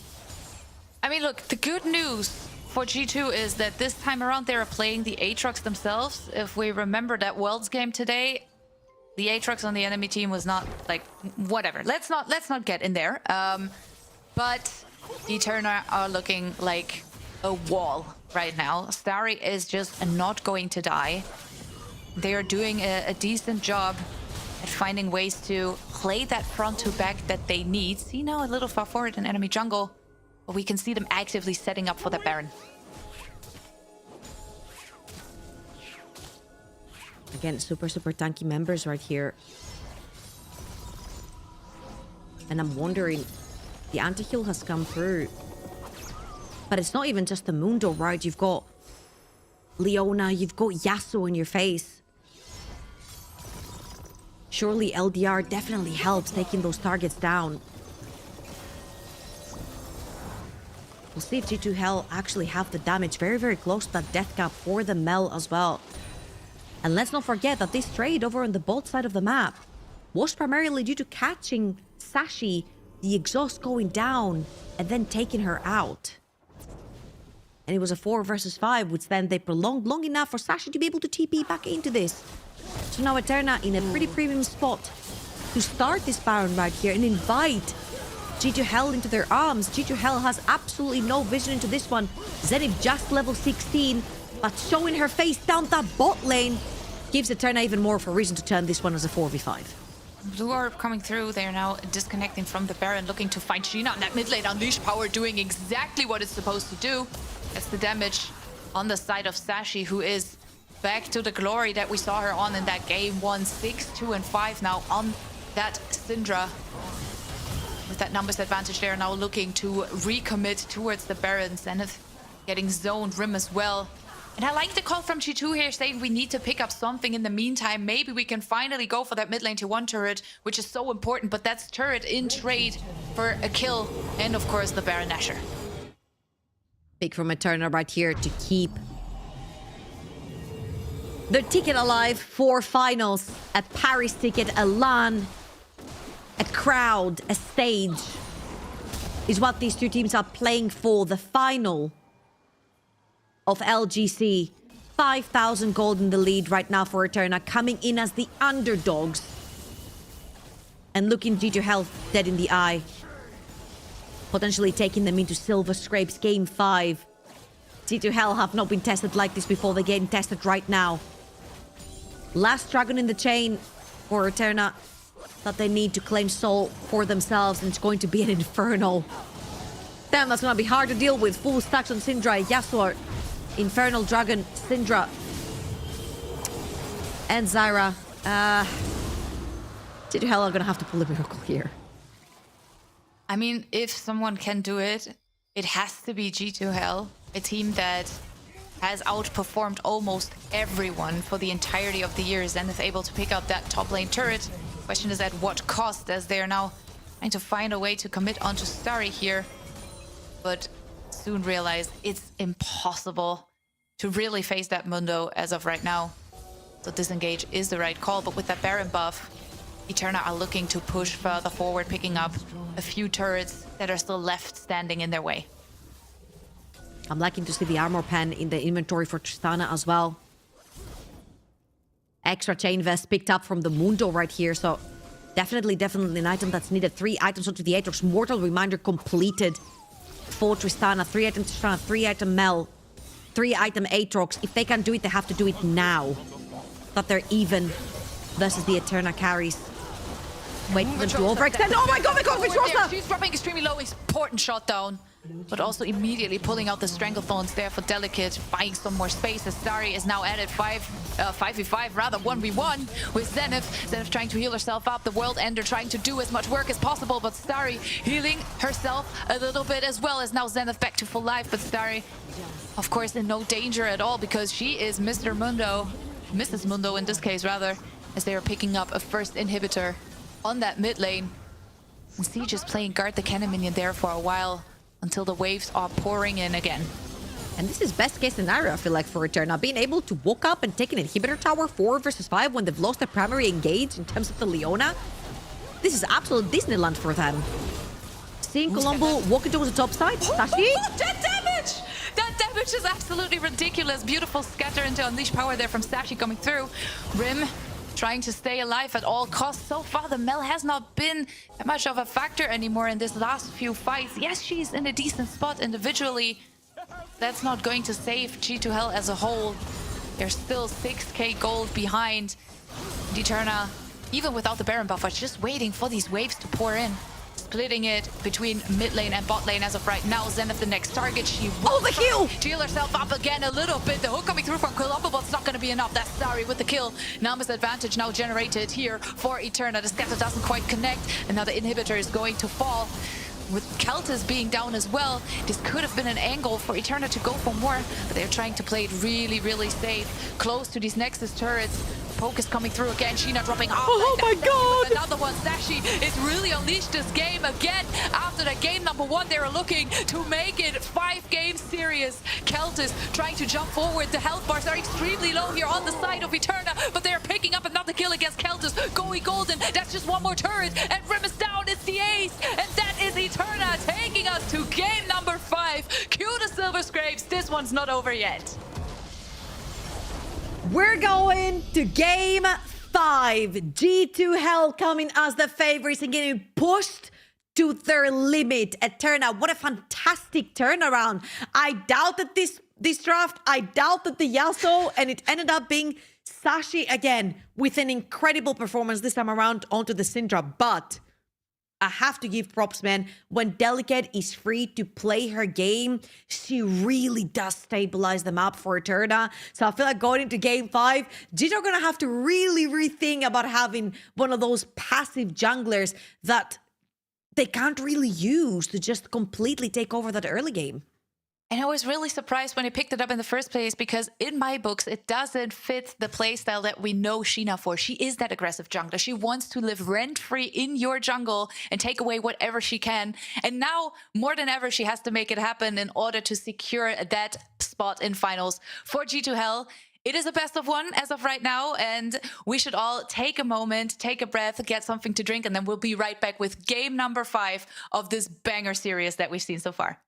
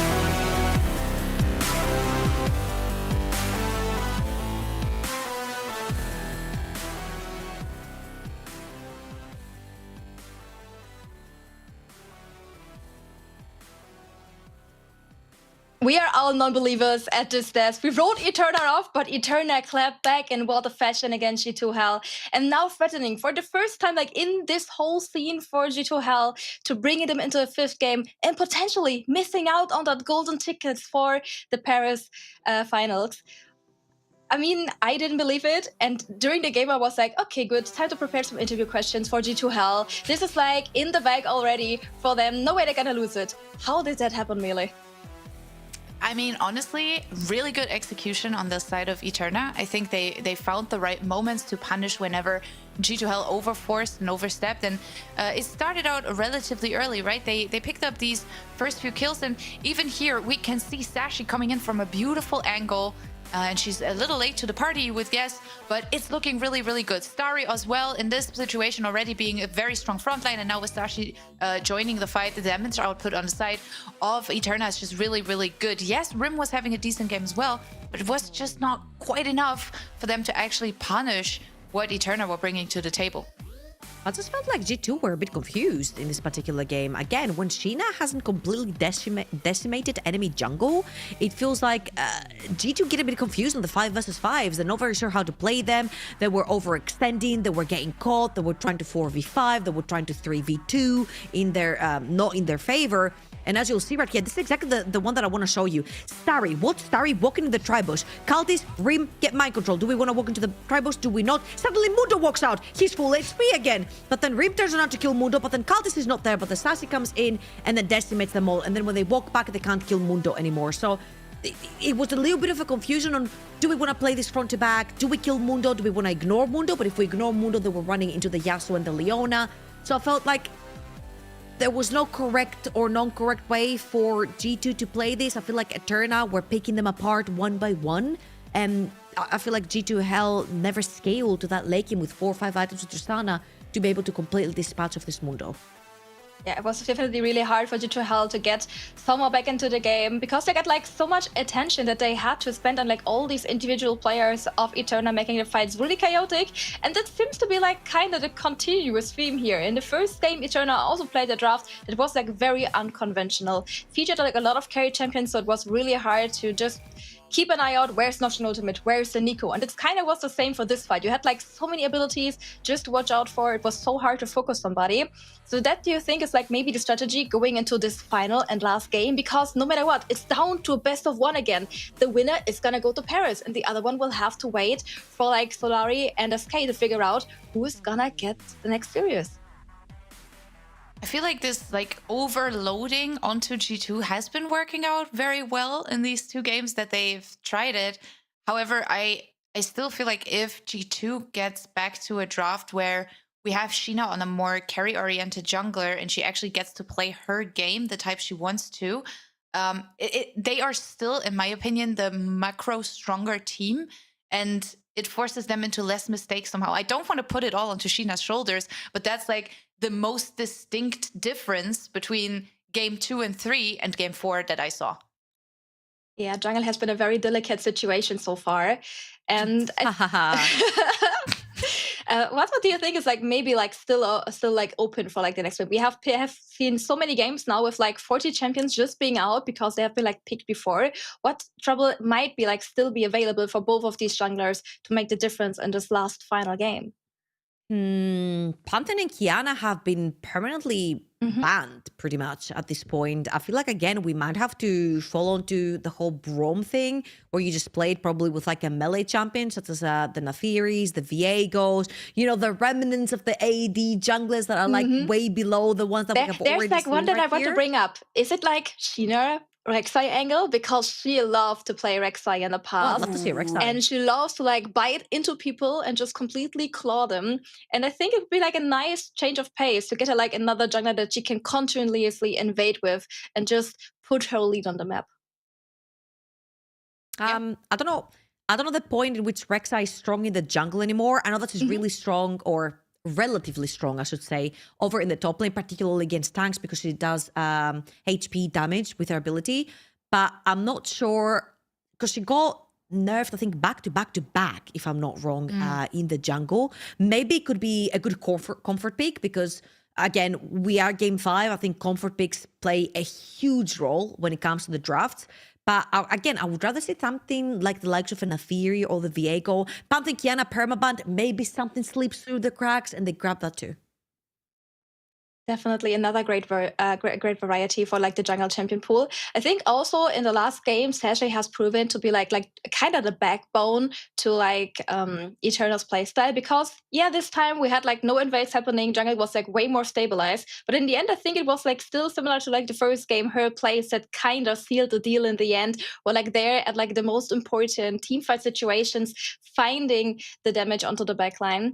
What else do you think she can like bring onto the table, and maybe what can Rim do? Because she has been an outstanding player all year too, having been like the main carry for them during EC. I mean, we will find out apparently directly in the drafts. What else do you have on your radar, Mila? Wei. Hello, I would like to see Wei. Someone, please pick Wei. I'm just Mila's putting it sitting out here like there. the first game, being like, where is my Wei? Where is Wei? No, I mean, it has been banned a few times. Last game, I think it was only banned in the second rotation because they weren't so sure about the whole flex pick situation. So I think Wei actually has a lot of prio in this game fight for both of them. You mentioned Rim. She was one of our standout players in EEC last year already, and one of the biggest roster changes coming through in the offseason, with her going to G2 in the first place. And then Sashi, of course, has performed on that champion a lot as well. We can see the bans being relatively similar to what we've seen before. Let's see if G2 actually want to ban out Wei here in this first rotation. Otherwise, I would say, pick it, please. Oh, that's what I wanted to hit. I wanted to hit Sejuani and Skarner, because these are two champions that can very easily sort of be paired up with the likes of Yone and things like that, which is really cool, actually. Again, Wei is open. I feel like uncounterable. Elise been locked in. I don't know if you can give me any background on that one, but my initial idea is that this goes bot lane. G2 also left open the Nafiri this time. Normally they always like kind of had their eye on banning it, but this time it remained open in order for like the Sejuani ban. So it could be a good pickup on their side if they wanted to leave it open for that. I think for me, the Elise is very much still a flex pick, right? We've seen it a few times being picked in jungle as well as of lately again. So it could be a possibility for Delicate. It's not necessarily what I would expect, but I also did not have it on my radar for Virtuosa either. I like that they finally pick up the way. It's a good pickup for Rim. She's had some great showings. You have a lot of range that you can play around. You have that snipe potential, and you also have a good scaling factor that comes in. I think for me, it's going to be very important to see what both Sheena and Keltis are going for, and the Aphelios is something that I really, really like. Hard champion to execute, but strong pick. Yeah, but it offers like... Go on. So much utility, and it's like one of like Keltis OG champions. I remember when she was like coming into the scene, it was like Aphelios, the Kalista, also the Zeri back then. It's, of course, also the Twitch, but I really love to see her that they are going like very deep into like this very nostalgic champions for us in this 5th and all deciding game. More of the emo champs as well, both Wei and the Aphelios fit the theme right there of a decade ago. However, I will say this is G2 Hell saying we're playing front to back, straight up. Yeah.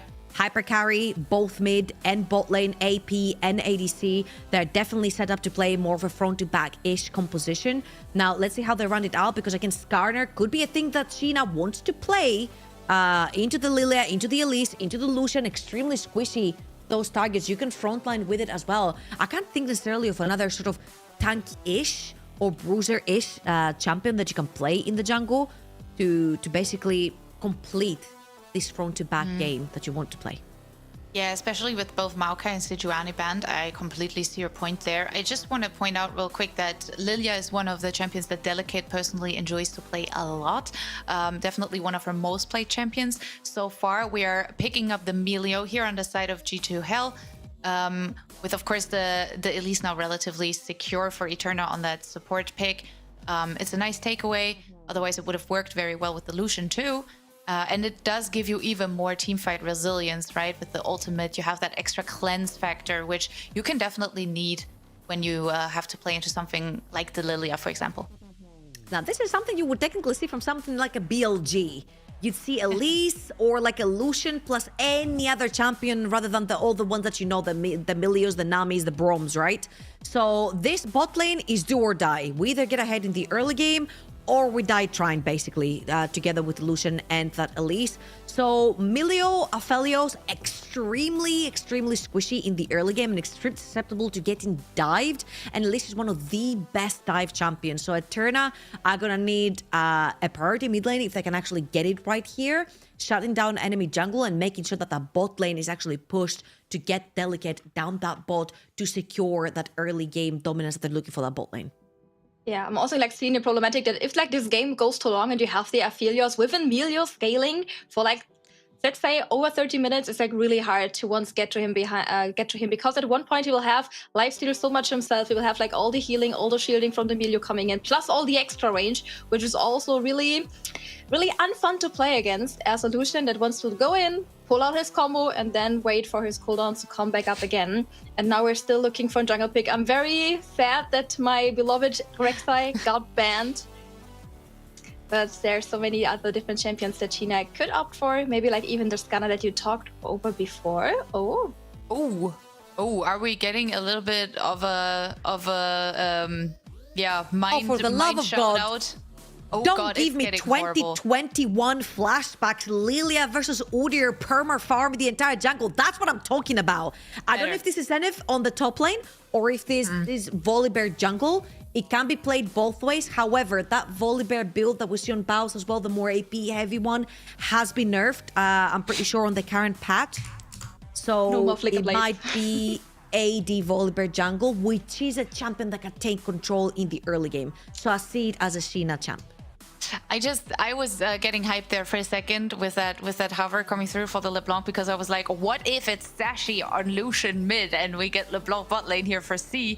But instead, we're going to get the Zed, which is of course also a very aggressive pick, and I know Annika is a little excited about that one. Yeah, because normally the Zed has been like a really big C pick. Normally she loves whenever she gets like the opportunity to play this champion, it's normally hers.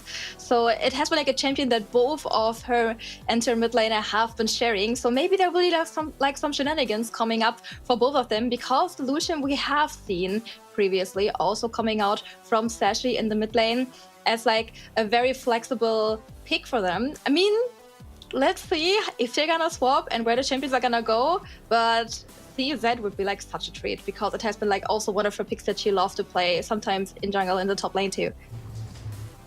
We are getting CZ. Oh, I'm loving it. I am loving it.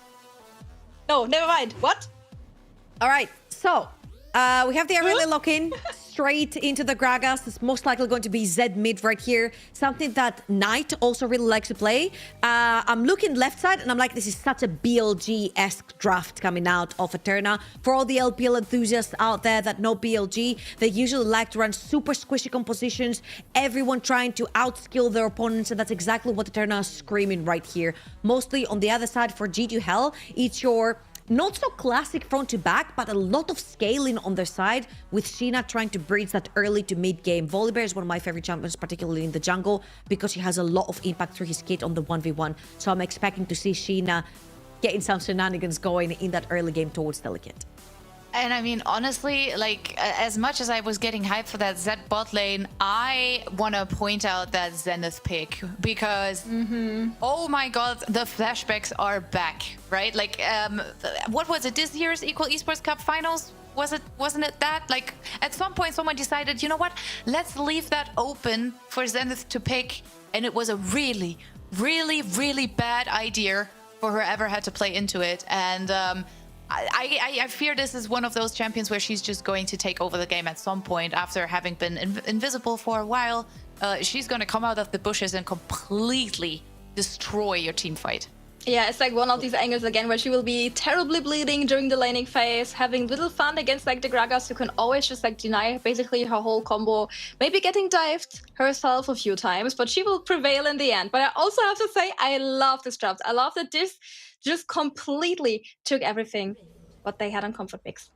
Yeah, and let's see if the comfort on both sides is enough to secure the ticket to Paris Games Week, to be specific. On the 31st of October, on Halloween, we're going to have our grand finals live at Paris Games Week, and both of these teams would love to be there. Get the golden ticket today. But if you lose, you have to play another best of 5 to get a second chance. Both of these teams have been bringing a great game today. But maybe the giant that has been G2H can be slain by the likes of Eterna. But it's up to them to make it happen. The Bay Ted is becoming the Bay T right here. Eterna, very careful about how they're scouting their jungle. Moving as a triple threat right there to drop a ward on that blue buff of Sheena's jungle. Again, Volibear, one of my personal favorite champions when it comes to a 1v1. And one of the strongest champions in general when it comes to 1v1, when it comes to like pure bruiser fighter type of champion. His whole kit is curated around that 1 versus 1. The speed, the stun, the shield, the damage, AP, AD. He has pretty much everything, right? So pretty strong jungler. What is going on? No way. No way you just did Raptors into straight invade. No way. Of course. What else would she be doing? Wait. Yeah, she's on a whole lot of vision right there. So I think she just wants to delay Delicate's timer for the moment. Delicate just left. I mean, what do you want her to do? You just said that's one of the best 1v1 champions. Do you want to have her walk up She's only level 2. Listen, level 3. She's only level 2. But also Lilia is not that strong. Level 2 either. Sheena is just going to scout the jungle. I'm expecting to see a blue buff, potentially, straight into clear bot side for Sheena right here. Or Lilia is actually really fast at clearing. So what Delicate can really do here is potentially take her side and then move over to the blue side of Sheena, right? Which is pinging right now. That she wants to do. What I want for G2H to do right here is, with the lines of priority, just dip back into your own jungle. Exactly what Kaltis and Colombo are doing right here. Walk back into your jungle, put vision down, do not allow Delicate to walk up. Lilia is a farming jungler. You deprive her of farm, you deprive her of strength. Well, Delicate definitely has had 1 or 2 rougher games today, with Sheena living in enemy jungle rent-free for most of the time. She's looking to do that same thing again. That was one of the more uncharacteristic things we saw G2H play at the last game. Sheena on more of a supportive type jungler rather than it being able to set up and carry herself. But this time around, she is looking to not let that happen. She's moving into her own bot side jungle first, again, denying the map split. Nicely done here for G2H. Absolutely, great stuff. And that comes through priority. Again, right? We've talked about this for a very long time. Elise plus Lucian, you need the cocoon, you need the combo with Elise to actually be strong. And early on, Aphelios can actually push with the Infernum as well. Ooh! Has to take the damage. Yeah. Let's see. Volibear's coming around. There's no wave though. I don't think there's the not die. having any vision. See, in a little bit of danger. Gets a dash through. Manages to make it to safety underneath the turret. Push on the side of G2H.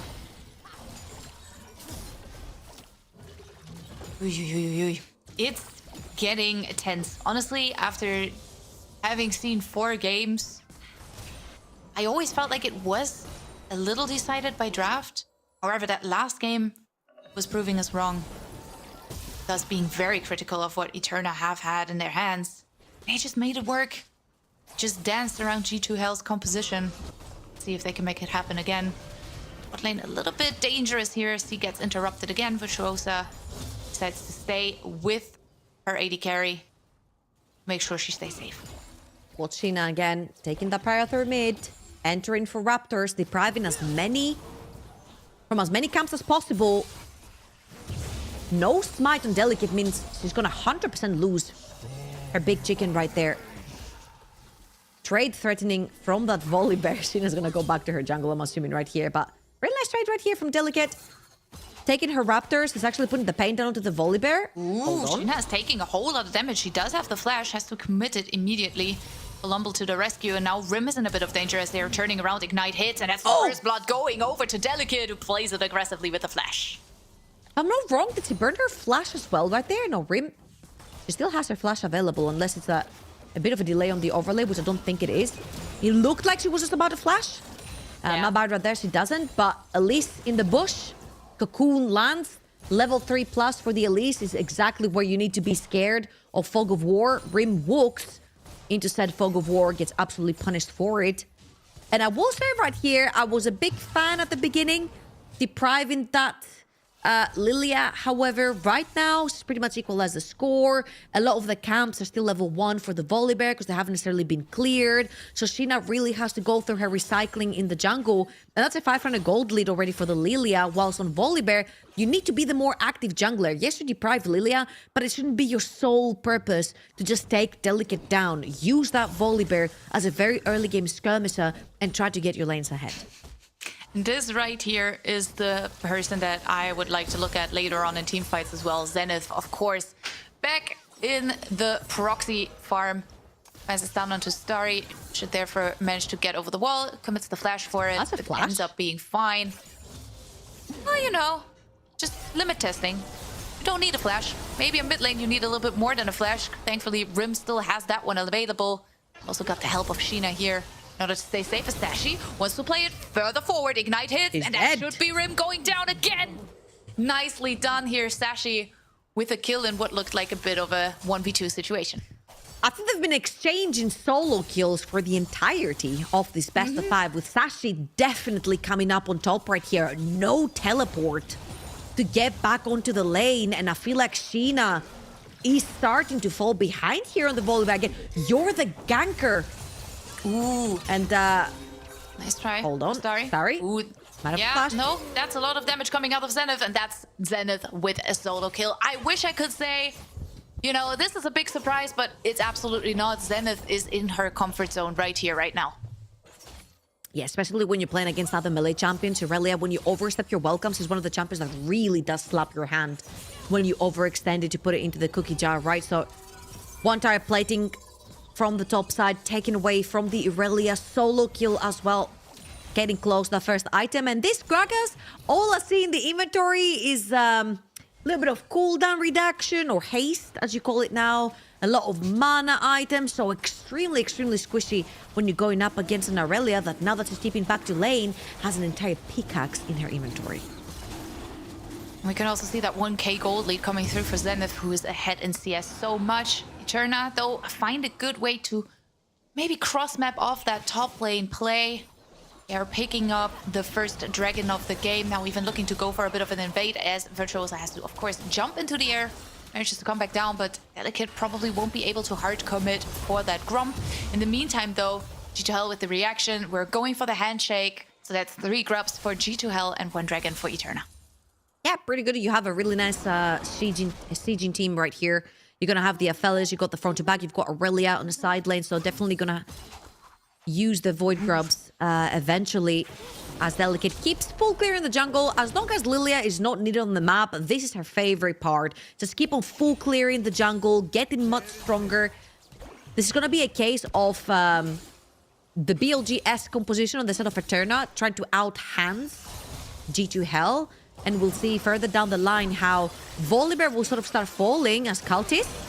And she's stepping forward very aggressively, playing the ultimate here as well. But now here comes the army. Delicate in the area as well. Delicate trying to buy some space for C, who has to stay healthy. As Delicate is now stepping forward to with the helps of the support. They're going to come back with the feet of warfare. Here comes the culling. Colombo dropping extremely low. It's not quite enough for the kill into the back for C, but Delicate will take it gladly. And that's a 4th kill going over to Eterna, which are looking really, really good in that early game. And this is G2H getting shaky again, not getting a lot of advantages through the jungle, is making them overstep their welcome. Cultist tries to make a play, but they haven't necessarily spotted Lilia in quite a while. Delicate finds her way down bot lane, 2 kills in the pocket, 700 gold in the lead, Leandros in the inventory. This Lilia is definitely starting to scale. I was just about to ask, is this a replay? Because we saw this exact situation a while ago. This time Zenith taking a little bit more damage, has to dodge the bowling ball coming through from Delicate here, but now she's caught behind enemy lines. Not much you can do in a 1v3 situation. She ends up going down.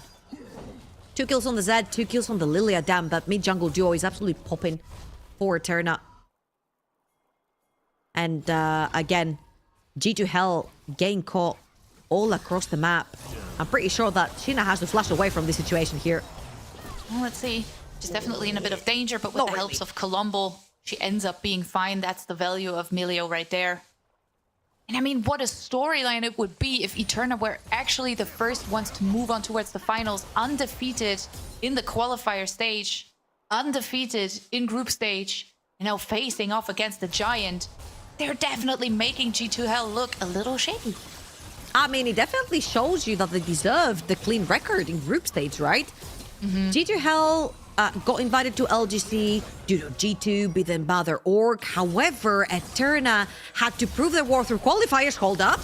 Yep, Zenith is looking for a 1v1 with Sashi here, as Sashi is, of course, very mobile. Look at that damage output. Zenith did not expect that. Now, can Sashi go for more? She does not have the flash. She will try, but it's not going to be enough. But I don't think Zenith expected that at all. Yeah, that cute. Had a hit. Full take cycle sword already in Sashi's inventory. Really does hurt right there. Just now Blade the Rune King completed for that Aurelia. And I feel like this is a tough time because this set can play mid, can play side lane versus the Aurelia. Sashi's actually winning both. Whichever way she goes to, Hui cannot stand up against this Zed. And neither can the Aurelia. You actually need to get much stronger, even though this Aurelia is 1,000 gold up on the Gragas. So, well, as you see, both of them up again. This is going to be Sashi versus Zenith one more time. Oh, God. AD versus AD and AP versus AP on the top side of the map as the AD carries are sort of battling it out, ping-ponging the wave back and forth over in the mid lane. 1 minute for next Dragon. Definitely something that Tenno will definitely want to fight when they have such spiky champions on one item like the Lucian and the Zed plus Leandros on Lilia. Why would you not want to 5v5 that? See, 45 seconds left before that Drake spawns. Sheena on vision there, so Turner very well aware of the fact that she's been trying to clear some of the wards that have been placed in favor for the blue side here. Just keeping up with the wave clear on mid lane. Now the question is kind of who gets that push towards bot side as Zenith is stepping forward. She finds the stun onto Sashi. Virtuosa and Delicate are both in the area. She's going straight into the ultimate, but Zenith again taking so much damage as well as they're jumping up, coming back down. Zenith with the kill against Virtuosa, but Zenith herself is extremely low, and that's 2 kills going over to Eterna. But here comes Keltis, the culling coming through, buying some space here. Colombo dropping extremely low with Rim, may be able to snipe someone from afar. Not the cleanest fight. It's still okay-ish, if you ask me. Inferno Moonlight Vigil pretty much tickled them because that was spot on ult right there from Cultist. But only a serrated dirk and a pickaxe in the inventory. This Aphelios doesn't quite hit like a truck. He doesn't quite have the 200 years of competitive, cumulative experience or whatever it was. So not 200 years yet. We're about year 50 for now. Yeah. Collector completed for Cultists. And meanwhile, Starry is getting some free time over on the top side of the map. Couple of Starry platings going down. I'm actually very surprised that Zenith did not die way earlier. Both the Elise and the Zed jumping onto her. But you see the big value from the milieu coming through here. The shields, the heals, all the utility the champion does offer in terms of the Volibear and the Irelia. It's really proven to be huge for the melee carries here. The Wrath of Age is now complete for Starry, which of course comes from her getting a little bit of that alone time, being able to get some gold into her own pocket. Turner, though, with that mid lane push we just saw them get, will be able to go and take that second Drake of the game for themselves. And they're looking maybe interrupt a little bit here as they're stepping straight underneath the turret. That was a quick business right there. Starry now under a bit of pressure from Zenith on that top side. And we all know how Zenith likes to play this. Flash coming out from Starry here. Zenith herself does not have the flash available. What a sick dodge on the cask right there to cue the minion to avoid the cask. That was beautifully done. However, I think this Quay should never be on a side lane. But also, on the contrary, this Aphelios should never be on a side lane either. So who are you sacrificing? Are you sacrificing your AD carry and your support? Or are you sacrificing your mid laner? Because the side lanes are absolutely brutal versus that Zed. You actually have to try and potentially match the Zed with the Irelia. But also the Irelia is really suffering versus the Zed right now. So you're technically just throwing a sacrificial lamb into the side lane as a Rim coming back onto the map. 0 and 3. Luden's completed. And G2H are looking to fight. Herald has been kind of started. Zenith is taking a bit of damage from that one. As we can see, Eterna a little split up. Some are still pushing on that mid wave, while the rest is already moving towards that River Sheena on Vision. Be a bit careful, Snipe coming through here from Rim. We can already see her play around that range quite nicely in order to gain vision and also, of course, deny the immediate commitment towards that Herald. So that one will stand for another little while. And I think this is the FF right here, I believe, on the Herald from G2H.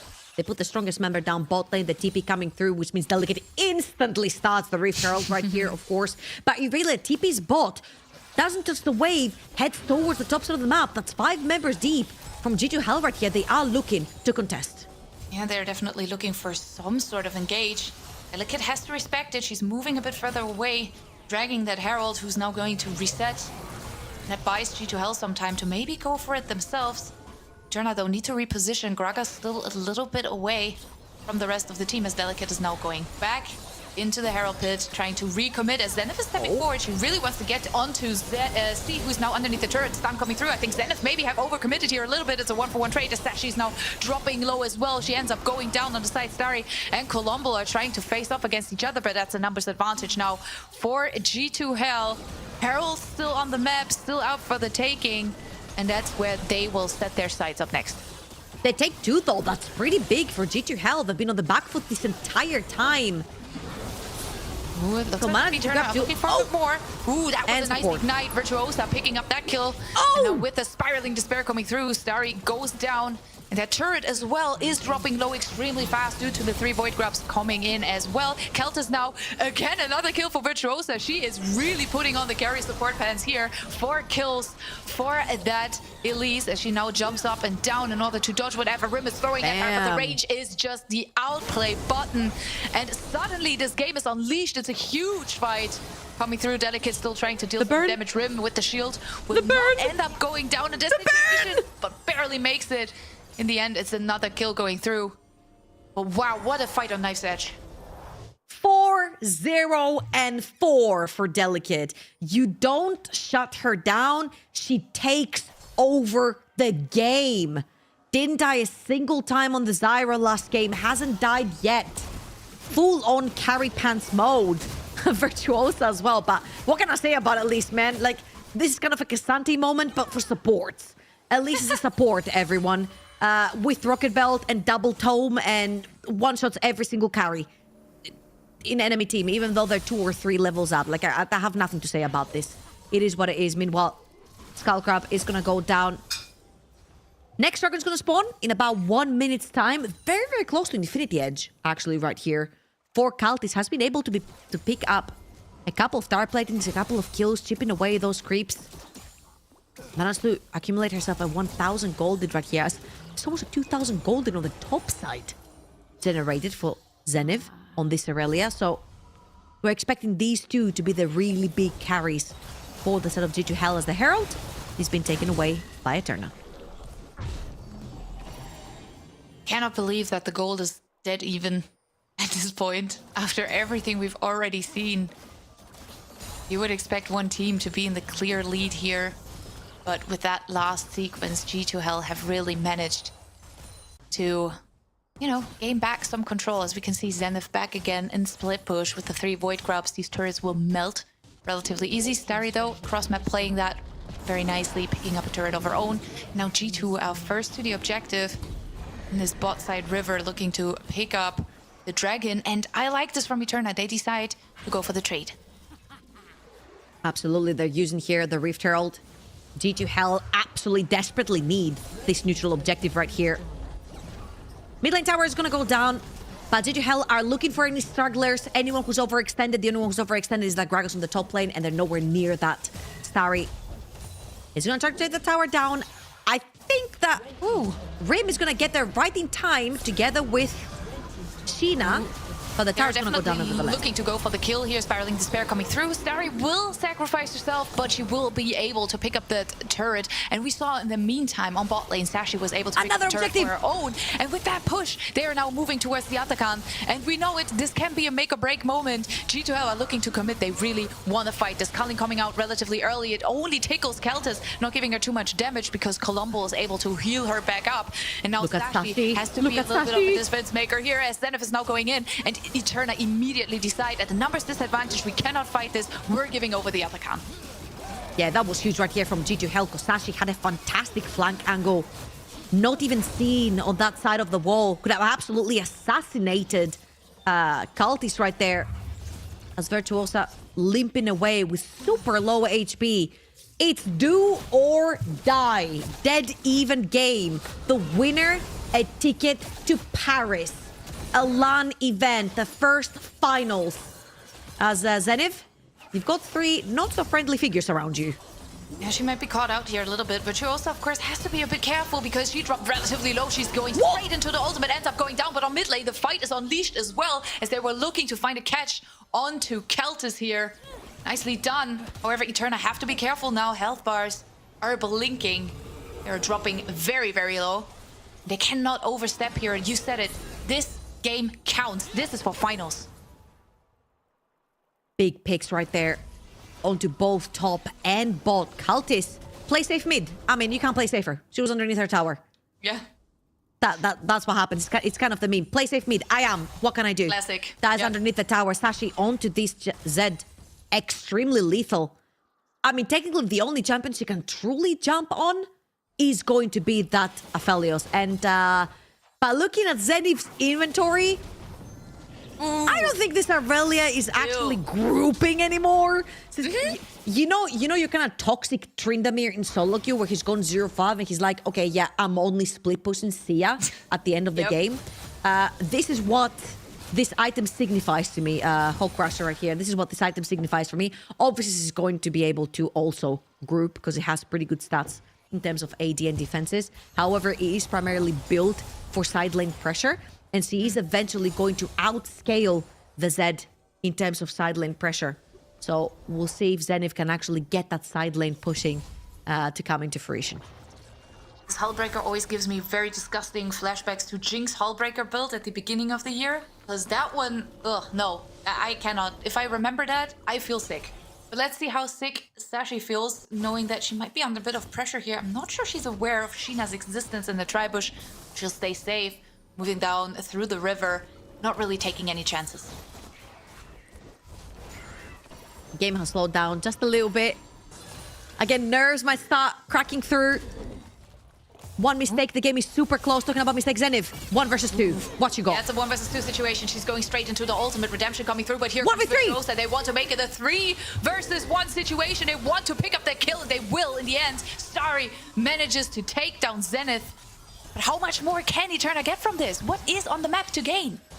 Nothing, and neither is anything for G2 right here. This was a kill for the sake of getting a kill, but this is pretty big because when there's nothing at stake on the map, getting a free kill, I mean, it's something you're gonna get any single time you take this. Zenith pushing way too far out without deep vision onto enemy jungle, getting surrounded by 3 members, and at this point, you know that champions like Hui, Aphelios cannot overextend to push out waves. Therefore, there isn't much you can actually earn by a 3-man topside from Eterna. Eterna will take the kill, will take the pressure around the map as well, and they're more than definitely in the driver's seat right here. The good news for G2H is that the gold lead hasn't really been growing too much over the past few minutes. Eterna have kept it steady at those 2.5, maybe up to 3k. Next objective will be the Dragon. We'll be spawning relatively parallel with the Baron, but I don't think we're going to see a trade there. Instead, we can see a TP coming through towards that mid lane. Rim wants to join the fight. This is gonna be a fight. No one is really hardcore pulling the trigger right here. Bowling ball does not connect. Virtuosa sidestepping at range coming through from Rim, and it's going to be delicate starting out the Dragon first up. Starry on the side also getting a little bit of damage here. Really only gets tickled as they Sheena will be culling because the culling coming through will give her a whole lot of damage. Yes, Melio's trying to heal that one up, but there's no way they can move back into that pit, and that means sole point here for Eterna, uncontested, and G2 have to figure out if they want to go for the Baron instead.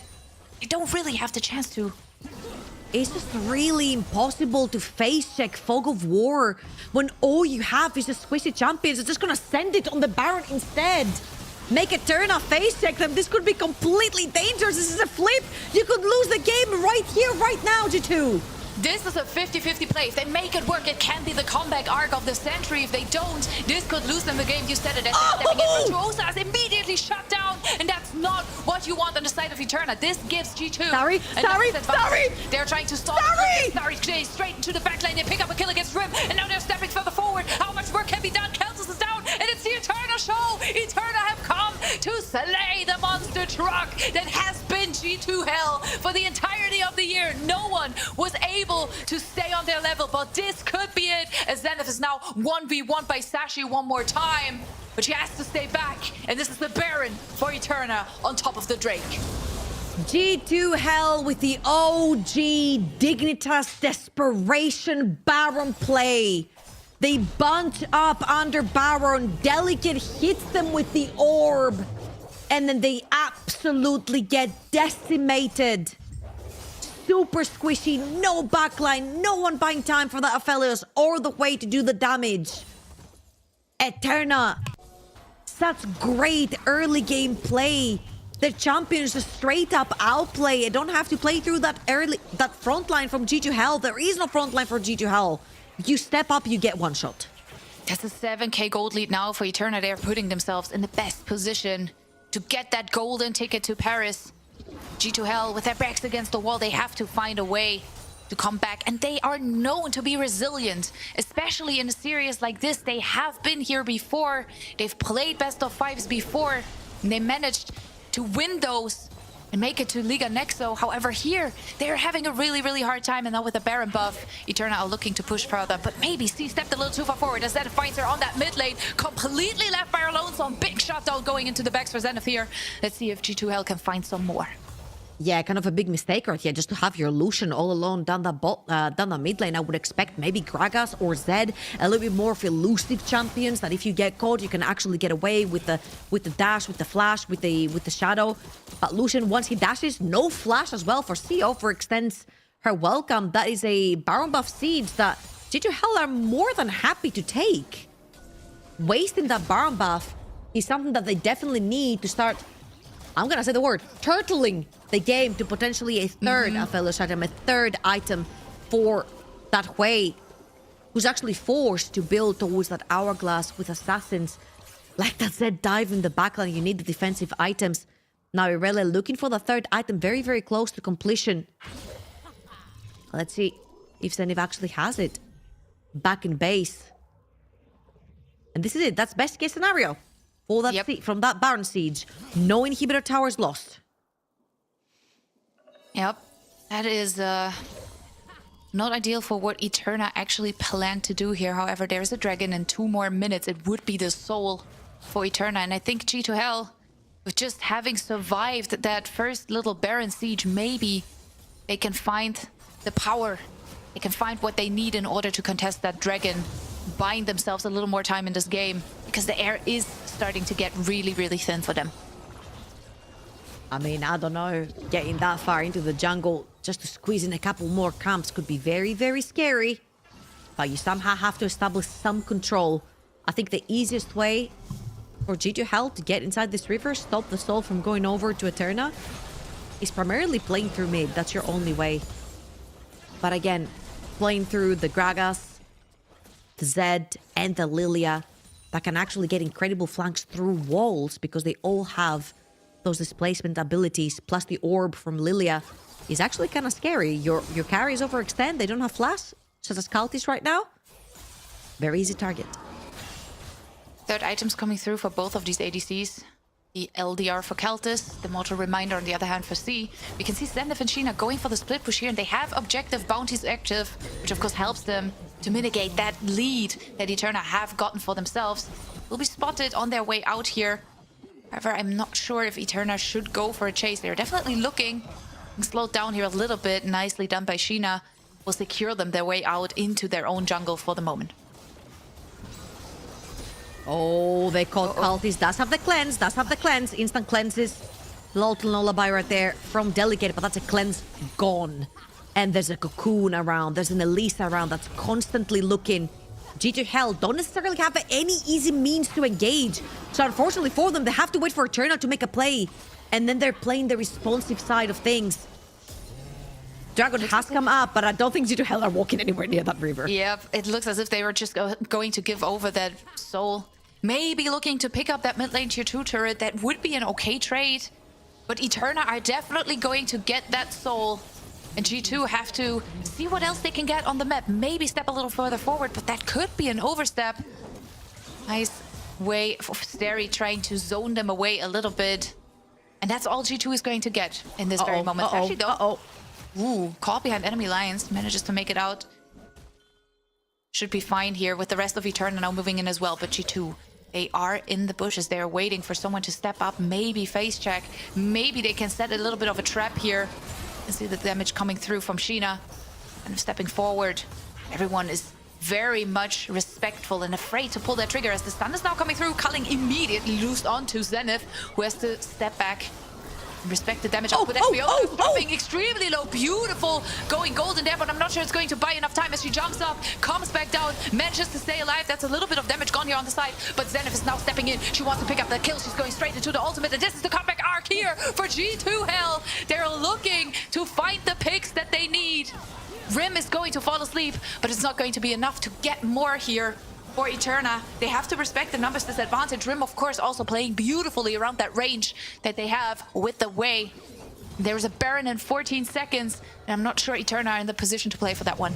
That was everything blown for support.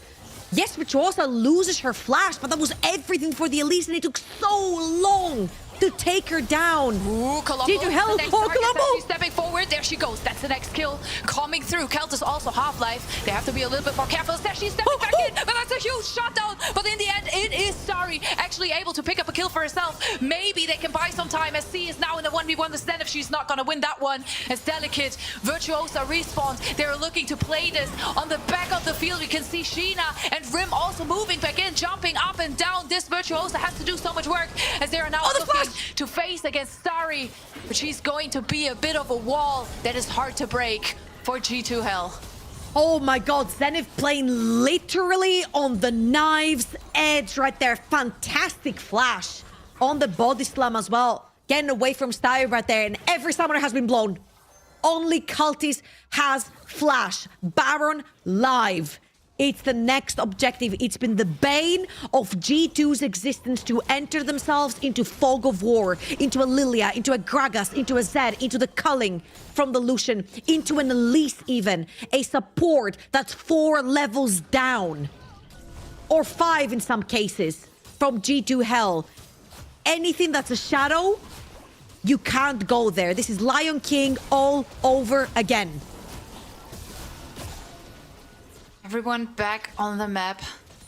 No one really willing to pull the trigger on that Baron just yet. We can see Virtuosa having to go for another recall. Of course, had to take a little bit of damage there. Scuttlecrab now in the hands of Eterna here. See if they step too far forward. We have seen C maybe overstaying a little bit every now and then, which has been one of the factors for G2 to maybe find a way to come back. She's not making that same mistake, at least not right now. Instead, she's trying to bait Sheena to walking straight up to her. The culling straight into her face. Manages to be healed up here a little bit. Flumble again, doing a decent amount of work there with the redemption as well. The root coming through. Now Starry dropping extremely low. Has to be a bit careful, but we gotta look at Sashi. Sashi on the side. She's trying to find an angle to maybe come in with a flank out of position, trying to catch Sheena. Sheena, now interrupted, won't be able to go back. Again, dance on knife's edge. Sashi taking that mid lane wave as well. Sheena has to reset. Starry has to reset for extra HP. Again, do you want to be the team that makes the mistake? Do you want to be the one that oversteps? Look at both teams' chances for engage. I'll tell you, G2 Hell, 0. Eterna, 0. You have to be in Fog of War, get maybe a casket, maybe a cocoon. They're starting the Baron again. Let's see. They're starting the Baron again. Last time it didn't go well. Delicate, in position. It's going down so fast. Steri over the wall. She's now looking. Delicate and Steri, they have to make it work as Steri goes in. Yes, they get the Baron steal. That's absolutely insane. They're buying some time, but where's the damage? Drowsy coming through. Maybe they can find a shutdown, but instead it's Keltis with the kill. So yes, they have the Baron, but here comes Sashi. Sashi very far forward. Has to be careful. She makes it a double. They're looking for more. Eterna on the edge of slaying the dragon. On the edge of taking G2 Hell into yet another best of 5 to qualify for the finals of the tournament we've all been waiting for such a long time. Sashi on the killing spree. That's her 10th skill on that Zed, and it has become the Eterna show. And with that Baron buff, they're looking to end the game right here, right now. They want to go to Paris. They came in as the wild card. They were undefeated throughout the entirety of the qualifier. They were undefeated in their group stage, and they are looking to defeat G2 Hell right now. C was pushing the wave as well. Only 2 members left alive on G2 Hell. I don't think they can defend this. This is their legacy. This is one last cannon minion to end it all, to end the game as Sashi is stepping forward. G2 Hell, they need a miracle, but it's not gonna happen. Not today. The miracle is on the side of Eterna as they get the golden ticket. They are going to Paris. What an insane best of 5, full of incredible performances, incredible comebacks. I mean, first of all, we have our first upset of the entirety of LGC. G2 Hell came in as the favorites and they've been knocked down to lower bracket.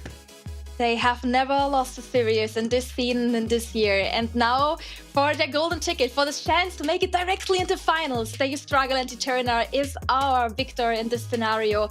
Really proving resilience, and also like that this team that just found each other was just like also a team that was built around friends that knew each other. They were just looking for a place, a tournament to play, and that came back for this tournament too, just to prove them to be the one that's taking their first final slot. I'm speechless. I can't believe it. What an amazing game. I have no words. Like, I left all my words in that last fight. Like, I'm done.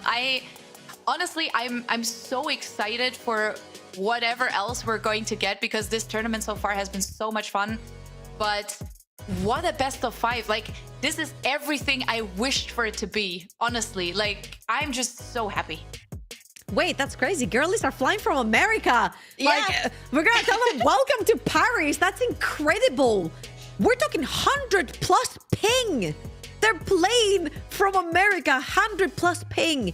And they can do this. Like, honestly, huge congratulations to Eterna coming through the qualifier, forming last minute, getting a flawless 3-0 record through their group stage, challenging the undefeated G2H. Like, absolute congratulations. And for G2, man, it's not your day today. What can I tell you? Just get off socials. This last game, the last game was so not freaking, but like so many fights. Like I was clipping because it was just so many fights happening all the time on the bot lane, on the mid lane, on the top lane. The next fight going in, another good play after another, and it was just like pure execution and like pure finding the right targets in the end. But you know, if there's one thing that I know G2 will do after the series, is going to meme the absolute most massive amount out of this, right? Like they will meme this, they will use this as banter, they will call it the content run of the century. And I'm not gonna lie, I still think they're a really scary opponent, and whoever is going to have to face them in that next best of 5, good luck, because even though today was not their day, they still showed up extremely strong in the games that they did win.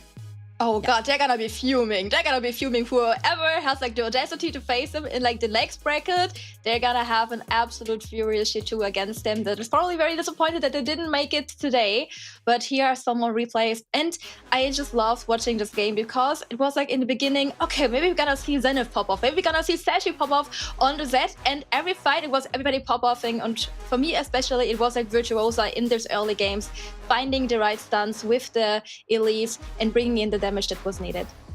I think if I am G2H, because Eterna did all the right things, right? They got their picks, they scaled through the Lilia, they got kills on the Z, like that's fantastic. But if I'm G2H, I'm going back to this particular early game, and I'm actually VOD reviewing jungle. I feel like Sheena was a little bit too focused on trying to deprive Delicate off of a lot of the camps that somehow through that, she kind of forgot that she is the bridge of the early to mid game for her team. She is the ganker. She is the one that's supposed to make things happen on the map.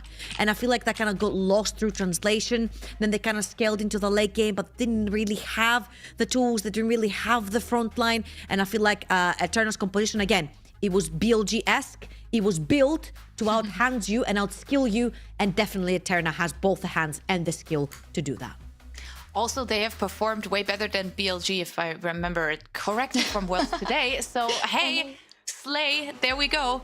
But yeah, absolutely well done. And I also got to say, for a team that has had their coaching staff coming in a little later, because Eterna, of course, only after being backed by FlyQuest had the opportunity to even look at a coaching staff for real.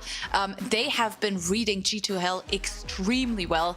And it just shows, by the way that they were playing out their drafts. And I don't know, I just want to praise them so much for their journey, right? For the journey that they have had so far, and also for the journey that they are having ahead of them now, moving in as their first finalist.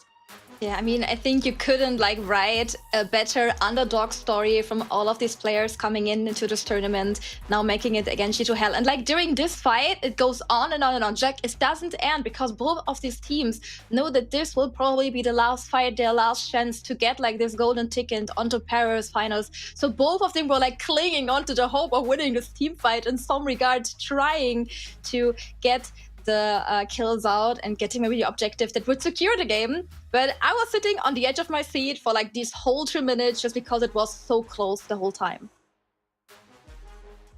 Okay, I'm just trying to calm myself down right here because I'm gonna be completely honest. I came into this one and I'm like, hey, we started with 5 games, then we went into 4 games. G2H are known to completely run over their opponents, right? And you don't necessarily really have a track record between Eterna and G2H. You also don't necessarily have strength between the two groups. You don't know how strong one group was over the other for Eterna to end up 3-0. But pulling this upset win right here, absolutely and undisputably deserving of these finals. Here is your damage charts. If you want to go like Z, ultra mad, in the chat, you very well can. This champion went ahead is absolutely relatable. Disgusting. Definitely. And I also really love, I mean, imagine like on the stage in Paris, bringing like out of these special picks and just adding like the special Eterna flavor. And I would say we're gonna talk to one of the players of Eterna and congratulate them to their amazing victory over G2H, because I have Steri, the top laner of Eterna, with me. Congratulations, Steri. How hyped are you to going to Paris? I'm so hyped. I'm so excited. The adrenaline is so high. Have you ever been I to stole Paris a before? page from Miela's book and took Oh, buddy years. Um, no, oh, I've never been to Europe before. I've been to Asia, but never Europe. then it's gonna be definitely a very amazing first time. It was actually the first time that G2H in like this year of the female scene has been challenged into like a Yeah. silver scrapes and losing it. What was like the secret sauce in your master plan today? I mean, I think we just played well. We kept our nerve together. Like we made sure to keep cool, not get tilted. We knew every game that went down. I think they had a more restrictive champion pool than us. I think we have a really wide champion pool. We really felt comfortable going into Game 5 fearless, and we knew that every game we just keep our mental and we just play well, and we think we're a good enough team to challenge them. Yeah, maybe we start like at the beginning of the series because you came out in Yeah. like the first game swinging. It was like such a dominant victory. How was it then when like the series got like a bit more longer, the games felt harder to play? Did you like needed a mental reset as a team, or were you like still sure that you're gonna make it against G2? I think we were still really confident. I mean, I know game one we were we definitely like took out a lot more of our best picks with the Varus and the Nico early, and I think we knew that they were going to have maybe a better draft for game two, so we weren't really that tilted when we lost. Game three was like a little bit scary, but like I think we still kept like we're ready to fight to win. So yeah. Like fighting's like a good like point because you had like the chance or like the honor or maybe like even the big task to play against Zenith today, which we also know for like all of her crazy picks. But you have been doing a really, really good job today, like putting up with her shenanigans on the top lane. How was it in particular to maybe prepare for such like very on the edge top lane matchups that we normally don't see that often? I mean, game one, I had like a really, really free matchup, so it's like I was like super comfortable. And then like game two, she started doing her like spicy shit, and I was like, okay, I'm just gonna like eat the pressure and just not do anything, and I think I'll let my team carry. And like, it was just like a rough game overall, but like I don't know, Zenith played really well, and I think I was getting gapped in lane, like especially like game three, game five. Game four, I'm playing Mundo, who just always loses lane. But I knew that like I just go down the CS, I don't do anything stupid, like I don't let myself die for no reason, and then my team will be ahead, and I can be useful late game. And I think I was really useful late game. Yeah, you had like a really amazing series. Like all of you had an amazing series. But maybe like also coming like for the point that you are still like in NA, you're playing with the ping. How do you think? Yeah. How much more is there like to get with like no ping pairing, playing in Paris? Are you gonna transcend even more? I'm so excited. I'm so excited. I mean, the top laners like I could play against. It's like it's pivotless. It's Zenith or it's Lysia, right? Those are the three that are left. And I think on zero ping, I think I'll look way better against any of them. I've played against all of them before. I feel like I've looked decent against all of them before, but I'm gonna look even better on zero ping. Is there like a favorite top laner you would like to play against for the finals out of the three? I want to play against Zenith again. I think that was fun. I think she played really well, and I'm excited to play against her again. Maybe. Who knows what'll happen in the lower bracket? Yeah, let's see if G2 is gonna make it. I have one question for you because I'm seeing them like in the bag. Yeah. Are those Magic the Gathering cards? Are you gonna bring them to Paris too? Yeah, those are Magic cards. I might. I was already asked by one person to bring them, so maybe. Yeah, I see her there sitting in the hotel in the evenings playing Commander together. So definitely bring them. What is like your favorite Commander or favorite like color? I mean, I play like a bunch of different colors. Right now, my favorite is they made a Hatsune Miku version of King Brago, and that's what I play. I love that. Definitely looking forward to then maybe cheeky Commander rounds. Definitely.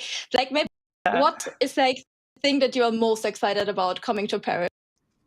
I'm excited to meet all the people I've been playing against. Like, win or lose, I just want to like see the other team. I want to like say hi in person, give my teammates a hug. Like, that's what I'm most excited for.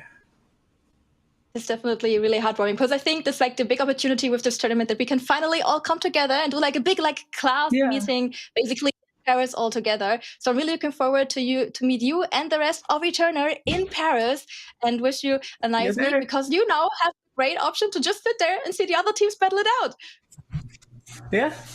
Thank you so much, Steri. Okay, who's in on our commander rounds? Who's gonna play with us? We're already 2. We need 2 more people. I've never played. I'd be willing to learn if you guys want to teach me. Sure, and like lend me a deck. Sure. Yeah. We're gonna do this. I'm a very sore loser, so I will say no, just in order to protect all of our peace. Okay, so I will watch you guys, and I will cheer for you guys. Right, I will backseat play. Yeah. We can explain you. We can do like some beginner rounds, bring some pre-cons, have some fun together, because I really love what like Steria said in the end, that she like really wants to meet like all the people in the scene. And it's like also like so heartwarming, because like all these players are coming from all around Europe, and it's like finally the chance to like bring everybody maybe together in Paris, having our big final at the Paris Games Week. And that is like ultimately what this tournament was created for, right? Yeah. Oh my God, this is so exciting. Yeah, I'm also so excited. Bringing everyone together for the first time, flying people over from America is going to be absolutely great. Bringing people in together from Europe. Again, 31st Paris Gaming Week. We're going to have our finals. Make sure that if you can be there, because that is the first time we're going to have the LGC finals. And it's going to be in Europe. So I cannot wait. It's going to be very, very exciting. And I'm also just so happy for our players that they get to meet each other, because we've heard it from Starry a little bit as well. Like, most of them are friends. Most of them know each other so well. And of course, playing against each other is always very much fun, but especially for them coming over from another continent, which is crazy, like literally mind-blowing to me. I think it's going to be so nice to bring the bubble together. So you all that are watching are now part of the bubble, so you should be there too, for sure. Part of the family. And I think it's like a good timing to look at our bracket, because we still have to figure out what team is gonna play alongside or against ETR. And we're gonna figure out this Saturday, where Solari Academy is gonna be in the big fight against SK Avarosa, battling out in a best of 5 again. Who's gonna face on the Sunday, directly afterwards, G2H, and then cementing our 2 teams going to Paris. Do you think, who do you think gonna make it from SK and Solari? Oh, I see. They can't decide. Honestly, yeah, I don't think it's easy. I don't think it's easy to say. I feel like they're extremely evenly matched, but they also played against completely different teams in terms of play style. So we'll have to see October 18th. Make sure to tune in. I mean, honestly, for me, from like just judging from the past, of course, Solari overall had the better year, right? They felt more comfortable throughout the entirety of the year. But SK seemed to be scaling very well into what's to come. So I think it's definitely going to be a banger that I wouldn't want to miss if I was a viewer. I'm not going to bet my house on either of them. I bet my house on G2 today, and it did not turn out so great. So bathroom stream next time or something. If you know, you know. Yeah, and it's definitely gonna be, I think, 5 games incoming for both of these series. And that's what I'm betting my house on. So that kind of leaves us with the tough thing to say goodbye, because we're gonna have a little break, because EMEA Masters is gonna start tomorrow again. So for us, there's no really break. There's gonna so much be League of Legends around, with also Worlds coming up tomorrow. But please make sure that you have in your Saturday and Sunday evenings reserved for Game Changers Rising again. And thank you so much for watching the whole evening with us. Also, thank you to my wonderful casters, Trouble Inc. and Mila, the whole production team, Vibedia, Fox Spirit, and Sanders for making this whole project possible. Also, a big thank you again to our players for delivering us such special series every day. And also LEC, once again, that we are allowed to host on the show on their channel. And see you again on this Saturday at 18 for SK versus Solari. Bye-bye.